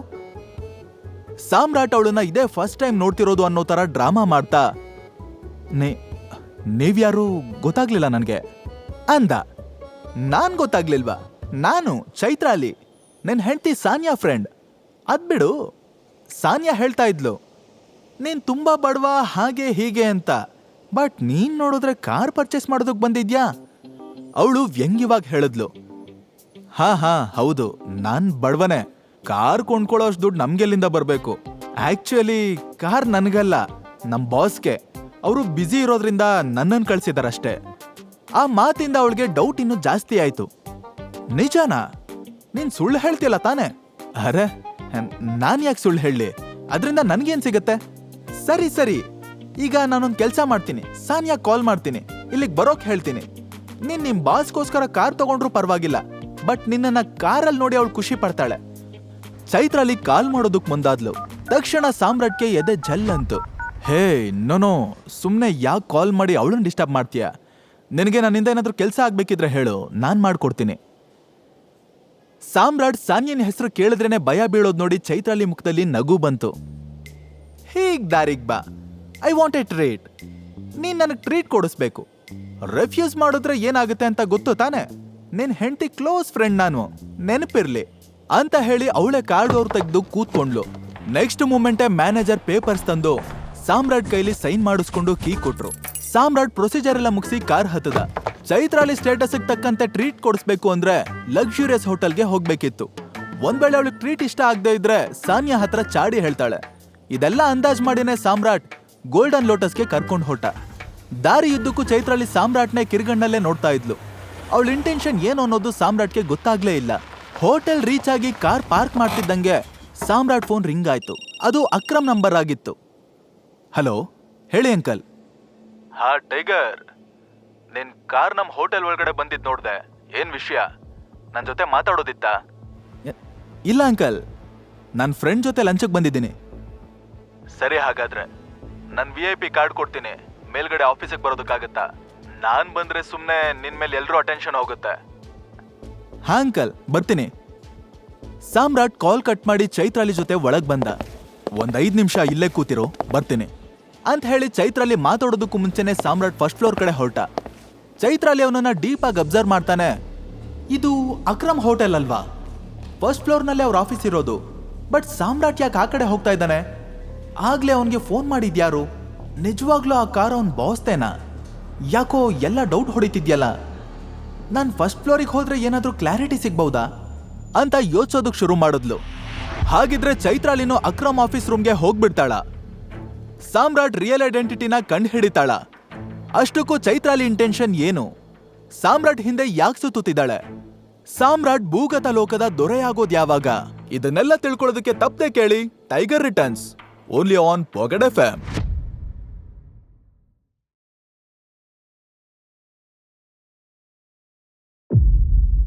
ಚೈತ್ರಾಲಿಗೆ ಸಾಮ್ರಾಟ್ ಫಸ್ಟ್ ಫ್ಲೋರ್ ಕಡೆ ಹೋಗಿದ್ ನೋಡಿ ಅನುಮಾನ ಇನ್ನೂ ಜಾಸ್ತಿ ಆಯ್ತು. ಯಾವ್ದಕ್ಕೂ ನೋಡ್ಕೊಂಡ್ ಬಂದ್ಬಿಡೋಣ ಅಂತ ಎದ್ದು ಹೊರಟಿದ್ಲು. ಅಷ್ಟರಲ್ಲಿ ಅವಳಿಗೆ ಯಾವ್ದೋ ಕಾಲ್ ಬಂತು. ಈ ಕಡೆ ಸಾಮ್ರಾಟ್ ಅಕ್ರಮ್ ಕ್ಯಾಬಿನ್ಗೆ ಹೋಗಿ VIP ಕಾರ್ಡ್ ತಗೊಂಡ್ ಬಂದ. ಇಲ್ಲಿ ನೋಡಿದ್ರೆ ರಿಸೆಪ್ಷನ್ ಎಲ್ಲೂ ಚೈತ್ರಾಲಿ ಕಾಣಿಸ್ಲೇ ಇಲ್ಲ. ಎಲ್ಲಿ ಹೋಗಿರ್ಬೋದು ಅಂತ ಹುಡುಕಿದ್ರೆ ಹೋಟೆಲ್ ಲಾಬಿಲ್ ನಿಂತು ಯಾರ್ದೋ ಜೊತೆ ಫೋನಲ್ಲಿ ಮಾತಾಡ್ತಾ ಇದ್ಲು. ಸಾಮ್ರಾಟ್ ಅವಳ ಕಡೆ ಹೋಗ್ತಿದ್ದಂಗೆ ಅವಳು ಪಟ್ ಅಂತ ಫೋನ್ ಕಟ್ ಮಾಡ್ಬಿಟ್ಲು. ಚೈತ್ರಾಲಿ ಬಿಹೇವಿಯರ್ ಸ್ವಲ್ಪ ವಿಚಿತ್ರವಾಗಿತ್ತು. ಬಟ್ ಸಾಮ್ರಾಟ್ ತನ್ನ ಐಡೆಂಟಿಟಿನ ಮುಚ್ಚಿಡೋ ಯೋಚನೆಯಲ್ಲಿ ಅದನ್ನೆಲ್ಲ ಗಮನಿಸ್ಲಿಲ್ಲ. ಸಾಮ್ರಾಟ್ ಮಾತಾಡೋ ಮುಂಚೆನೆ ಅವಳು ಒಳಗ್ ಹೋಗೋಣ್ವಾ ಅಂತ ಸ್ಮೈಲ್ ಮಾಡ್ಕೊಂಡು ಮುಂದೆ ಬಂದ್ಲು. ಟೇಬಲ್ಗೆ ಹೋಗಿ ಕೂತ್ಕೊಂಡ್ಮೇಲೂ ಸಾಮ್ರಾಟ್ ಅವಳ ಜೊತೆ ಎಷ್ಟು ಬೇಕೋ ಅಷ್ಟೇ ಮಾತಾಡ್ತಾ ಇದ್ದ. ಬಟ್ ಚೈತ್ರಾಲಿ ಮಾತ್ರ ಅವನನ್ನೇ ಕಂಟಿನ್ಯೂಸ್ ಆಗಿ ಗುರಾಯಿಸ್ತಾ, ಏನಾಯ್ತು, ಎಲ್ಲ ಓಕೆ ಅಲ್ವಾ? ಯಾ ಆಲ್ ಗುಡ್. ಹಾ, ಕೇಳೋದ್ ಮರ್ತೆ, ನೀನ್ ಇಲ್ಲೇನ ಕೆಲಸ ಮಾಡೋದು? ಆಗ್ಲೇ ಎಲ್ಲಿಗೆ ಹೋಗಿದ್ದೆ? ಸಾಮ್ರಾಟ್ ಬೇಕು ಅಂತಾನೆ ಮಾತ್ ಮರೆಸ್ತಾ, ನನಗೂ ತುಂಬಾ ಹಸ್ವಾಗ್ತಿದೆ, ಏನಾದ್ರೂ ಆರ್ಡರ್ ಮಾಡೋಣವಾ ಅಂದ. ಅವನು ಮಾತ್ ಮರೆಸ್ತಿರೋದು ಅವಳಿಗೆ ಚೆನ್ನಾಗಿ ಗೊತ್ತಾಯ್ತು. ಸಾಮ್ರಾಟ್, ನನ್ನಿಂದ ಏನಾದ್ರೂ ಹೈಡ್ ಮಾಡೋದಕ್ಕೆ ಟ್ರೈ ಮಾಡ್ತಿದ್ಯಾ ಅಂತ ಕೇಳೇ ಬಿಟ್ಲು. ಹೈಡ? ಚೇಚೆ, ಹಾಗೆಲ್ಲ ಏನೂ ಇಲ್ಲ. ಫಸ್ಟ್ ನಾವ್ ಇಲ್ಲಿಗೆ ಬಂದಿರೋ ಕೆಲಸ ಮುಗಿಸೋಣ, ನಿನ್ಗೇನ್ ಬೇಕೋ ಆರ್ಡರ್ ಮಾಡು ಅಂತ ಹೇಳಿ ವೇಟರ್ ಕಡೆ ನೋಡ್ದ. ಚೈತ್ರಾಲಿ ತನಗ್ ಬೇಕಾದನ್ನೆಲ್ಲ ಆರ್ಡರ್ ಮಾಡಿ ಮತ್ತೆ ಸಾಮ್ರಾಟ್ ಕಡೆ ತಿರುಗಿದ್ಲು. ಆಗ್ಲೇ ನಾನು ಏನ್ ಕೇಳ್ತಾ ಇದ್ದೆ? ನಿನ್ ಕೆಲ್ಸದ ಬಗ್ಗೆ. ಏನ್ ಕೆಲ್ಸ ಮಾಡ್ತೀಯ ನೀನು? ಸಾಮ್ರಾಟ್ ಮನ್ಸಲ್ಲೇ, ಬೆನ್ನಗ್ ಬಿದ್ದು ಬೇತಾಳೋ ತರ ಕಾಡ್ತಾ ಇದ್ದಾಳೆ, ನಿಜ ಹೇಳೋವರೆಗೂ ಪ್ರಾಣ ಹಿಂಡೋದ್ ಬಿಡಲ್ಲ ಹೇಳು ಅಂತ ಬೈಕೊಂಡು, ನಾನು AK ಪ್ರೈವೇಟ್ ಲಿಮಿಟೆಡ್ನಲ್ಲಿ ಒಂದು ಸಣ್ಣ ಕೆಲಸ ಮಾಡ್ತಾ ಇದ್ದೀನಿ. AK private limited? ಅದು ಅಕ್ರಮ್ ಸರ್ ಕಂಪ್ನಿ ಅಲ್ವಾ? ಸಾಮ್ರಾಟ್ ಹೌದು ಅಂತ ತಲೆ ಆಡಿಸ್ತಾ. ಆದ್ರೂ ಅವಳ ಇನ್ವೆಸ್ಟಿಗೇಷನ್ ಅಲ್ಲಿಗೆ ಸ್ಟಾಪ್ ಆಗ್ಲಿಲ್ಲ. ಮತ್ತಿನ್ನೇನೋ ಕೇಳೋದಕ್ಕೆ ಹೊರಟ್ಲು. ಅಷ್ಟರಲ್ಲಿ ಅವಳ ಪಕ್ಕ ಹ್ಯಾಂಡ್ಸಮ್ ಅಂಡ್ ರಿಚ್ ಹುಡುಗ ಒಬ್ಬ ಬಂದ್ ನಿಂತ. ಹಲೋ ಗಾರ್ಜಿಯಸ್ ಅಂತ ಹ್ಯಾಂಡ್ ಶೇಕ್ ಮಾಡೋದಕ್ಕೆ ಮುಂದಾದ. ಚೈತ್ರಾಲಿ ಮೇಲಿಂದ ಕೆಳಗ್ವರೆಗೂ ಒಂದ್ಸಲ ಗುರಾಯಿಸಿ ಮುಖ ತಿರುಗಿಸಿದ್ಲು. ಅವನು ದರ್ಪದಲ್ಲಿ, ನಾನು ತುಂಬಾ ಬ್ಯೂಟಿಫುಲ್ ಆಗಿದ್ಯಾ ಬೇಬ್. ಆಕ್ಚುಲಿ ನಾನು ಇವತ್ತು ತುಂಬಾ ಬ್ಯುಸಿ ಇದ್ದೀನಿ, ಆದ್ರೂ ನೀನ್ ನೋಡಿದ್ಮೇಲೆ ನಿನ್ನ ಹತ್ರ ಬರ್ದೇ ಇರೋದಕ್ಕಾಗ್ಲಿಲ್ಲ. ಎಂತ ಬ್ಯೂಟಿಫುಲ್ ಫ್ಲವರ್ ನೋಡಿ ದುಂಬಿ ಹಾಗೆ ಹೋಗಕ್ಕಾಗತ್ತಾ? ಮಕರಂದ ಹೀರ್ಲೇಬೇಕಲ್ವಾ? ಸೊ ಇವತ್ತು ನಾನೇ ನಿನಗೆ ಟ್ರೀಟ್ ಕೊಡಿಸ್ತೀನಿ ಅಂತ ಹೇಳಿ ಚೇರ್ ಎಳ್ಕೊಂಡು ಅವಳು ಪಕ್ಕದಲ್ಲೇ ಕೂತ್ಬಿಟ್ಟ. ಅವನು ಮುಖದಲ್ಲಿರೋ ಕೆಟ್ಟ ಸ್ಮೈಲ್ ನೋಡಿದ್ರೇನೆ ಅವ್ನ ಬ್ಯಾಡ್ ಇಂಟೆನ್ಷನ್ ಏನು ಅನ್ನೋದು ಚೈತ್ರಾಲಿ ಮತ್ತೆ ಸಾಮ್ರಾಟ್ ಇಬ್ರಿಗೂ ಕ್ಲಿಯರ್ ಆಗಿ ಅರ್ಥ ಆಯ್ತು. ಆದ್ರೂ ಸುಮ್ಮನೆ ಗಲಾಟೆ ಬೇಡ, ಸ್ಮೂತ್ ಆಗಿ ಹ್ಯಾಂಡಲ್ ಮಾಡೋಣ ಅನ್ಕೊಂಡು ಸಾಮ್ರಾಟ್, ಲುಕ್ ಮಿಸ್ಟರ್, ನಾವಿಬ್ರು ಆಲ್ರೆಡಿ ಡೇಟ್ ಮಾಡ್ತಾ ಇದೀವಿ, ಡೋಂಟ್ ಡಿಸ್ಟರ್ಬ್ ಅಸ್ ಪ್ಲೀಸ್ ಅಂತ ಬಾಗ್ಲಿ ಕಡೆ ಕೈ ತೋರಿಸ್ತಾ. ವಾಟ್, ಡೇಟ್ ಮಾಡ್ತಿದ್ದೀರಾ? ನಿನ್ನ ನೋಡಿದ್ರೆ ಇವಳು ಕಾರ್ ಡ್ರೈವರ್ ಥರ ಕಾಣಿಸ್ತಿದ್ಯಾ. ಹೋಗ್ಲಿ ಬಿಡು, ಬಟ್ ಇವತ್ತಿಂದ ನಾನು ಇವಳ ಜೊತೆ ಡೇಟ್ ಮಾಡ್ತೀನಿ. ಒಳ್ಳೆ ಮಾತಲ್ಲಿ ನೀನು ಇಲ್ಲಿಂದ ಜಾಗ ಖಾಲಿ ಮಾಡ್ಬಿಡು. ಸಾಮ್ರಾಟ್ ಮುಷ್ಟಿ ಬಿಗೆ ಆಯ್ತು. ಎತ್ತಿ ಅವನ ಮುಖಕ್ಕೆ ಒಂದು ಕೊಡೋಣ ಅನ್ಕೊಂಡ, ಆದ್ರೂ ತಾಳ್ಮೆ ತಗೊಂಡು ಇನ್ನು ಎಷ್ಟು ಮಾತಾಡ್ತಾನೋ ಮಾತಾಡ್ಲಿ ಅಂತ ಸುಮ್ನಾದ. ಆ ಹುಡುಗ ಚೈತ್ರಾಲಿ ಲಿಪ್ಸ್ನ ನೋಡ್ತಾ, ಒಳ್ಳೆ ರಸಗುಲ್ಲ ತರ ಇದ್ಯಾ, ರಿಚ್ ಫ್ಯಾಮಿಲಿ ಬ್ಯಾಕ್ ಗ್ರೌಂಡ್ ಇರೋ ತರಾನೂ ಕಾಣಿಸ್ತಿದೆ. ಅಂತದ್ರಲ್ಲಿ ನಿನಗೇನು ಬಂದಿರೋದು ದರಿದ್ರ? ಹೋಗಿ ಹೋಗಿ ಇಂಥ ಲೋ ಕ್ಲಾಸ್ ಹುಡುಗನ ಜೊತೆ ಡೇಟ್ ಮಾಡ್ತಿದ್ಯಲ್ಲ, ಸ್ಟ್ಯಾಂಡರ್ಡ್ ತಕ್ಕಂಗ್ ಚಾಯ್ಸ್ ಮಾಡ್ಬೇಕು ಅಂತ ಸರ್ಕ್ಯಾಸ್ಟಿಕ್ ಆಗಿ ಹೇಳ್ತಾ ಸಾಮ್ರಾಟ್ನ ಕೀಳಾಗಿ ನೋಡ್ದ. ಈಗ ಸಾಮ್ರಾಟ್ಗೆ ತಡ್ಕೊಳ್ಳೋದಕ್ಕಾಗ್ದೆ ಜೋರಾಗಿ ಟೇಬಲ್ ಕುಟ್ಟಿ, ಅತಿಯಾಗಿ ಮಾತಾಡ್ತಾ ಇದ್ಯಾ, ಮರ್ಯಾದೆಯಿಂದ ಬಾಯಿ ಮುಚ್ಕೊಂಡು ಹೋದ್ರೆ ನಿನಗೆ ಒಳ್ಳೇದು ಅಂತ ಗುಡುಗ್ದ. ಆದ್ರೂ ಅವನು ಸಾಮ್ರಾಟ್ ಮಾತ್ಗೆ ಕೇರೆ ಮಾಡ್ದೆ ಚೈತ್ರಾಲಿನೇ ನೋಡ್ತಾ, you come with me baby, ನಿಜವಾದ ಖುಷಿ ಏನು ಅಂತ ನಾನ್ ತೋರಿಸ್ತೀನಿ. ನೀನ್ ಈ ತರ ಲೋ ಕ್ಲಾಸ್ ಬಾಯ್ ಜೊತೆ ಎಲ್ಲ ಓಡಾಡಬಾರ್ದು. ಇಂಥವ್ರಿಗೆಲ್ಲ ಕೂಲಾಗೋ ಹತ್ರ ಏನೂ ಇರಲ್ಲ. ಹೊಡ್ಸಿರೋ ಅಪ್ಪ ಯಾರು ಅಂತಾನೂ ಗೊತ್ತಿರಲ್ಲ ಅಂದ್ಬಿಟ್ಟ. ಅಪ್ಪನ ವಿಚಾರ ಬರ್ತಿದ್ದಂಗೆ ಸಾಮ್ರಾಟ್ ಕೆರಳಿರೋ ಸಿಂಹ ಆಗೋದ. ಇವ್ರ ರಾಸ್ಕಲ್ ಅಂತ ಕಿರಿಸ್ತಾ ಆ ಹುಡುಗನ್ ಕತ್ ಹಿಡ್ದು ಒಂದೇ ಕೈಯಲ್ಲಿ ನಾಯಿ ಮರಿನ ಎತ್ತೋ ತರ ಮೇಲೆತ್ಬಿಟ್ಟ. ಸಾಮ್ರಾಟ್ ಉಗ್ರ ರೂಪ ನೋಡಿ ಚೈತ್ರಾಲಿ ನಿಂತಲ್ಲೇ ನಡ್ಗೋದ್ಲು. ತಕ್ಷಣ ಅಕ್ಕಪಕ್ಕದವರೆಲ್ಲ, ಹೇಯ್, ಏನ್ ನಡೀತಾ ಇದೆ ಇಲ್ಲಿ? ಯಾಕೆ ಅವ್ನಿಗೆ ಹೊಡಿತಾ ಇದ್ಯಾ? ಸತ್ಕಿತ್ ಹೋಗ್ಬಿಟ್ಟ ಅವನು ಬಿಡೋ ಅಂತ ಚೀರಾಡೋದಕ್ಕೆ ಶುರು ಮಾಡಿದ್ರು. ಅವನು ಮಾತ್ರ ಯಾರ ಮಾತಕ್ಕೂ ತಲೆ ಕೆಡಿಸ್ಕೊಳ್ಳೇ ಇಲ್ಲ. ಆ ಹುಡುಗನ ಮುಖಕ್ಕೆ ಸರಿಯಾಗಿ ಒಂದು ಪಂಚ್ ಕೊಟ್ಟು, ಆಗ್ಲೇ ಏನ್ ಬೊಗಳ್ದೆ? ಹೊಡ್ಸಿದಪ್ಪ ಯಾರು ಅಂತ ಗೊತ್ತಿಲ್ಲ ಅಂತನ? ನಮ್ಮಪ್ಪ ಯಾರು ಅಂತ ಗೊತ್ತಾದ್ರೆ ನೀನ್ ಉಸಿರೇ ನಿಂತೋಗುತ್ತೆ. ನನ್ನ ಮಗನೇ ಸಾಯಿಸ್ಬಿಡ್ತೀನಿ ನಿನ್ನನ್ನ ಅಂತ ಒಂದಾದ್ಮೇಲೆ ಒಂದು ಕಜ್ಜಾಯ ಕೊಡ್ತಾನೆ ಇದ್ದ. ಇಷ್ಟೊತ್ತು ಆಟಿಟ್ಯೂಡ್ ತೋರಿಸ್ತಿದ್ದ ಆ ಹುಡುಗನ ಬಾಯಿಂದ ಒಂದೇ ಒಂದು ಪದಾನೂ ಆಚೆ ಬರಲಿಲ್ಲ. ಅವನ ಕಣ್ಣಲ್ಲಿ ಭಯ ಬಿಟ್ಟು ಇನ್ಯಾವುದಕ್ಕೂ ಜಾಗ ಇರಲಿಲ್ಲ. ಬಾಯಿಂದ ರಕ್ತ ಚಿಲ್ ಅಂತ ಚಿಮ್ಮಿ ಅವನು ವೈಟ್ ಶರ್ಟ್ ಎಲ್ಲ ರೆಡ್ ಕಲರ್ ಆಗೋಯ್ತು. ಆದ್ರೂ ಸಾಮ್ರಾಟ್ ಬಿಡ್ಲಿಲ್ಲ. ಅಲ್ಲಿರೋ ಟೇಬಲ್ ಚೂರ್ ಚೂರ್ ಆಗೋವರೆಗೂ ಅವನ ತಲೆನ ಚೆಚ್ತಾನೆ ಇದ್ದ. ಅದು ನೋಡಿ ಚೈತ್ರಾಲಿಗೂ ಎದೆ ಜಲ್ಲಂತು. ಅಷ್ಟರಲ್ಲಿ ಜನಗಳ ಗುಂಪಿಂದ, ಏಯ್ ಬಿಟ್ಬಿಡ ಅವನನ್ನ, ಸತ್ ಹೋಗ್ತಾನವನು ಅಂತ ಯಾರೋ ಕಿರುಚ್ಕೊಂಡ್ರು. ಆಗ್ಲೇ ಸಾಮ್ರಾಟ್ಗೆ ತಾನ್ ತಾಳ್ಮೆ ಕಳ್ಕೊಂಡು ಹಿಗ್ಗ ಮುಗ್ಗ ಚೆಚ್ಚುತ್ತಾ ಇದ್ದೀನಿ ಅಂತ ಫ್ಲಾಶ್ ಆಯ್ತು. ಅಷ್ಟರಲ್ಲಾಗ್ಲೇ ಆ ಹುಡುಗನ್ ಮುಖ ಮೂತಿ ಬ್ಲಾಸ್ಟ್ ಆಗೋ ರೇಂಜಿಗೆ ಹೊಡೆದ್ಬಿಟ್ಟಿದ್ದ. ಸಾಮ್ರಾಟ್ ಅವನನ್ನ ಅಲ್ಲೇ ಕೆಳಗ್ ಬಿಸಾಕಿ ಕೈ ಕೊಡುತ್ತಾ ಪಕ್ಕಕ್ಕೆ ಬಂದ. ಅಷ್ಟರಲ್ಲಿ ಅವನ್ ಭುಜದ ಮೇಲೆ ಒಂದು ಕೈ ಬಿತ್ತು. ತಿರುಗ್ ನೋಡಿದ್ರೆ ಮತ್ತದೇ ಹುಡುಗ ಹಲ್ ಕಡಿತಾ ನಿಂತಿದ್ದ. ಅವನು ಸಾಮ್ರಾಟ್ ಮುಖಕ್ಕೆ ಪಂಚ್ ಮಾಡೋ ಅಷ್ಟರಲ್ಲಿ ಸಾಮ್ರಾಟ್ ಅವನ್ ಮೊಣಕಾಲ್ಗೆ ಜಾಡ್ಸ್ ಒದ್ದ. ನೆಕ್ಸ್ಟ್ ಸೆಕೆಂಡೇ ಆ ಹುಡುಗ ಕೆಳಗ್ ಬಿದ್ದ. ಆಕ್ಚುಲಿ ಇದನ್ನೆಲ್ಲ ಅಲ್ಲಿದ್ದವರು ಫೋಟೋ ತಗೋತಿದ್ರು, ಕೆಲವರು ವಿಡಿಯೋನೂ ಮಾಡ್ಕೋತಿದ್ರು. ಸಾಮ್ರಾಟ್ಗೆ ಇವ್ರನ್ನೆಲ್ಲ ನೋಡಿ ವಿಚಿತ್ರ ಅನ್ನಿಸ್ತು. ಜಗಳ ನಿಲ್ಸೋದ್ ಬಿಟ್ಟು ವಿಡಿಯೋ ಮಾಡ್ಕೋತಿದಾರಲ್ಲ ಅಂತ. ಅದೇ ಸಮಯಕ್ಕೆ ಹಿಂದೆಯಿಂದ, ಇಲ್ಲೇನಾಗ್ತಿದೆ? ಇದೇನ್ ಮೀನ್ ಮಾರ್ಕೆಟ್ ಅನ್ಕೊಂಡಿದ್ದೀರಾ? ಹಾ, ಇದು ಹೋಟೆಲ್ ಅನ್ನೋ ಕಾಮನ್ ಸೆನ್ಸ್ ಯಾರಿಗೂ ಇಲ್ವಾ ಅಂತ ಆ ಹೋಟೆಲ್ ಮ್ಯಾನೇಜರ್ ಕೂಕೊಂಡ್ ಅಲ್ಲಿಗೆ ಬಂದ. ಅಲ್ಲಿರೋ ಟೇಬಲ್ಲು ಚೇರು ಎಲ್ಲ ಚೆಲ್ಲಾಪಿಲ್ಲಿಯಾಗಿ ಬಿದ್ದಿರೋದನ್ನ ನೋಡಿ ಮ್ಯಾನೇಜರ್ಗೆ ಹುಚ್ಚಿಡ್ದಂಗಾಯ್ತು. ಸಾಮ್ರಾಟ್ ಏನೋ ಎಕ್ಸ್ಪ್ಲೈನ್ ಮಾಡೋದಕ್ಕೆ ಹೋದ. ಅಷ್ಟರಲ್ಲಿ ಒದೆ ತಿಂದಿರೋ ಆ ಹುಡುಗ ತೆವಳ್ಕೊಂಡ್ ಬಂದು ಅಳ್ತಾ ಡ್ರಾಮಾ ಶುರು ಮಾಡ್ದ. ಸರ್ ನೋಡಿ, ಇವನನ್ನ ನಾಯಿಗೆ ಹೊಡೆದಂಗೆ ಹೊಡೆದಿದ್ದಾನೆ. ಮೂಗಲ್ ರಕ್ತ ನಿಲ್ತಾನೆ ಇಲ್ಲ, ಒಂದು ಹಲ್ಲು ಮುರಿದೋಗಿದೆ, ಕೈ ಮೇಲೆ ತದಕ್ಕಾಗ್ತಾ ಇಲ್ಲ, ತಲೆ ಎಲ್ಲ ದಿಮ್ ಅಂತ ಇದೆ. ಹೀಗೆ ಕಂಪ್ಲೇಂಟ್ ಮೇಲೆ ಕಂಪ್ಲೇಂಟ್ ಹೇಳ್ದ. ಆಗ ಮ್ಯಾನೇಜರ್ ಕೂಡ ಅಲ್ಲಿದ್ದವ್ರ ತರಾನೇ ಸಾಮ್ರಾಟೆ ಏನೋ ದೊಡ್ಡ ತಪ್ಪು ಮಾಡಿದಾನೆ ಅನ್ನೋ ತರ ಲುಕ್ ಕೊಡ್ತಾ, ನಿನಗ್ ತಲೆ ಕೆಟ್ಟಿದ್ಯಾ? ಪಾಪ ಮೂಳೆ ಮುರಿಯೋ ತರ ಹೊಡೆದಿದ್ಯಲ್ಲೋ, ಇವ್ರು ನಮ್ VIP ಕಸ್ಟಮರ್, ಅವ್ರ ಮೇಲೆ ಕೈ ಎತ್ತೋದಕ್ಕೆ ಎಷ್ಟೋ ಧೈರ್ಯ ನಿನ್ಗೆ? ತಪ್ಪು ಮಾಡ್ದವ್ರಿಗೆ ಹೊಡಿದೆ ಏನ್ ಮುತ್ ಕೊಡೋದಕ್ಕಾಗತ್ತಾ? ನಮ್ ಪಾಡಿಗೆ ನಾವು ಕೂತಿದ್ರೆ ಬಂದು ಕೆಟ್ಟಾಗಿ ಮಾತಾಡ್ತಾನೆ. ಹಾಳಾಗೋಗ್ಲಿ ಅಂತ ಸುಮ್ಮನಿದ್ರೆ ಅಪ್ಪನವರೆಗೂ ಹೋಗ್ತಾನೆ. ಇವತ್ತು ಇವನ್ ಗ್ರಾಚಾರ ಚೆನ್ನಾಗಿದೆ, ಉಸಿರಾಡೋದಕ್ ಬಿಟ್ಟಿದ್ದೀನಿ. ಎಲ್ಲೋ ಅಂದಿದ್ರೆ ಕೋಳಿ ಕತ್ ಮುರಿದಂಗ್ ಮುರಿದ್ ಬಿಡ್ತಿದ್ದೆ. ಸಾಕು, ಇಂಥ ಓವರ್ ಡೈಲಾಗ್ ಸಿನಿಮಾದಲ್ಲಿ ಮಾತ್ರ ಚೆನ್ನಾಗಿರುತ್ತೆ. ಏನೇ ಆದ್ರೂ ಫಸ್ಟ್ ಕೈ ಮಾಡಿದ್ ನೀನೆ. ಸೊ ಇವನ ಹತ್ರ ಸಾರಿ ಕೇಳು. ಸುಮ್ನೆ ದೊಡ್ಡ ಜನನ್ ಎದುರು ಹಾಕೋಬೇಡ. ನಾನ್ ಕೈ ಎತ್ತೋ ತರ ಮಾಡಿದ್ದು ಅವನು, ಹಾಗಾಗಿ ಅವನೇ ನನ್ನ ಕಾಲಿಗೆ ಬಿದ್ದು ಸಾರಿ ಕೇಳಬೇಕು. ಕೂಡ್ಲೆ ಆ ಹುಡುಗ ಎದೆ ಉಬ್ಬಿಸ್ಕೊಂಡು ಎದ್ ನಿಂತ. ಹೇಯ್, ಮರ್ಯಾದೆಯಿಂದ ನನ್ನ ಕಾಲು ಹಿಡ್ಕೊಂಡು ಕ್ಷಮೆ ಕೇಳು, ಇಲ್ಲಾಂದ್ರೆ ನಿನ್ಗೊಂದು ಹೆಜ್ಜೆನೂ ಆಚೆ ಹೋಗೋದಕ್ಕೆ ಬಿಡಲ್ಲ. ನಾನು ಯಾರು, ನನ್ನ ಫ್ಯಾಮಿಲಿ ಬ್ಯಾಕ್ಗ್ರೌಂಡ್ ಏನು ಅಂತ ನಿನ್ಗಿನ್ನೂ ಗೊತ್ತಿಲ್ಲ. ಅಷ್ಟರಲ್ಲಿ ಚೈತ್ರಾಲಿ ಮಧ್ಯ ಬಂದು, ನೋಡಿ, ರಿಯಾಲಿಟಿ ಏನು ಅಂತ ನಾನು ಹೇಳ್ತೀನಿ. ಇಲ್ಲಿ ತಪ್ಪು ಸಾಮ್ರಾಟ್ತಲ್ಲ, ಈ ಅವಿವೇಕಿದು. ನಾವಿಬ್ರು ಲಂಚ್ಗೆ ಬಂದಿದ್ವಿ.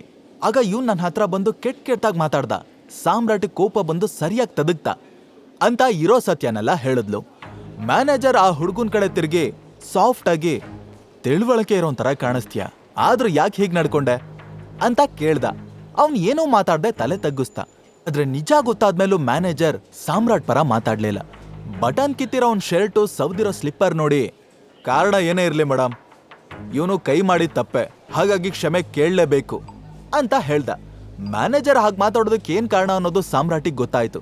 ಅವನು ಬೇರೆ ದಾರಿ ಇಲ್ಲದೆ ಜೇಬಿಂದ ಅಕ್ರಮ್ ಕೊಟ್ಟಿದ್ದ ಕಾರ್ಡ್ನ ತೆಗೆದು ಅವನಿಗೆ ಕೊಟ್ಟು, ಈ ಕಾರ್ಡ್ ನಾನು ಕೊಟ್ಟಿದ್ ಯಾರು ಅಂತ ಅದ್ರ ಮೇಲೆ ಹೆಸರಿದೆ ನೋಡಿ, ಆಮೇಲೆ ನಾನು ಕ್ಷಮೆ ಕೇಳಬೇಕೋ ಬೇಡವೋ ಅಂತ ಡಿಸೈಡ್ ಮಾಡಿ.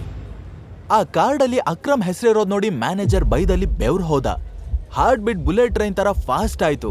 ಒಂದು ಸಲ ಕಾರ್ಡ್ನ ಮತ್ತೊಂದ್ಸಲ ಸಾಮ್ರಾಟ್ನ ನೋಡ್ತಾ ಲಕ್ವಾ ಹೊಡೆದಿರೋಂತರ ನಿಂತ್ಬಿಟ್ಟ. ಅಕ್ರಮ್ ಕಾರ್ಡ್ ಇದೆ ಅಂದ್ರೆ ಸಾಮ್ರಾಟ್ ಎಷ್ಟು ಸ್ಪೆಷಲ್ ಅಂತ ಆಗ ಅವನ್ಗೆ ಅರ್ಥ ಆಯ್ತು. ಈ ವಿಷಯ ಅಕ್ರಮ್ವರೆಗೂ ಹೋದ್ರೆ ಖಂಡಿತ ನನ್ ಕೆಲಸ ಉಳಿಯಲ್ಲ ಅಂತ ಕೂಡ್ಲೇ ವರ್ಷನ ಚೇಂಜ್ ಮಾಡ್ದ.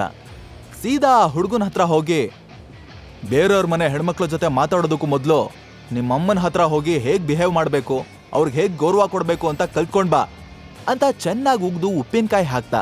ಇಷ್ಟೆಲ್ಲ ಆದ್ಮೇಲೆ ಸಾಮ್ರಾಟ್ಗೆ ಅಲ್ಲಿ ನಿಂತ್ಕೊಳ್ಳೋದಕ್ಕೂ ಇಷ್ಟ ಆಗ್ಲಿಲ್ಲ. ಚೈತ್ರಾಲಿನ ಕರ್ಕೊಂಡು ಅಲ್ಲಿಂದ ಹೊರಟ. ಇಬ್ರು ಬಂದು ಕಾರಲ್ಲಿ ಕೂತ್ಕೊಂಡ್ರೆ ವಿನಃ ಯಾರೂ ಮಾತು ಶುರು ಮಾಡ್ಲಿಲ್ಲ. ಇಷ್ಟೆಲ್ಲ ಆದ್ಮೇಲೆ ಚೈತ್ರಾಲಿ ಮನ್ಸಲ್ಲಿ ಏನು ಓಡ್ತಿದೆ ಅಂತ ಸಾಮ್ರಾಟ್ಗೆ ತಿಳ್ಕೋಬೇಕು ಅನ್ನಿಸ್ತು. ಬಟ್ ಕೇಳಿದ್ರೆ ತನ್ನ ಮೇಲೆ ಅನುಮಾನ ಇನ್ನೂ ಜಾಸ್ತಿ ಆಗುತ್ತೆ ಅಂತ ಅನ್ಕೊಂಡು ಅವನು ಸುಮ್ಮನಾದ. ಇನ್ಫ್ಯಾಕ್ಟ್ ಅವನ ಐಡೆಂಟಿಟಿ ಬಗ್ಗೆ ತಿಳ್ಕೊಳ್ಳೋದಕ್ಕೆ ಚೈತ್ರಾಲಿ ತುಂಬಾನೇ ಟ್ರೈ ಮಾಡ್ತಿದ್ಲು.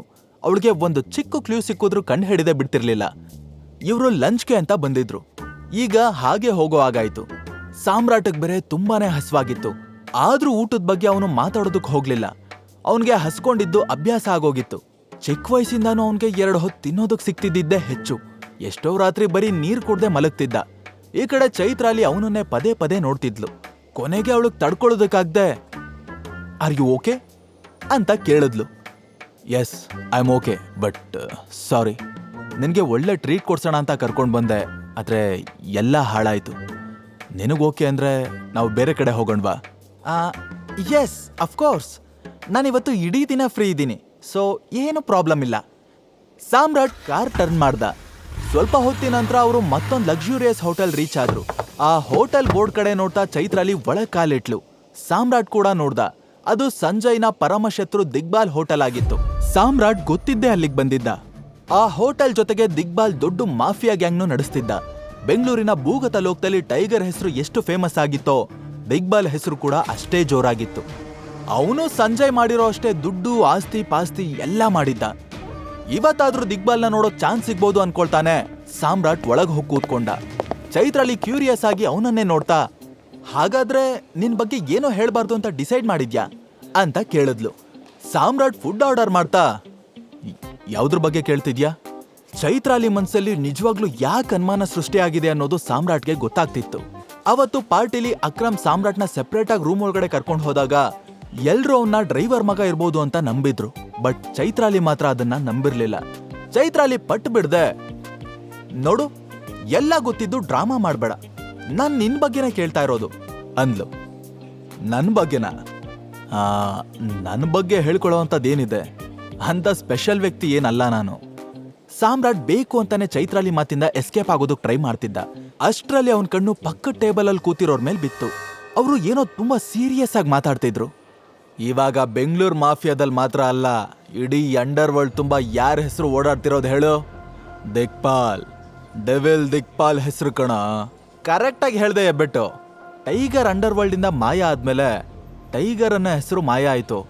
ಆದ್ರೂ ಆ ಟೈಗರ್ ಗತ್ತು ಗಮ್ಮತ್ತೆ ಬೇರೆ ಲೆವೆಲ್ಲು. ಅವನ್ ತರ ಬೆಂಗಳೂರು ನಾಳೋ ಗಂಡು ಮತ್ತೆ ಹುಟ್ಟಲ್ಲ ಬಿಡು. ಸಾಮ್ರಾಟ್ಗೆ ಯಾಕೆ ಅವ್ರ ಡ್ಯಾಡ್ ಬಗ್ಗೆ ಎಲ್ಲ ಮಾತಾಡ್ತಾ ಇದ್ದಾರೆ ಅಂತ ಗೊತ್ತಾಗ್ಲಿಲ್ಲ. ಇತ್ತ ಚೈತ್ರಾಲಿ ಅದೇ ರಾಗ ಅದೇ ತಾಳ ಅನ್ನೋ ತರ ಕೇಳಿದ್ದನ್ನೇ ಕೇಳ್ತಾ ಇದ್ಲು. ಹೇಳು ಸಾಮ್ರಾಟ್, ನಾನು ಅವಾಗ್ಲಿಂದ ಕೇಳ್ತಾ ಇದ್ದೀನಿ, ನೀನ್ ಮಾತ್ ಮರೆಸ್ತಿದ್ಯಲ್ಲ. ಸಾಮ್ರಾಟ್ಗೆ ಅವಳ ಮಾತು ಕಿವಿ ಮೇಲೆ ಬೀಳಲೇ ಇಲ್ಲ. ಅವನ್ ಗಮನ ಎಲ್ಲ ಪಕ್ಕದ ಟೇಬಲ್ ಮೇಲೆ ಇತ್ತು. ಇತ್ತ ಇನ್ನೊಬ್ಬ ಪುಡಿ ರೌಡಿ ಜಿಂಕೆ ಜಾನಿ. ಲೇ, ಟೈಗರ್ ಸತ್ತಿಲ್ಲ ಕಣ್ರೋ, ಅವನ್ ಜೀವಂತವಾಗಿದ್ದಾನೆ, ಆದಷ್ಟು ಬೇಗ ಬಂದೇ ಬರ್ತಾನೆ ಅಂದ. ಲೇ ಜಾನಿ, ಸಾಕು ಸಾಕು, ನೀನಿವತ್ತು ಸಿಕ್ಕಾಪಟ್ಟೆ ಕುಡ್ದಿದ್ಯಾ, ಅದಕ್ಕೆ ಏನೇನೋ ಮಾತಾಡ್ತಿದ್ಯಾ. ಲೇ ಮಚ್ಚ, ನಾನೆಲ್ಲ ಕುಡ್ದಿರೋದು, ನೀನು ಅದಕ್ಕೆ ಏನೇನೋ ಮಾತಾಡ್ತಿದ್ಯಾ. ಹೋಗಿ ಹೋಗಿ ಆ ದಿಕ್ಪಾಲ್ ಜೊತೆ ಟೈಗರ್ನ ಕಂಪೇರ್ ಮಾಡ್ತಿದ್ಯಾ? ಎಂತ ಕಾಮಿಡಿ. ಲೋಕಲ್ ಸರಾಯ್ ಜೊತೆ ಬ್ರ್ಯಾಂಡೆಡ್ ಸ್ಕಾರ್ಚ್ನ ಕಂಪೇರ್ ಮಾಡ್ತಿದ್ಯಲ್ಲೋ ದಡ. ನಾನು ಹೇಳ್ತೀನಿ ಕೇಳೋ, ಟೈಗರ್ ವಾಪಸ್ ಬಂದೇ ಬರ್ತಾನೆ. ಯಾವತ್ತಿದ್ರು ಅಂಡರ್ ವರ್ಲ್ಡ್ ದೊರೆ ಅವನೇ.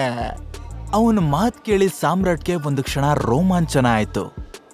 ಜಾನಿ ಸುಳ್ಳು ಹೇಳ್ತಿದ್ದಾನ ಅಥವಾ ನಿಜವಾಗ್ಲೂ ಅವನಿಗೆ ಟೈಗರ್ ಬಗ್ಗೆ ಏನೋ ಗೊತ್ತಿರಬಹುದಾ ಅನ್ನೋದನ್ನ ತಿಳ್ಕೋಬೇಕಿತ್ತು. What next? ಸಾಮ್ರಾಟ್ ಜಾನಿನ ಮಾತಾಡಿಸ್ತಾನ. ಚೈತ್ರಾಲಿಗೆ ಸಾಮ್ರಾಟ್ ರಿಯಲ್ ಐಡೆಂಟಿಟಿನ ತಿಳ್ಕೊಳ್ಳೋದಕ್ಕಾಗತ್ತಾ? ಅವಳು ಯಾಕೆ ಸಾಮ್ರಾಟ್ ಹಿಂದೆ ಬಿದ್ದಿದ್ದಾಳೆ? ಸಾಮ್ರಾಟ್ ದಿಕ್ಪಾಲ್ನ ಮೀಟ್ ಮಾಡ್ತಾನ. ಇದನ್ನೆಲ್ಲ ತಿಳ್ಕೊಳ್ಳೋದಕ್ಕೆ ತಪ್ಪದೆ ಕೇಳಿ tiger returns only on Pocket FM. ಈಗ ನೀವು ಪಾಕೆಟ್ ಎಫ್ಎಂ ನಲ್ಲಿರೋ ಎಲ್ಲಾ ಶೋಗಳನ್ನ ಈಸಿಯಾಗಿ ಕೇಳಬಹುದು. ಈಗಲೇ ಡೌನ್ಲೋಡ್ ಮಾಡಿ ಪಾಕೆಟ್ ಎಫ್ಎಂ ಮತ್ತು ಕೇಳಿ ದೇಶ ವಿದೇಶದಲ್ಲಿ ಫೇಮಸ್ ಆಗಿರೋ ಟೈಗರ್ ರಿಟರ್ನ್ಸ್ ಅನ್ನೋ ಮೈ ನವಿರೇಳಿಸೋ ಕಥೆಯನ್ನ.